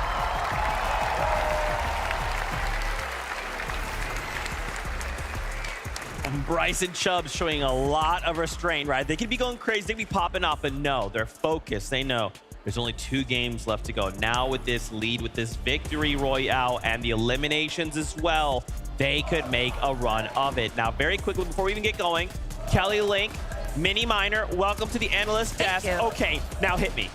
I mean, wow. This is something that we have seen from this duo this weekend. They have got victory royales in the previous rounds. And we've just seen it again. I think there's a few question marks about whether they could do it on the big stage. I mean, Frankie mentioned it. Maybe the lack of experience compared to some of the other duos in the lobby. But they're not showing any nerves at the moment. They're on top. No, and they were on top of that mountain as well. Yeah. Once we saw Mixon drop down from there. We also saw Vino, Queasy, Seti, and Cammy all fighting for that high ground. Cold. And when you have the mountain there, it is so important to be able to grab that high ground because it is so difficult to be able to recover from the mid and low ground. And we saw that from the likes of Miro and Cooper. Once that zone does move, it's a lot more difficult to be able to rotate around the high ground. So big shout outs to our duo, Chubbs and Bryce right there, going up 16 placement points. But Cooper and Miro, Pixie and Cheatin' not moving anywhere. Yeah, I want to come back to them first. Cammy and Seti, you kind of highlighted them there. We saw them, we saw Cole, we saw Vino and Queasy. My gosh, that end game was a who's who. Didn't matter where you were looking, you're like, I know all of these things. But I love here, you can just tell, if you really pay attention to the way Cammy and Seti play, when Queasy and Veno are close by and they're kind of like interacting, the way that Seti and Cammy, there's like this tiny little change. It's almost like now they're on the hunt. They can smell the blood in the water. They're like, no, you're close by. Okay, we switch it on. Yeah, they definitely know. I mean, when you got 2 of the best teams in the entire world battling for height, it is an absolute spectacle to behold. That was such a good endgame from both those guys. Of course, making it to endgame is great to see for Veno and Queasy in particular as well. And of course, Cammy and Seti. These guys have had a little bit of a rough day today. I know you guys mentioned it on the desk earlier. They haven't actually had a good game. Hopefully, they can bring some better games as well because we know what this duo can do. And again, Kelly, that's just highlighting how they're not just a low ground team. They're not just a mid ground team. They are willing and able to take height. It's just so funny how many people are saying that they're having a rough day, but they're currently in 3rd place. Yeah. So clearly, their rough game is my best day in the world. But Cammy and Seti, I really got to give a shout out to their aggression early on, going so deep in the storm to try and grab that remaining player before they were able to bring back up their teammate. However, they realized that once they did, they backed off and said that this isn't worth it. We don't want to get knocked down early because we want to make it to the end game, and they did just that. And that's what they've been doing all day. They've been sitting inside of that storm. That's one of their strategies that we like to see from Cammy and Seti on this big stage. They're trying to get those heals, and particularly when the zone pulls north, of course, it goes into that jungle area where there are those shield mushrooms. Of course, there are those bounce little mushrooms as well that you can use to rotate. And we even saw them in that game using one of those kinetic rocks. And that's what they're trying to do. They're trying to stay back. They're trying to get out of fights and ensure that they can make it to endgame. And another thing that they're doing pretty much every single game except for one is being able to get that forecast tower, which is obviously so beneficial. But we got to talk about the top team, Cooper and Miro. Miro just going absolutely crazy. And there was a moment in that game where I wasn't too sure how they were going to do. You can see here, 102 below Storm Surge there, and that is such a risky place to be this late in the game. But also, I mean, can we talk about the Rocket Ram in this game? I don't think I've ever seen so many builds destroyed in just 5 minutes. Yeah, and I think the reason for that was just because of the natural elevation in the zone. The Rocket Ram is the item just to smash through so many builds and get to where you want to be without anything getting in the way, or at least breaking everything that could be getting in the way. But this is a fantastic end game from Miro. And I know on the cast there, I think it was Monster, he mentioned that there was like 4 of our top 5 teams all surrounding the Rift Island. That's no mistake. That's no mistake. All those teams are identifying, Cooper and Miro being one of them, is that they don't have to go for Island and claim it to get all of the beneficiaries that offers. Of course, you can have so many of those mats that you can refarm. Easy high ground. There's a reason why all of these top teams are going for it, and Cooper and Miro are showing us how it's done. I swear in the mid game, every single time that we go to Cooper and Miro, they are farming, and it has been every single game, and they are one of the best teams to be able to efficiently farm and use that mid game so that they can have a better late game, and that's what we're seeing. And we've seen a lot of West zones today, right? Games 1 to 3, all on the West side. And of course, Miro and Cooper, they land on that West side. So for once, we're seeing a zone that isn't in their favor. And I was definitely asking a few questions about, I was like, if the zone doesn't pull their way, what are they going to do? Are they going to be able to sort of play to that standard? They've just answered all of my questions. I mean, guys, Cooper and Miro, they have a lead. That's a 100-point lead. We have 2 games left to go. As long as they can stay out of their own heads, we could be looking at global champions. Now, we quickly wanted to highlight Venno. This man's is popping off right now. He is fragging out like crazy. Venno is doing what he does. This is great to see from Venno, and I know their sort of game strategy and their game plan has been so masterfully crafted by his team, of course. BloodX, of course, on the coaching side of things, just doing things fantastically well. And Venno's been such a great player that's developed so much throughout his entire gameplay. He hasn't just been an all-out fragger, just jumping in boxes brainlessly. He has developed into such a fantastic, almost half IGL. He tends to take control in these end games, whilst also fragging out. What can't he do? Well, especially when you're in a solo situation, you kind of have to IGL for yourself just a little bit because you know your situation the best, and that is exactly what we saw from Venno. Guys, I want to break down so much. There's just so much happening in this game, but I'm getting word. Games are already ready. We're jumping back all up into the action. So casters, back on up to you. Thank you guys so much. Always love getting that little bit of analytical insight during the analyst desk segments, but they're absolutely right. We have seen so many pop-off instances, so many different players, and I just want to see if they can keep the ball rolling here in game number 5. Lucky for us, we can do just that because the battle bus is here. Let's go.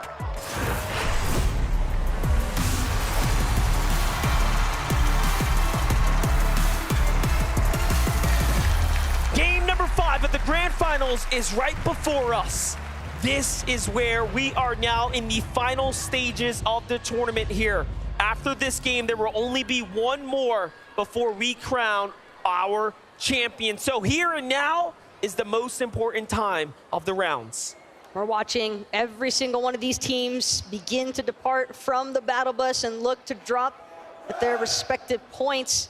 It's always funny too when you see the players in between those brief segments, when they're pointing out which chest they actually want to prioritize on their loop paths depending on the bus pathway itself. But right now, Thomas Malabuka, they're trying to prioritize this drop and winning it. Big shots coming in already from afar, and that's going to be an assist there for Kanata, even if indirect. Malabuka still shuttered up, but it's not going to be enough. Kanata and Agers will yet again take over the racetrack. But again, the help from afar just did so much there for Kanata and Agers. This is all he wants. This is all he wants to say. He came to Copenhagen. He showed up to the Grand Finals. Who had the best score at the end of it? Right now, Kanata and Agers clearly have been kings of the drop. But what can they do after this last game? They unfortunately were finished so soon. They have a chance now to at least fight for more earnings here today. There is still so much prizing on the line. The Grand Finals means so much more than just first place. It's everything in between. It's your legacy. Reason Giannis getting into a fight here against Baka. Pars. Baka and Pars are about due for a turnaround fight. Finally, they get to find their win, their chance. Baka and Pars for NA now gets put up a little bit of numbers. A lot of NA representation so far to start things off with some of these more heavily contested areas, but as far north side of the map, Crude Harbor section is going to belong to Pars and Baka. Definitely got to be feeling really good about that, especially when you consider in the way that this fight initially started. Almost looked as though Giannis and Reason were going to get the better end of things, but Pars doing a beautiful job to just displace the two, finding that side maneuver to really just approach them from a different attacking side and just cause so many issues. Miro and Cooper playing so well right now. Miro's won 4 of his 5 FNCS titles without securing a single victory royale. He has been literally Mr. Consistent, but based off of eliminations and end game runs, a lot of which he's done solo because he's lost his teammate, but I think he's found his counterpart in this recent major because they've just been playing great Fortnite together. Hey, first place might mean 65 placement points, but second place at 56 is not half bad by any means. He's got 2 of those. Especially when you're able to back-to-back them like what we saw from Miro earlier today in those solo clutch instances as well. Definitely not an easy position to be in. But a few teams who weren't involved with some of those early engagements, 50-50 drops, right now they're all just on the hunt to see where and when they can acquire their surge tag damage, because the surge strategies, They have been coming in hot all weekend long, but they are needed now more than ever here in Game 5. Yeah, Brutal Bastion's an interesting spot because Pixie and Cheatin have been here. They have been here round after round, but haven't quite gotten into any of the fights. And also, what a great stat. Pixie and Cheatin are the first duo since Aqua and Nyrox in World Cup with back-to-back VRs at an in-person event, at a LAN. And Aqua and Nyrox set history that weekend when they did that, only to go on and take it all away. But today, we see something completely different here. This story, the standings, of course, Cooper and Miro's their biggest task yet. Well, Bryson Chubbs, if there's definitely a team that'd be looking to break a stat like that, they're certainly the ones to keep an eye out for. I mean, you heard the confidence in that post-game interview. We're simply better than everybody else here. And granted, the way that they've managed to creep up in the leaderboards might just be backing them up on that. Teeny and Nisha trying to pressure in onto Kitos and PHZin. A nice drop down from Teeny as well. Gonna make quick work of Kitos and not much left for PHZin to do. Watching his teammate go down so early before you could really wrap around for the assist help. How impressive so many of these first-time LAN appearance players have been, including Fnajin and Moneymaker here, as they continue to find their stride here, taking out Bobby. Where is Larpex? I think they got the full... No, instead they pushed everyone out, so just got a single elimination, but this is great. Larpex just barely managing to squeeze away, but he's got to be careful which direction he chooses to run. A couple of other teams lurking just south of the Creaky compound, so depending on the angles that he approaches, some of those other teams might find some trouble. Muzz and Paper, all the while, they're just trying to chop out Shari right now. Moderately successful job. Paper looking to push from the front side now. Muzz, another wraparound, but Giras has finally managed to reunite with his duo, so Paper, Muzz definitely reconsidering exactly how aggressively they want to approach this, especially given Paper's loadout. They might need this refresh monster because it'd be nice to have some extra materials this early on. Yeah, Paper just uncertain, making the call. Hey, is there someone up there? I'm not sure. That slows everything down now. Muzz tries to scout for the information, but doesn't find anything from it. That right there will tell them, okay, Giras and Shari on the run. There was no one there.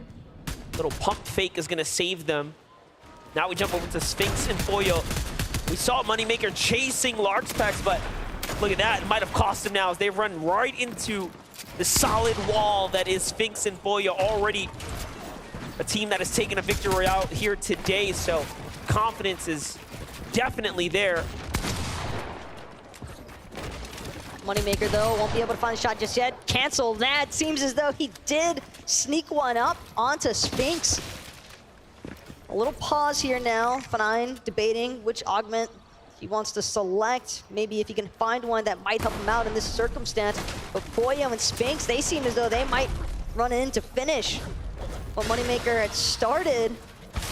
Larpex not too far off from where this little skirmish is taking place, but again... No, he got finished. It looks like Sphinx turned around and finally managed to cut him off. Immediate headshot. Yeah, immediate headshot right as you said that. Sphinx finds an elimination, takes him out. Well, there it is. That's 4 points. You like that? From the frying pan into the fire, essentially, at that point. But usually how the story goes whenever players are left in those solo situations. Teeny and Nisha, though, how many times have we seen this one before? A curious place to be, though. May or may not work out in their favor, but their patience could also play off big. They're in enemy builds right now as well. I think they're onto something.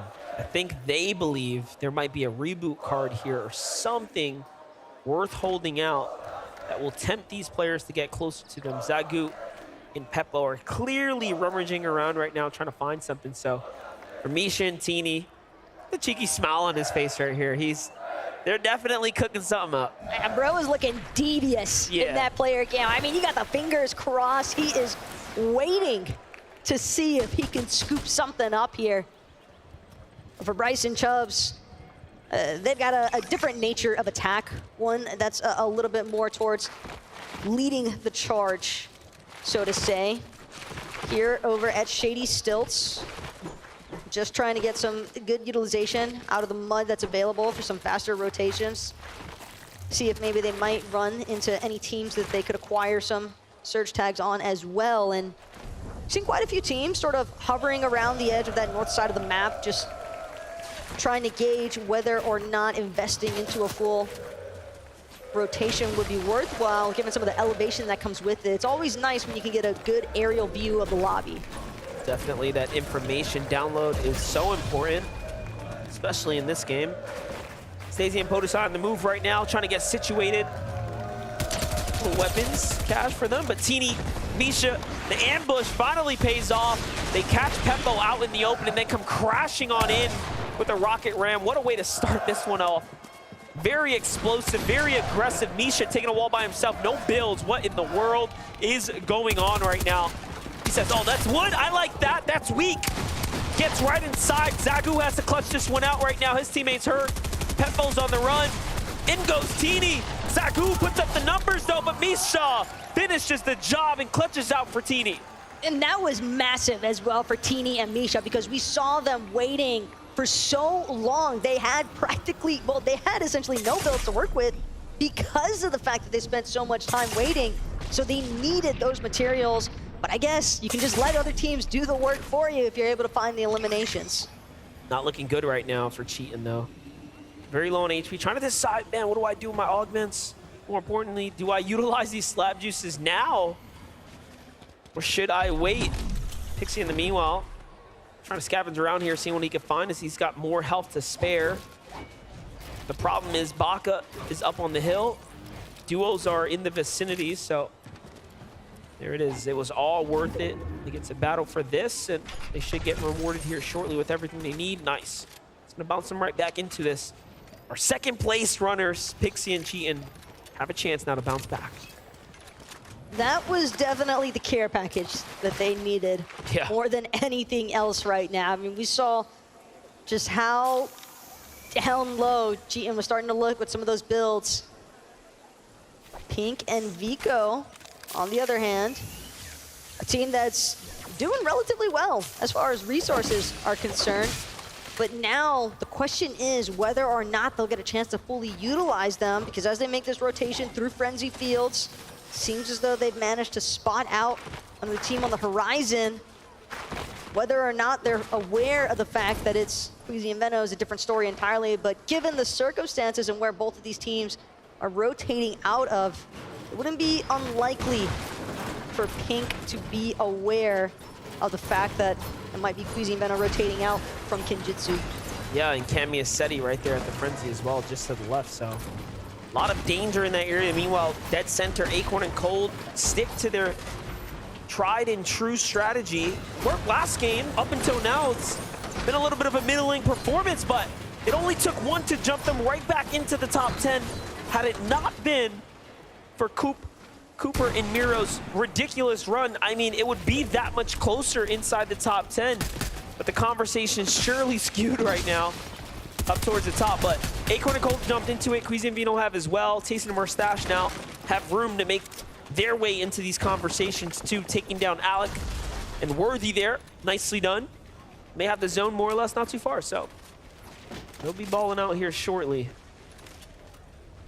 Can't say I'm surprised to see Mustache and Tayson trying to get a little bit more aggressive into the action here, understanding that they need to make up some points to keep themselves in the conversation of that top 10, top 5 territory.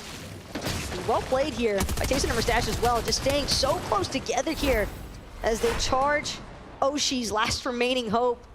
Unfortunately for Alex and Worthy, they'll have to wait for our final match to make another debut, see whether or not they can catapult themselves a little bit further up the leaderboards. But look at this, Rift Island.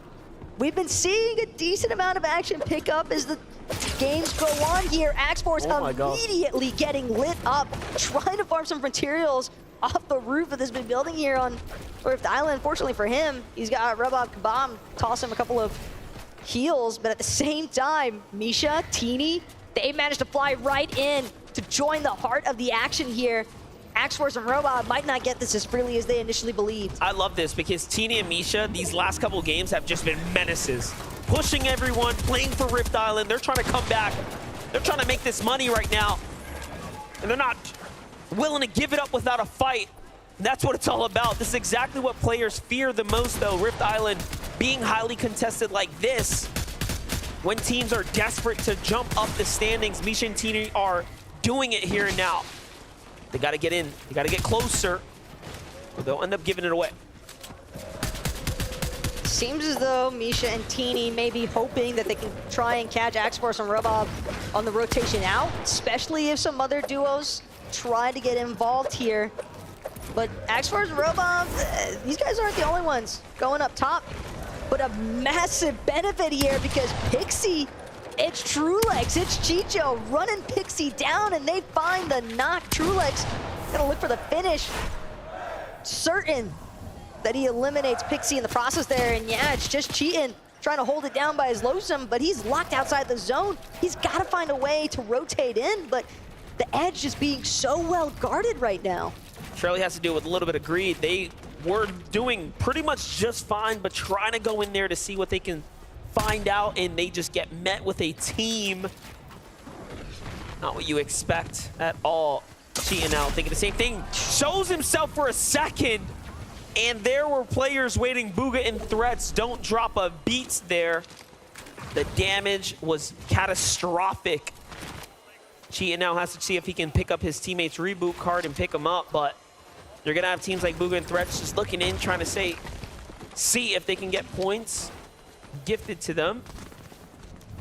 I mean, even if Cheatin does get the reboot ban at this point, just how beneficial is it really for himself and Pixie? You have to imagine that Bugha and Threats haven't really strayed too far from their initial position. They recognize the fact that Cheatin is a solo. They're still hanging out midway between Cheatin, Pixie, and where they need to be as far as the zone is concerned. They might just be able to shoot down Pixie before he even gets a chance to land. Pixie doing his best to try and juke inside the air, and well, it does seem as though Bugha and Threats have started to move off now, recognizing that they need to keep pushing forward.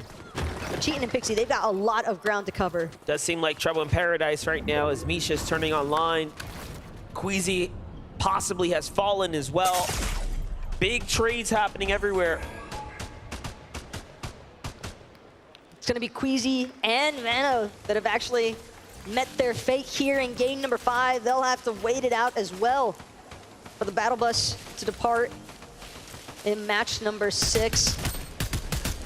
And who better to be the one to possibly shut him down? It's Bastroki and Kylie. Wow. Applying so much pressure. Queasy and Meno, they were in 7th place here.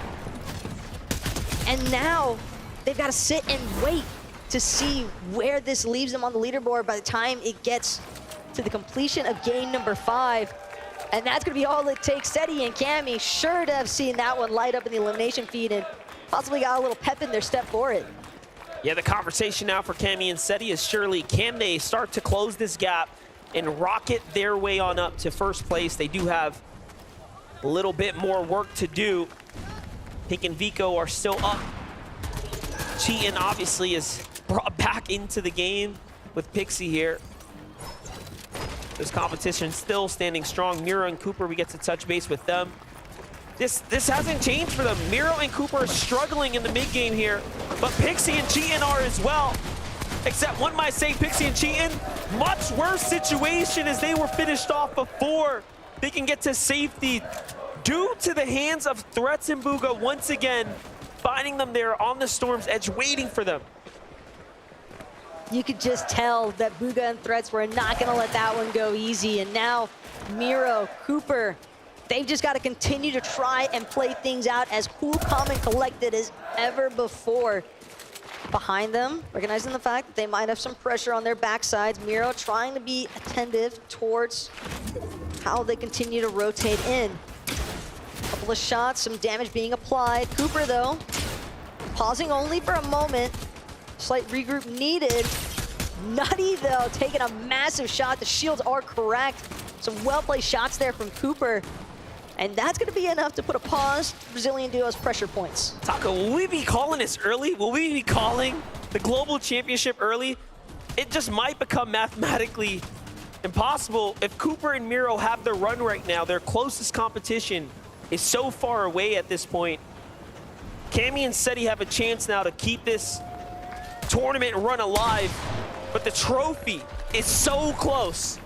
Maintaining nerves is easily one of the most difficult aspects of being inside of this sort of situation here, especially when you look at the likes of Cooper, who again, relatively fresh as far as experience is concerned, but when he's got such a veteran like Miro by his side, it's no wonder they've done an excellent job so far in maintaining their momentum and maintaining their mental as well. But whether or not other teams are going to get a chance to play spoiler, we'll have to wait and see, because right now, as things continue to evolve, Zone continuing to pull just across Rumble Ruins at this point, and all these other teams to the north side now starting to trickle their way back in. But you have to remember, Rumble Ruins, that's also Miro and Cooper's starting point. Yeah, this is home territory, this is hometown, and they're looking to do just that.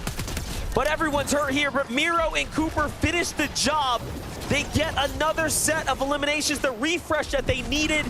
And this has been the story game after game. They're hurt. They need an elimination. They need a refresh, and they actually find it. One of the few duos that can legitimately just do it. This is starting to feel a little bit too good to be true almost. I mean, if I'm Miro and Cooper, I almost want to panic, because it's like, I can't believe that I just keep finding the most perfect refreshes of all time. I mean, Cooper, practically max mats. Miro definitely in a good spot. And the fact that they have so many materials now split between them, that they have so much familiarity as well in this POI, specifically because it's their initial drop. All they got to do is try to continue playing things through. You can see Miro making a push towards the high ground as well. That's what I'm thinking. I'm thinking they want to play for height right here and close this chapter out, but no. Things start to change. Teams start to rocket ram on up. Destruction is ever so near. Head nearby, you can hear the shots. Miro makes the call out. This guy's hurt. I'm going for it. I can use these materials. Finds the wood build, but no, another team below him. Has to back up now. For a moment there, it was almost all over. Shots come in again. This time, Hen claps back for a little bit. And it is getting very, very dangerous here. Bryce and Chubbs are still standing. Vico and Pink still in this as well. Decent discipline, though, from Miro to not try and push that situation any further. He knew that Cooper was simply too far away to actually play backup, and they don't want to necessarily forfeit this positioning. Storm Surge actually is going to be Miro and Cooper's best friend. Another 4 points to be added in the elimination process. I don't think it gets much better than that. I think he knows that right now, so we'll see if he ends up going for the loop. But Vico and Pink have a lot to do, a lot of work to put in right now, and a long rotate to make here. Almost no material. They would love a refresh and hopefully a rocket ramp to get on out of here, because this is going up and over. The last two terrains have been very difficult to traverse here. And they have a crash pad, so off they go. Up they go. Miro's out.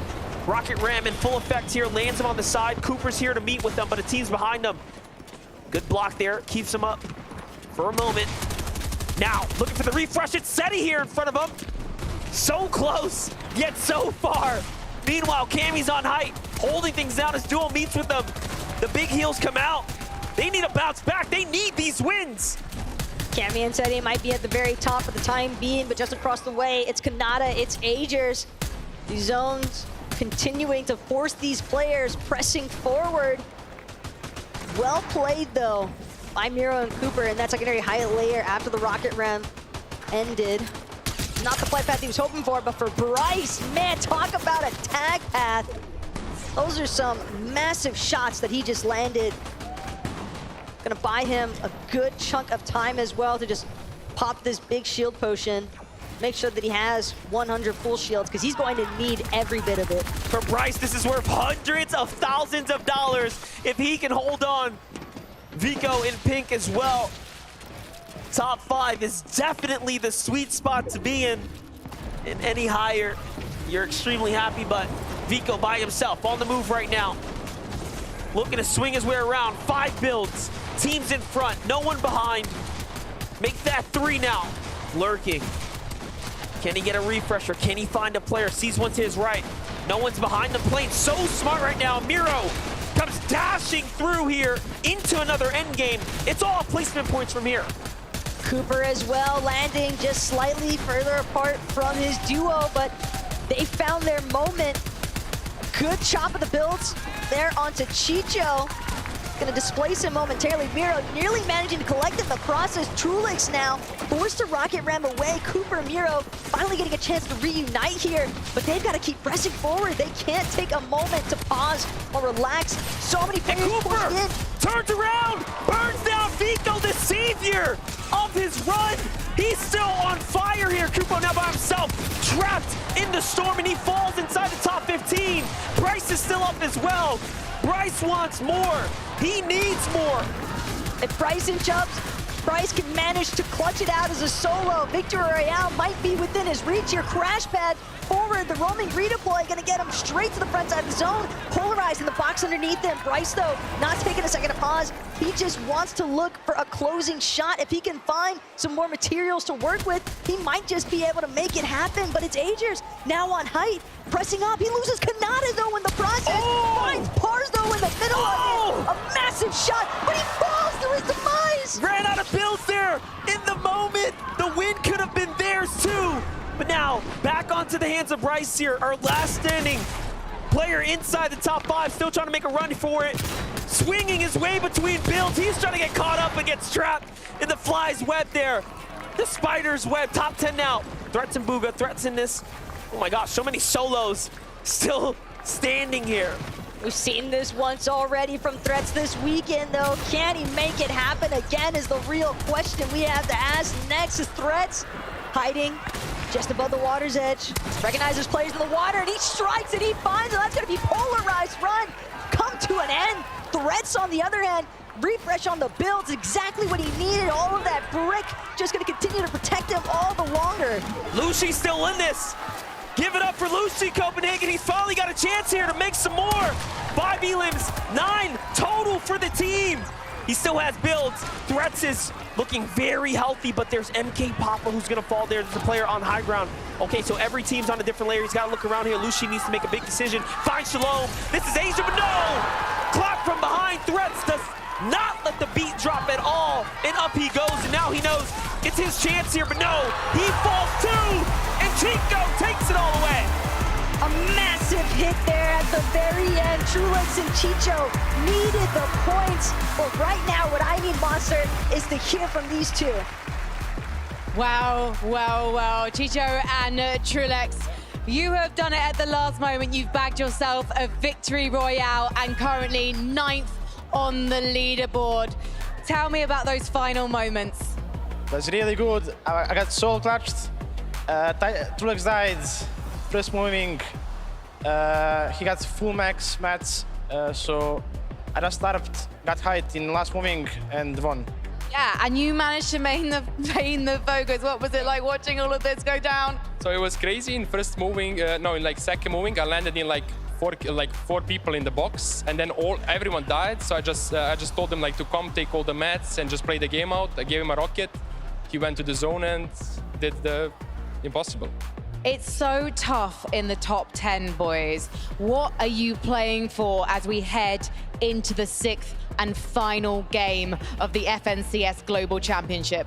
I mean, we're just trying our best. We're contested every single game at one of the worst spots to be contested at. If we were uncon, we 100% place the best, and we're conned by, he says, one of the best Ospan players in the game, but clearly it doesn't look like it.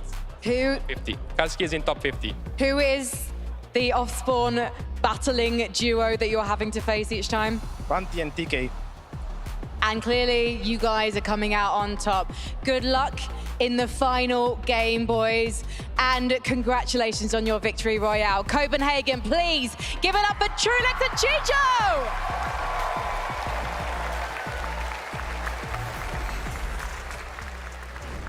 Trulix, Chicho, congratulations, the Victory Royale. It's gotta feel so good going into game number 5 with only a single game left to go.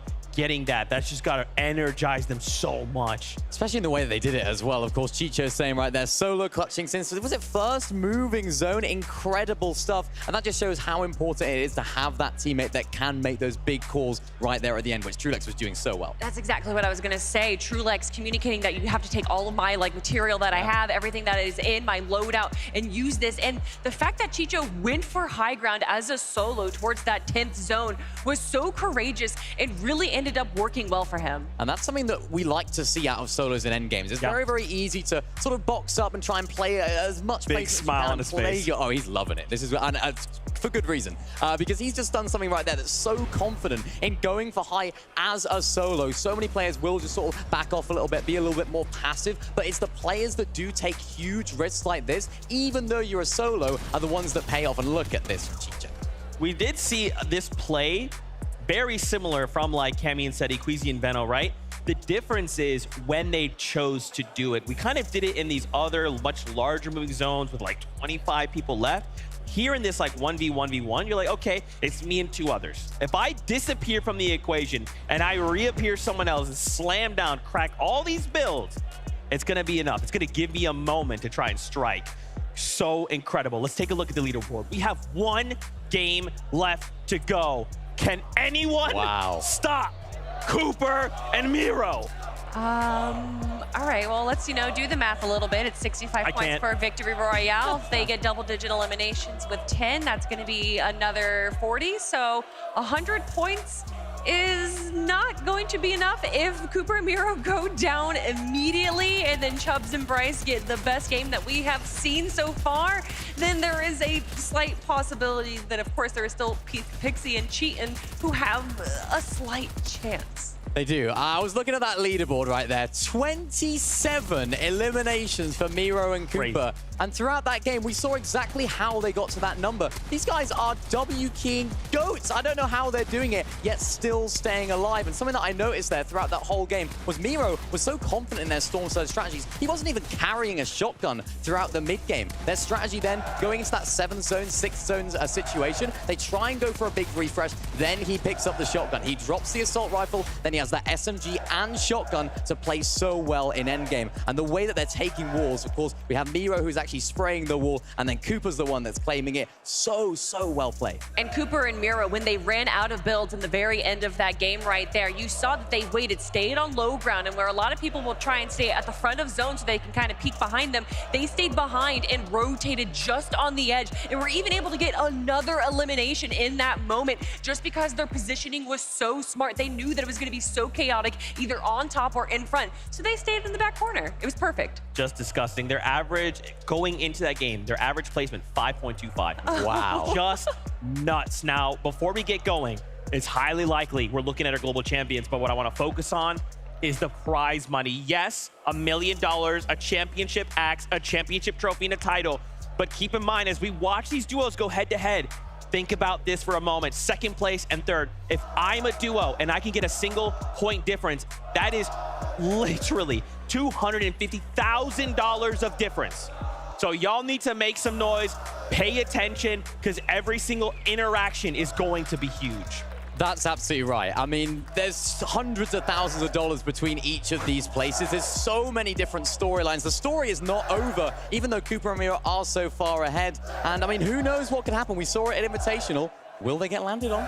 Ooh, could you imagine Cammy and Seti taking a page from the book of Queasy and Veno? We'll have to wait and see. I would love to, but you know what? We've got something special lined up for you. We've got our man Levin2K on the stage to get us hyped for game number 6. The final game is here. It is time to crown some champions. Royal Arena, are you ready? The players on this stage have given everything of their being to be here for this moment, to be here for this trophy. So I need to give you everything you've got. I ain't starting this game until we tear the roof off this building. Royal Arena, are you ready?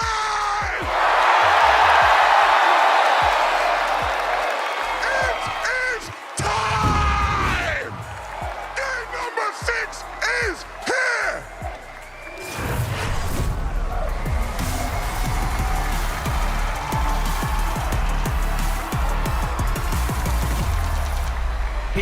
we have it. Game number 6 is here. The Royal Arena is ready, and the grand finals couldn't be more hype than this. Oh my gosh, I can't wait to see how this all plays out. We have so much to give out, so much on the line. Almost terrifying for a second there, listening to Levin on that stage, going absolutely crazy alongside all these fans here in the building. You guys have been ecstatic to witness and watch you cheer on. But some of these players still need your energy for one more game here. Royal Arena as Thomas HD, Malabuka. They've managed to survive the initial drop, but the damage is still yet to come next because Malabuka, Thomas, a little bit further away from Kanata and Agers. They wish to play this one out to give themselves the best opportunity possible to work their way up the leaderboard. Could see some action coming back, but for Pixie, cheating, trouble for sure. Pixie already knocked. Cheatin, though, might have an opportunity here to revive his teammate. They're off to a pretty rough start right now. This is gonna set them back time, resources, and most importantly, damage, as that is the hardest to come by after you start losing these opening moments. But it does make you wonder, why couldn't Kanata and Agers just split racetrack before? Why couldn't they survive a little longer? They clearly played so well when they were able to survive, but that's a story for another time today. It's not for now. necessarily just Kanata and Agers at that point, though. Thomas and Malabuka wanted that just as badly as them. And right now, neither side really faring all too well for it. Well, we're gonna have to put a button on it. Grand Finals Match 6 is here. Koopa and Miro have an incredible lead over the competition. And that is, of course, the battle for $1 million. But back at the racetrack, there's a little more action going down. Kanata and Agers are on the hunt. I spoke too soon. They want to close this one out in good fashion. NA versus EU all weekend long here. And EU has been the one to pay the price so far, but with both times fully situated here to 2v1, Agers and Kanata close the deal here. Thomas HD left to pick up the pieces.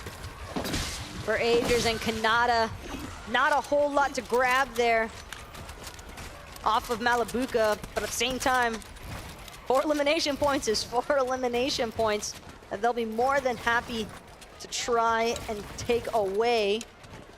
Kanata and Agers, though, seeming as if there might have been a little bit of a rise of interference there in that elimination process. I was gonna say, find out where that puts Kanata and Agers. You know, they might just have that late tournament stride comeback. Hey, there's still plenty of money on the line here, a lot to fight for outside of the bragging rights. Vidil and Mr. Savage, though, in the meanwhile, are fighting up here against Thoric. And I got the update. It looks like that puts them at 13th place. Not bad for a team fully contested. Meanwhile, Vidil, though, claps back onto Thoric. Nicely done for Mr. Savage and Vidil. If there's ever someone who loves a good box fight, you're definitely going to be looking at Vidil here. Kylie for Strokey, also trying to see if they can win their own little mashups here. Deeps outside of Steamy Springs territory for Strokey, though. He's a massive pump shot.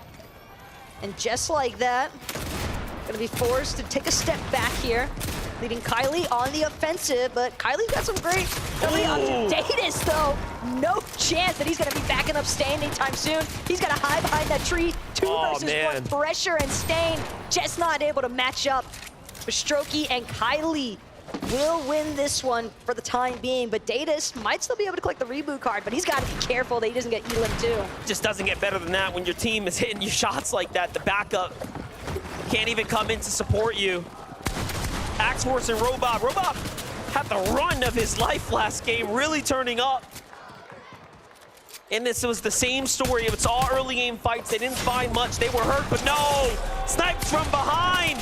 And Axe Force is gonna pay the price too as Sherry takes the elimination. It's Paper and Muzz here. They know this team had to be hurt because Robot had full advantage before that happened. And Paper is devastating with that sniper, but Breacher Shotgun's gonna let him open up any door he pleases.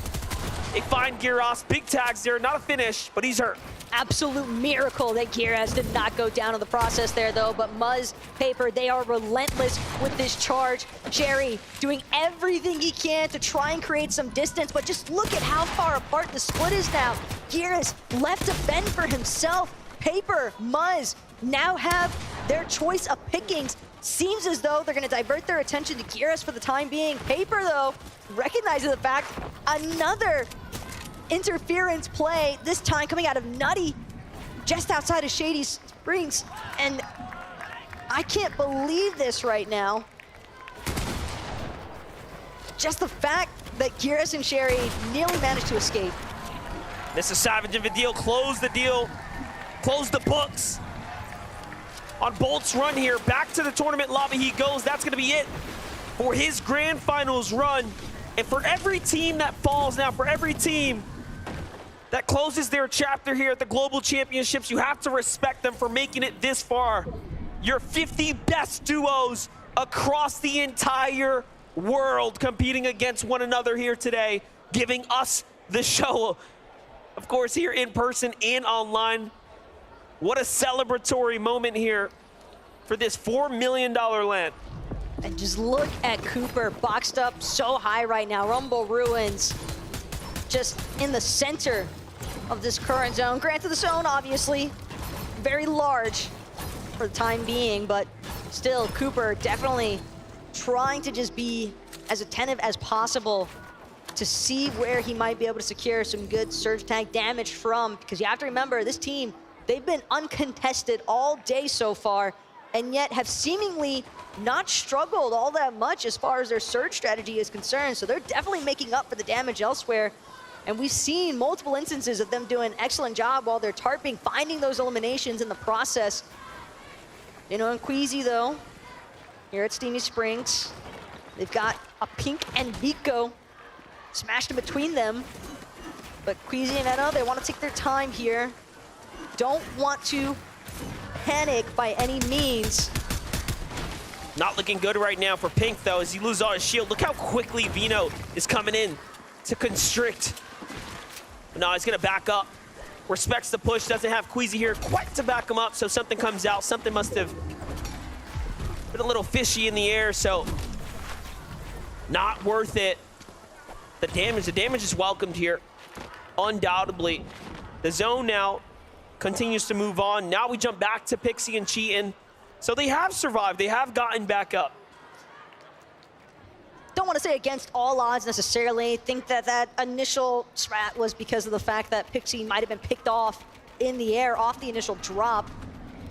But Cheatin' and Pixie, they still need to ensure that they have a much easier time as far as their rotational positioning is concerned, because that's definitely something that they encountered a lot of difficulties with in the last match. Uga and Threats able to put a halt to their attempts to overtake first place last game. And here, they're still within reach, but it's only getting that much further away because Cooper and Miro, they are not taking any risk that they don't need to. As long as Cooper and Miro stand, the chances for others are not possible. So for now, they are truly the final boss here. Seti and Cammy, however, will still have a big mountain to climb. A lot of eliminations and a huge endgame run, at least somewhere inside the top 3 to snatch up 50 or more points. And we can't forget about Bryce and Chubbs either. I mean, they've been slowly but surely sneaking their way up the leaderboard. Started off outside of the top 10, then all of a sudden they're top 5 now. In that top 3, threatening for top 2 position. You have to remember, it is tens of thousands of dollars differences that we are talking about here. So for so many of these players, just on the cusp inside of these top 5 ranges, Cammy, Seti, trying to ensure that Yumi and Source can't intervene with their plans here at the Frenzy Field, but Cammy gonna look to reorient on his positioning. Sees the snipe attempt coming out from Source, quick on the edits as well. Not gonna let himself fall victim to that one just yet. Quick response there to the sniper glint. Here's Chubbs and Bryce. This is exactly what they've done all day long. Continue to find fights in the shady stilts, find fights north, and find success while doing it. This time, to the potential Giannis, who's in front. Sniper's in hand. Bryce showing us what he's got. Doesn't quite land that, but the tags on the follow-up are very good. Meanwhile, Flixie finds a quick knock onto Kanata, so there's trouble in paradise all around us right now, unfolding here for the last game. For Pixie and Cheatin', let's get a little update real quick on them. They're doing just fine inside their home territory, but it's time to move. They can't stay here for much longer. The zone's already telling them they gotta go. Could be difficult to get across these icy islets as well. But Pixie and Cheatin' definitely going to use a couple of these slap splashes, not only for the slap effect, but obviously just to regenerate some of that HP that they need. We've seen how efficiently some of these other teams can be as far as those 3, 2, 1 countdowns are concerned, and it doesn't matter if you started off with 200, you might just end up with nothing in the process here. Clement nearly proving a point. Wow. What I was just speaking of, because Pixie now forced to expend some more resources just to replenish some of his shields, and Clement still trying to see just how aggressively he can try to lock out Pixie on this rotation. Not making it easy by any means right there. Definitely gonna cost them a fair amount. Bila and Peterbot still standing in the distance. Cold and Acorn up as well. Seti, Cammy, Snazy, Podesai, all in the conversation here. For Cold and Acorn right now, I like where they're at, just in 7th place here, so real chances to jump up and earn hundreds of thousands of more. Any team inside the top 10, if you take a win, you're getting paid, son. Almost got a little scared for Acorn there on how high up he just went. But Acorn's not the one in trouble right now. It's Vasquez, Pen, attempting to take out Misha and Teeny, but Teeny from the bottom, chopping out Vasquez in the process. And that's gonna be an easy double elimination there from Misha and Teeny. More than happy to collect those points. They've been a menacing duo for sure all day long, and just continue playing spoiler for so many of these other teams in the lobby. Every game we see them taking down different teams of varying degree and skill level. Vino goes for some shots there, ends up trading a few. Same for them, continue to rotate deep into the south side and then swing around on these western zones. So the strategy hasn't really changed much. In no way Teeny gets another game where the Rift Island is next to them. They're just continuing to fight for it. They might have the best 3-game tournament run, at least for teams that were down at the bottom trying to come back. They haven't quite the comeback so far. They're definitely attempting it, and so far, so good as far as this capture point is concerned, but you can definitely see a couple of neighbors starting to work their way into the Rift Island. Teeny and Misha, though, they're just looking to secure this capture point as quickly as possible. Again, 15 points that they could potentially acquire here on top of all the goodies that come with the capture point. They were in 35th place coming into this game. If they secure this, they jump up into 29th. And think about before this, they were so much further down, one of the last placing teams, and all of a sudden now, they're at 4 eliminations in a Rift Island with 15 points secured potentially to be theirs now. Just really fighting their way back into this tournament here. Look, I know that the business turret is primarily used just to get an idea of where your opposition might be at, but it seemed as though iDrop and Mappy had no idea that that business turret had even been placed in the first place. Well executed mission there from Misha and Teeny to secure a Rift Island for the time being. Capture point does seem as if it's going to go their way. We'll have to check back in on that a little bit later on, but Pixie, Cheatin' continue trying to keep that threatening position here for first place. As long as Pixie and Cheatin' are out, Cooper and Miro cannot count themselves as our global champions anytime soon. Nope. But Cheatin' has to be careful. Trulex and Chicha were the same team that did finish their last tournament run, so do have to be careful. Cooper and Miro, however, do have the Rumble Ruins, continue to be the safe zone for now, so a lot of time to work with here. Metal struggling as they don't really find much here, but otherwise, so long as they've gotten their tags, they should be just fine. And given that they're bound to have spotted out some teams looking to make the rotations in towards this center part of the map with the way that the zone just continues to pull their direction. But now, finally, they'll be forced to reposition for the first time in a while. And still, it's not too far that they've got to go, but they need to be careful with some of those dips in the elevation. You don't want to get caught out inside any of these jungle trenches.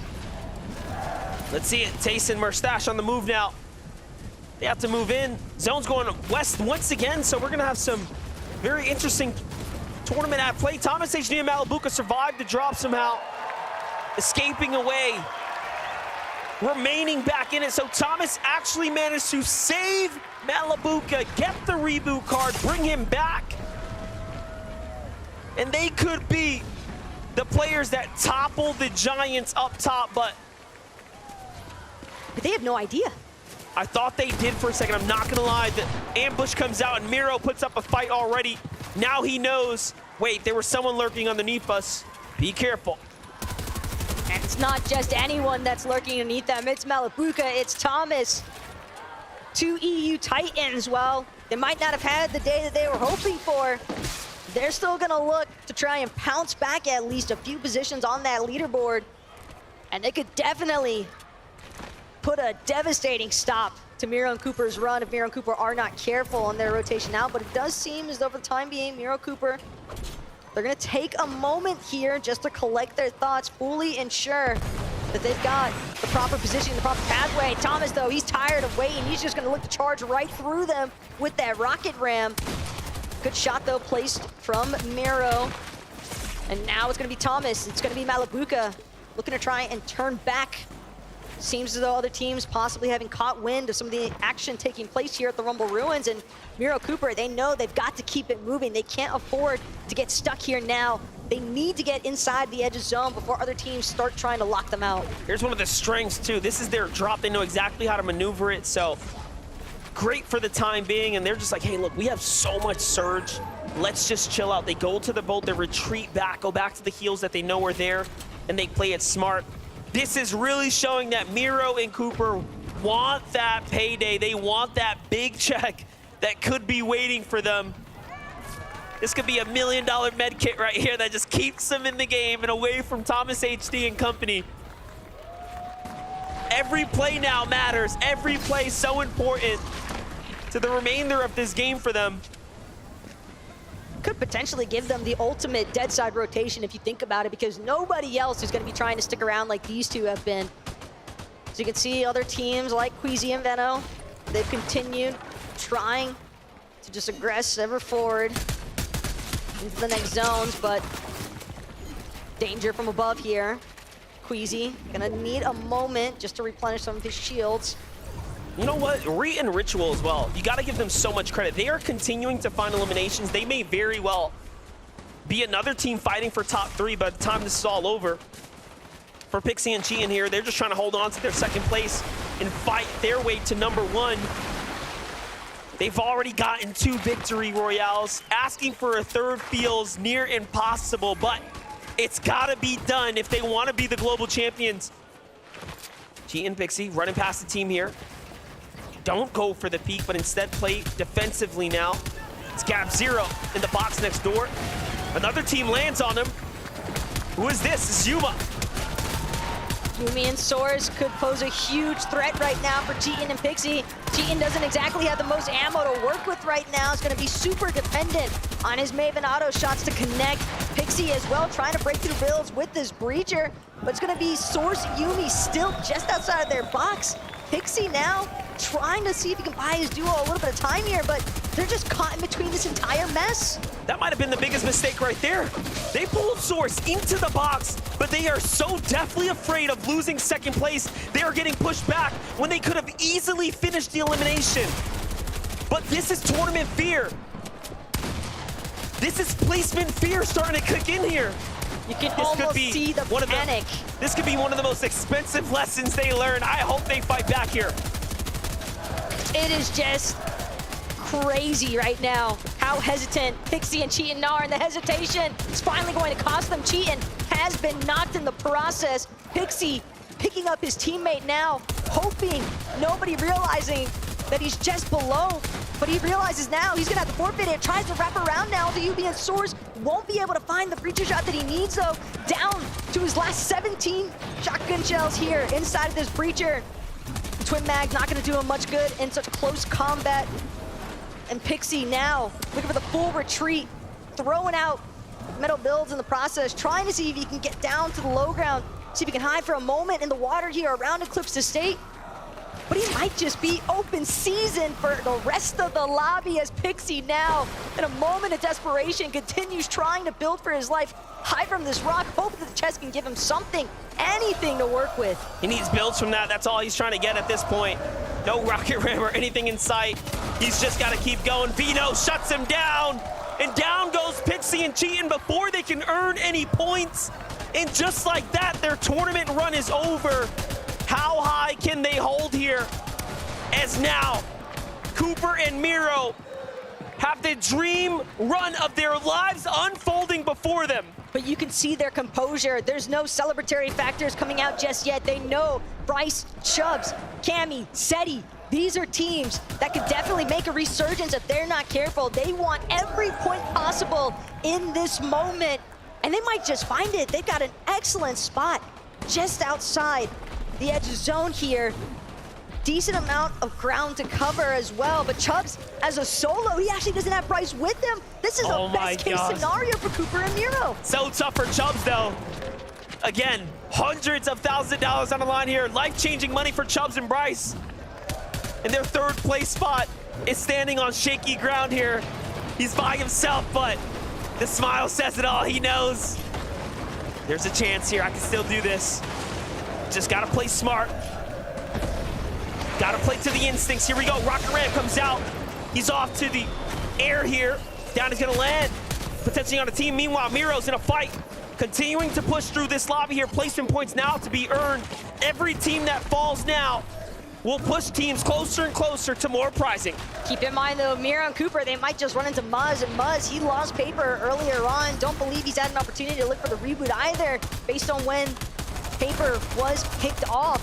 So now Miro in the backside. Merstash in Tayson's box. He could go massive here. He wants to find the shot to connect. Both teams gonna get dropped another layer here. Inside the box, though, gonna be Tayson first to fall. Cooper and Miro just continue to grow the count. 324 points currently on the leaderboard. And Cooper, despite having been knocked, Miro's still going. No way, but he finds Kylie there too with a huge finish. And his teammate gets finished off now too. Shot from the side here, he has no more builds. He needs this refresh. If not, it's over, and down he goes. There is still a runway in front of Cammy and Seti. If they can get over 10 eliminations and win this game, that will be a 100-point run. So it's not over yet. Chubbs falls too. Down goes Bryce, down goes Chubbs. It's all or nothing. Copenhagen, hold your breath. Let's see how far Cammy and Seti can go. Will you put your money on it, is the question. Hard to ever count Cammy and Seti out, but when they need still another 9 eliminations, they've got to find the players first. Cammy gonna rocket ram forward. Seti soon to follow. Seti, though, he's lost his shields entirely as he drops back down with the rest of the lobby. Seti nearly out of the count for real this time. And now Cammy doing what he can to try and back his duo up. Seti will find a brief moment, but it still might not be enough. They need these eliminations. It doesn't matter if they get the placements. Here we go, Cammy on the run right now, trying to find some eliminations. Moneymaker might just be the next one, but another team's next door. Cammy has a decision to make, misses out on the opportunity to find elimination. Seti here, still 22 players in this lobby. Anything can happen right now. Should they just go on a run? Should they go on a streak? Acorn still up, off to the side. As a solo right now. No builds for Acorn either. It's looking a little dicey here. But Acorn doing everything he can still just to try and see if he can buy himself in cold. Another couple of points. Everything matters as far as placements are concerned for some of these other teams. Sure, it might not be first, but it's still the difference between thousands of dollars as far as his leaderboard is concerned. Acorn's gonna try to take a shot from some players on the backside. KBM Rapid looking for his escape. He still has Batman Bugo with him. So many solos and a land of duos, but the zone is going to pull back in Acorn's favor. Cammy, meanwhile, Seti, meanwhile, they're still keeping the charge going. How are they still alive right now? Truly fighting for it. Cammy needs a second here. He's got to drink the slurp juice, or at least find a siphon. Something up the two. Trulex, Chiche on the low ground here. Have to continue to fight back. It's all or nothing now. You need everyone here. They have to finish things up. They have to take out the lobby. Earn as much as you can. The chance is theirs.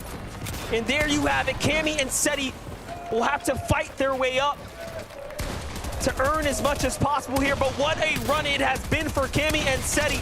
Rapid and Batman Boogar in front of them. Who will be the next to fall? It is an absolute scramble, though, throughout the low ground. Teams are just falling all over the place, and it's going to be finally Cammy, Seti, with a little bit of a layer separation here. Other teams in the mid-ground. But it's going to be Flixie first. Flixie nearly putting an end to the Polish run, but instead, Cammy, Seti turning around 180, no problem. 3 eliminations now. Trulex, Chicho on the high ground with 6. All of a sudden, trying to make a comeback here. What a tournament run it has been. You gotta have nothing but appreciation and support for Cammy and Seti, who are fighting for it and keeping it interesting. Oh my gosh, 4 HP, down goes Chicho. Cammy will not give this up without a fight. Trulex now coming in, he's hurt. It's a 2v1. What you gonna do? Got a player behind him. Trulex gets broken out here. Cammy still giving him a run for it. 1 build, no builds. 2v1. He's healthier, but there are 2. Cammy goes in. No shot hit. Trulex finds it. Siphon comes through. It's now a 1-on-1, and Trulex wins the game with 9 elims. You gotta love it, but your global champions are here. Miro and Cooper from day 1 getting knocked out of the upper bracket to standing tall here in day number 3, our championship Sunday. Your 2023 global champions even, Miro and Cooper. Cooper looked up to Miro, reached out to Miro, asked him to play as his duo, and who would have thought it would have been $1 million coin flip. Congratulations, Miro. Congratulations, Cooper. You are our 2023 global champions. Lift that trophy.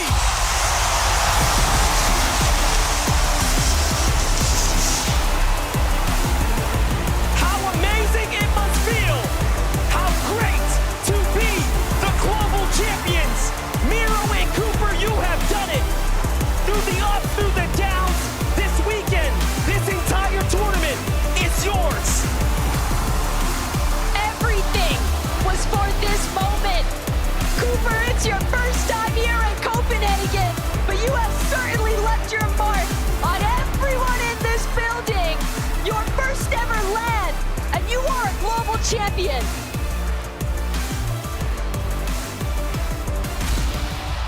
The vibes in this room right now are absolutely insane. Congratulations once again, Cooper, Miro, global champions. They hit the ground running. A second place, a 5th place.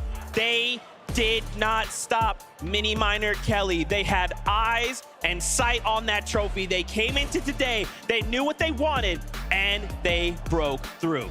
What a start for the day for them. What a finish to the day for them. They were almost faultless throughout the entire day. I'm trying to look for things that could have been better. Maybe they could have done that differently. They just popped off. I don't know how they did it. Every single step of the competition, from the early to mid to late game, when it came to farming, when it came to engagements, when it came to rotating, they did everything almost perfectly. It was absolutely incredible to watch this duo do what they do best, and that is consistency. What a great storyline for this duo as well. You have the experience of someone like Miro, who I was going to say 5. Let's make that 6 FNCS titles to his name. Of course, picking up Cooper, an underrated, less experienced IGL who has taken the reins and led them to a huge victory by an absolute landslide almost. And we've talked about this throughout the entire weekend. The fact that this duo almost didn't exist, that it literally came down to a coin flip. This is a story for the ages and one that we will never forget in Fortnite. Today, history is made. And it's not only Cooper and Miro that are global champions, but that is North America put on the map. From Invitational going to EU, the global champions will come home to NA. Let's take a look at our overall results, because take a look at the prize money. This was a battle for second place.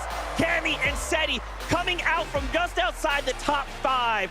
Trulex and Chicho both going head to head. And in the final moments of that game, it was enough. Cammy and Seti come out of nowhere and jump up in a second. So many people would have said about Cammy and Seti that they're a 12-game team, right? We usually have 12 games over grand finals. This was 6 games. A lot of people would have said, okay, they're not necessarily going to do as good because they're not big game players like we've seen Queasy and Veno have. They're not going to get crazy amounts of eliminations. But they've just proved all of those people wrong. They were consistent throughout the whole day, which is exactly what we expect from them. Even when zones were just not in their favor today, they still did very, very well. No, we had a lot of these Northwestern zones, and Cammy and Seti made sure to grab that tower every single time so that they were able to be aware and rotate early. And even though it seemed like they had some issues with Storm Surge, they did not let that bring them down, and they were able to rotate that into so much good aggression. And my goodness, that Gunner Stinger SMG that we saw Cammy and Seti using towards the end there was definitely such a huge part of their success in game number 6. I wanted to highlight one other duo on that list. In your 5th place, the Asia region represent MK Papa and Shalom. Congratulations to them, a top 5 in the global championship. Massive, massive congratulations as we continue to go down the list here. Pixie and Cheatin started off in such a strong position, and they end in 4th place, $300,000 for the duo. This is the 4th best duo in the world. I mean, these guys, they're going to be feeling on top of the world right now, because these are 2 underrated players. I think they're a lot more rated now after that. Coming 4th place in the EU region. I mean, what a fantastic performance those guys. Just let it fall off there just at the end. Maybe nerves got a little bit to them, but 4th place. Well, we saw how many Western zones they were in, coming all the way from Brutal Bash and having the likes of Booga and Threats constantly block their way into zone. The fact that they were able to get back-to-back victory royales and still have these rough last 2 games and still do as well as they did speaks volumes. Absolutely. I want to relive that final game from Cooper and Miro. We've got a listen in standing by, so let's hear it. You're good, bro. Don't even listen. Like I said, smiling. I'm dead ass smiling. I'm dead ass smiling. We're the best players. I got Kenna. We're the best players in this lobby. On my life, we are. Pixie died. Oh my god. I'm sweating, bro. You're good. Loosen up, bro. I know. I'm not even like nervous, bro. I'm just sweating. Hey, chill, bro. Top 25 comes so soon. I'm just gonna literally play my life. Challenge. Top 26. See one more team to die. No noise challenge, bro. Okay. No noise challenge, yeah? Oh my god, Pixie spectated me. No noise challenge, no noise challenge. We should chase him, bro, I swear. Can you come? Okay, yeah, no, we can. We can chase another kid. No, it's a solo, please get to me. Okay, I'm on you. I'm listening, all you. IGL, go. Yeah, we like green. I'm in. I'm in. Yeah, same. I got dropped down. I got dropped solo. Wait, I'm in a box. Jordan. Get body, chill. Got finished. I got mass, I'm playing my life. Man, you could just you hear that moment. I'm nervous. Why am I nervous? He already knew, right? You heard it from Cooper's watch. Dude, I got a big smile on my face. They knew going into that last game, it was just a victory lap. They had it all locked up. Yeah, they did. And I was saying to you, Zeke, before that game, imagine going into a final game of a tournament like this when you pretty much have it all wrapped up. What is the feeling like to do that? It must be absolutely incredible. And of course, they didn't just back down. They didn't just try and double key and make a mess of it. They wanted to close out strong. And even in that end game, they played very, very well. And I mean, you can forgive them for being a little bit nervous in those moments, I think. Oh, it is definitely deserved. And I mean, just looking at how far ahead they are from the rest of the pack, to say that you are almost 60 points ahead of the reigning invitational champs of Cammy and Seti is just another accolade to add to their belt. But Zeke, I believe we have a special surprise right now. We do. Gents, if you don't mind putting on these headsets, no big deal. We just have your FNCS Global Champions right here on the stage. Royal Arena, make some noise for your Global Champions, Miro and Cooper. Guys, first off, let's go, guys! Let's go! You did this! You guys have worked so hard. Let's first shine a light. The coin toss. Talk to me about this coin toss. How did this all go? Is this real? Is this made up? Yeah. I didn't really want to play the game too much no more. And I was like, you know what? I'm doing nothing better. I'm getting a teammate, and I'm coming back. I don't care. Like, I just was. I flipped the coin, and I was like, all right, we'll play on Cooper. I mean, Coop, did you think back then a coin flip would lead to $1 million FNCS Global Championship title? I mean, not at all. I mean, back then, I only had 5K earned when we started playing. Oh my gosh. Got to up that number now. Oh, yeah. He's the best to ever do it. Hey, man, live in the moment. You live in the moment. I mean, Cooper, you just mentioned it right there. You were a very underrated player, 5K earned when you started playing with Miro. Tell me what it's like to play with someone like him. What's he taught you about the game to get to this stage? Miro's taught me so much. I mean, whenever we first started playing, it was my first time ever IGLing. But being with the best fragger to ever touch the game kind of comes easy, you know? It was great, man. I've learned so much. I mean, Miro, landing Rumble Ruins unconned definitely seemed to give you guys such a big advantage. How did you guys use that for your success in all 6 games? I mean, I wouldn't really say our drop shot was an advantage. Some games we were leaving with like no mats and everything. I say just being confident, honestly. Like, I know I'm the best in this lobby, 100%. I came into here, I was thinking, like, after last Invitational, I did bad, I was down. Like, I felt so down, but then I realized I'm like, I got not 1, but 2, but 3, but 4, but 5 FNCS wins, make it 6 now. I just need to be confident. I played confident, I was just running around killing people, eliminating people, sorry. We did what we had to do, honestly. Like, that's all I can say. How did you guys bounce back, right? So you guys got knocked into the lower bracket. For some people, they're maybe looking at anyone in that situation thinking the mentals must be rocky. You guys came in today, I just thought, man, y'all came up from the upper bracket, right? Nothing changed. Oh. I think through the first bracket, I came here very nervous. I mean, this being my first major LAN, I mean, this is my 3rd grand finals in general. Wow. I came in super shook. I feel like I was really unconfident. So going into Heat 2, I kind of just played my own game. Mero helped a lot with that the day before. He just got me locked in, got me in my game. And then finals, I just never played better in my life. It was amazing. It's insane. That's absolutely fantastic. I mean, you know, obviously, Miro, you're so decorated.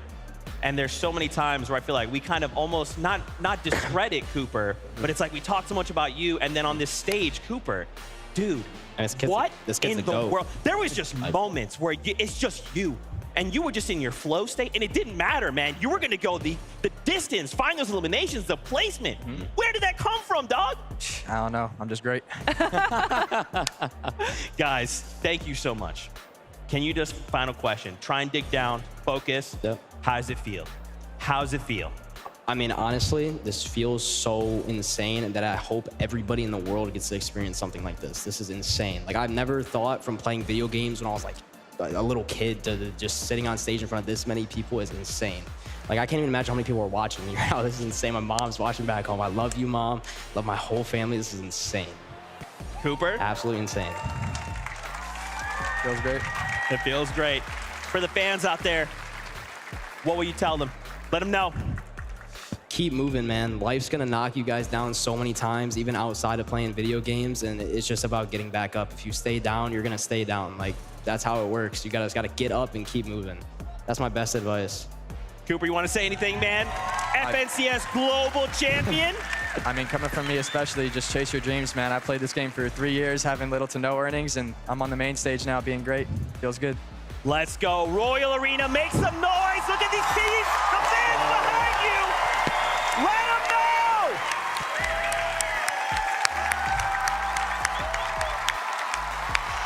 Before we get ready to say goodbye, let's toss it up to the casters to get their closing thoughts on the competition. Miro's come such a long way, so has Cooper. And yeah, man, it's such a heartwarming you know, conversations unfold there, especially with the way Cooper says, hey, put in the practice, keep going at it, and next thing you know, you could be there. Because once that was Miro too, and now look at how far he's come. Beyond earned bragging rights for the both of them, and Miro especially adding yet another FNCS champion accolade to his count. 6 is insane. The fact that you have made it that far is ridiculous, and Cooper, really looking forward to seeing just how many more you might be able to add on to that, because at this rate, it seems as though the sky's the ceiling for you, man. Yeah, definitely. For the millions at home too, follow our champions online. We definitely see the stocks going up, so you guys deserve all of your support and everything that you've earned so far. But from us here at the desk, myself, Monster D-Face, the best taco, Jacob PR, who of course had the opportunity to cast all these games, we thank you guys from us up here. We're gonna send it on down to Zeke to close this out. Man, emotions are running high. It's hard not to get emotional. I want to get you guys closing thoughts. I mean, the day as a whole was crazy. The weekend as a whole was incredible. And I mean, we got here, right? We got here from a whole year worth of Fortnite competitive action. I want to say a big thank you to the players, of course, that have put on such an incredible show throughout the entire weekend. The fans that have turned up here, not just today, from yesterday, the day before as well, from all of the times that we got to meet everyone, and everyone's been so lovely. Honestly, every single person I've got to speak to has been absolutely incredible. And to all the people watching at home as well, this is what Fortnite is about. These are the stories that this game can create. It is magical, and I wouldn't change anything for the world. It has been an absolute pleasure working with all of the talent that we've had here, and you guys especially as well. I've been loving being on the desk with you all, and like you, to just reiterate, all of the fans, all of the players to showcase what Fortnite has to offer. Our amazing production team as well. This has been such an experience, and one that I will never forget. And Zeke, I thank you for, you know, being the captain of the ship. Being goofball supreme. That is what my job is. To everyone, thank you guys so much. From the talent crew, from Vivid, from Levin 2K, from Frankie Ward, from these two, your casters, the production crew, from Epic, to the fans, to the players. This is all possible because of you guys, your passion, your love for the game. It's hard not to get emotional, but man, as Minnie said, this is what this is all about. So we just thank you from the bottom of our hearts. Thank you for your love of Fortnite. We cannot wait to see you all for 2024. So until then, as always, we love you, keep yourself safe, and we'll see you on the battle bus. Bow down.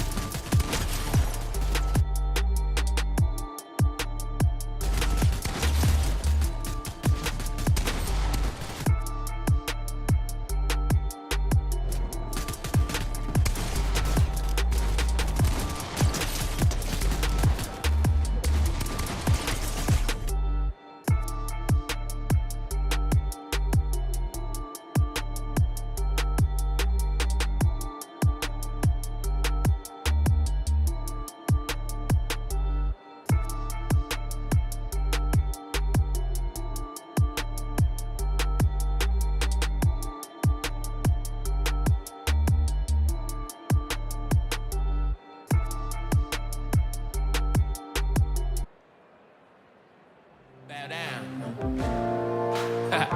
Bow down. You see the gold on me, man? You see me shining, right? Hey, I want it all. I want it now. Give me the throne, give me the gold, give me the crown. You better kneel, you better bow. Give me an axe, give me a map, I'm hunting them down. Yeah, always had to struggle, so I had to be resilient. Always in your feelings, cause you know I'm worth $1 billion. You ain't get it out the mud, so I gotta bury ya. I don't care who carried ya, I'm breaking through the barrier. I break through. I'm a Fortnite man, I go straight through. We ain't scared over here, better play it cool. Look, I know I'm the one, they ain't make two. You better make room. I'm the one, I'm the only, I'm the king. Run up on me, and I'ma break through.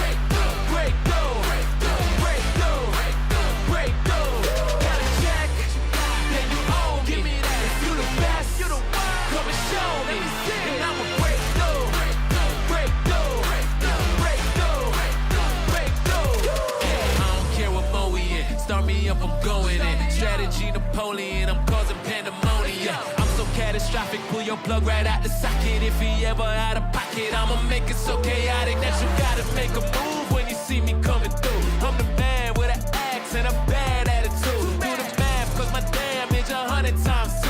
Give it everything I have because I never plan to lose. I'm a champ, I'm a boss when I knock at your door. I'ma chop, chop, chop, chop down till you gone. I'm a real renegade. I'm on fire like blaze. Call me Midas when I touch them cause I know I'm getting paid. All I do is what I do. What I do it well. I've been shining in the dark. I don't know if you can tell. Is you ready for the storm? Can't you see it coming in? Better find a way to run. If you don't, it's over with. You already been warned. Tell them here come the pain. I'm the king of the storm, so forever I reign. I'ma light up the world, and my future is up. They gon' study my blood. You must be living in vain.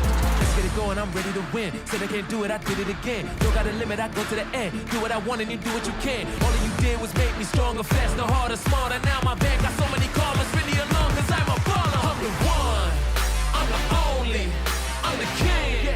Run up on me, and I'ma break through. Break through, and I'ma break through. Break through. Got a check, then you own. Give me that. You the best. Come and show me. And I'ma break through. Break through. I'ma break through. Break through. I'm the one. I'm the only. I'm the king. Run up on me. And I'ma break through. Break through. Break through. Break through. Got a check. Then you own me. If you the best, come and show me. We going straight through. Straight through. We going straight through. Straight through. I'm the one. I'm the only. I'm the king. Run up on me. I'm the one.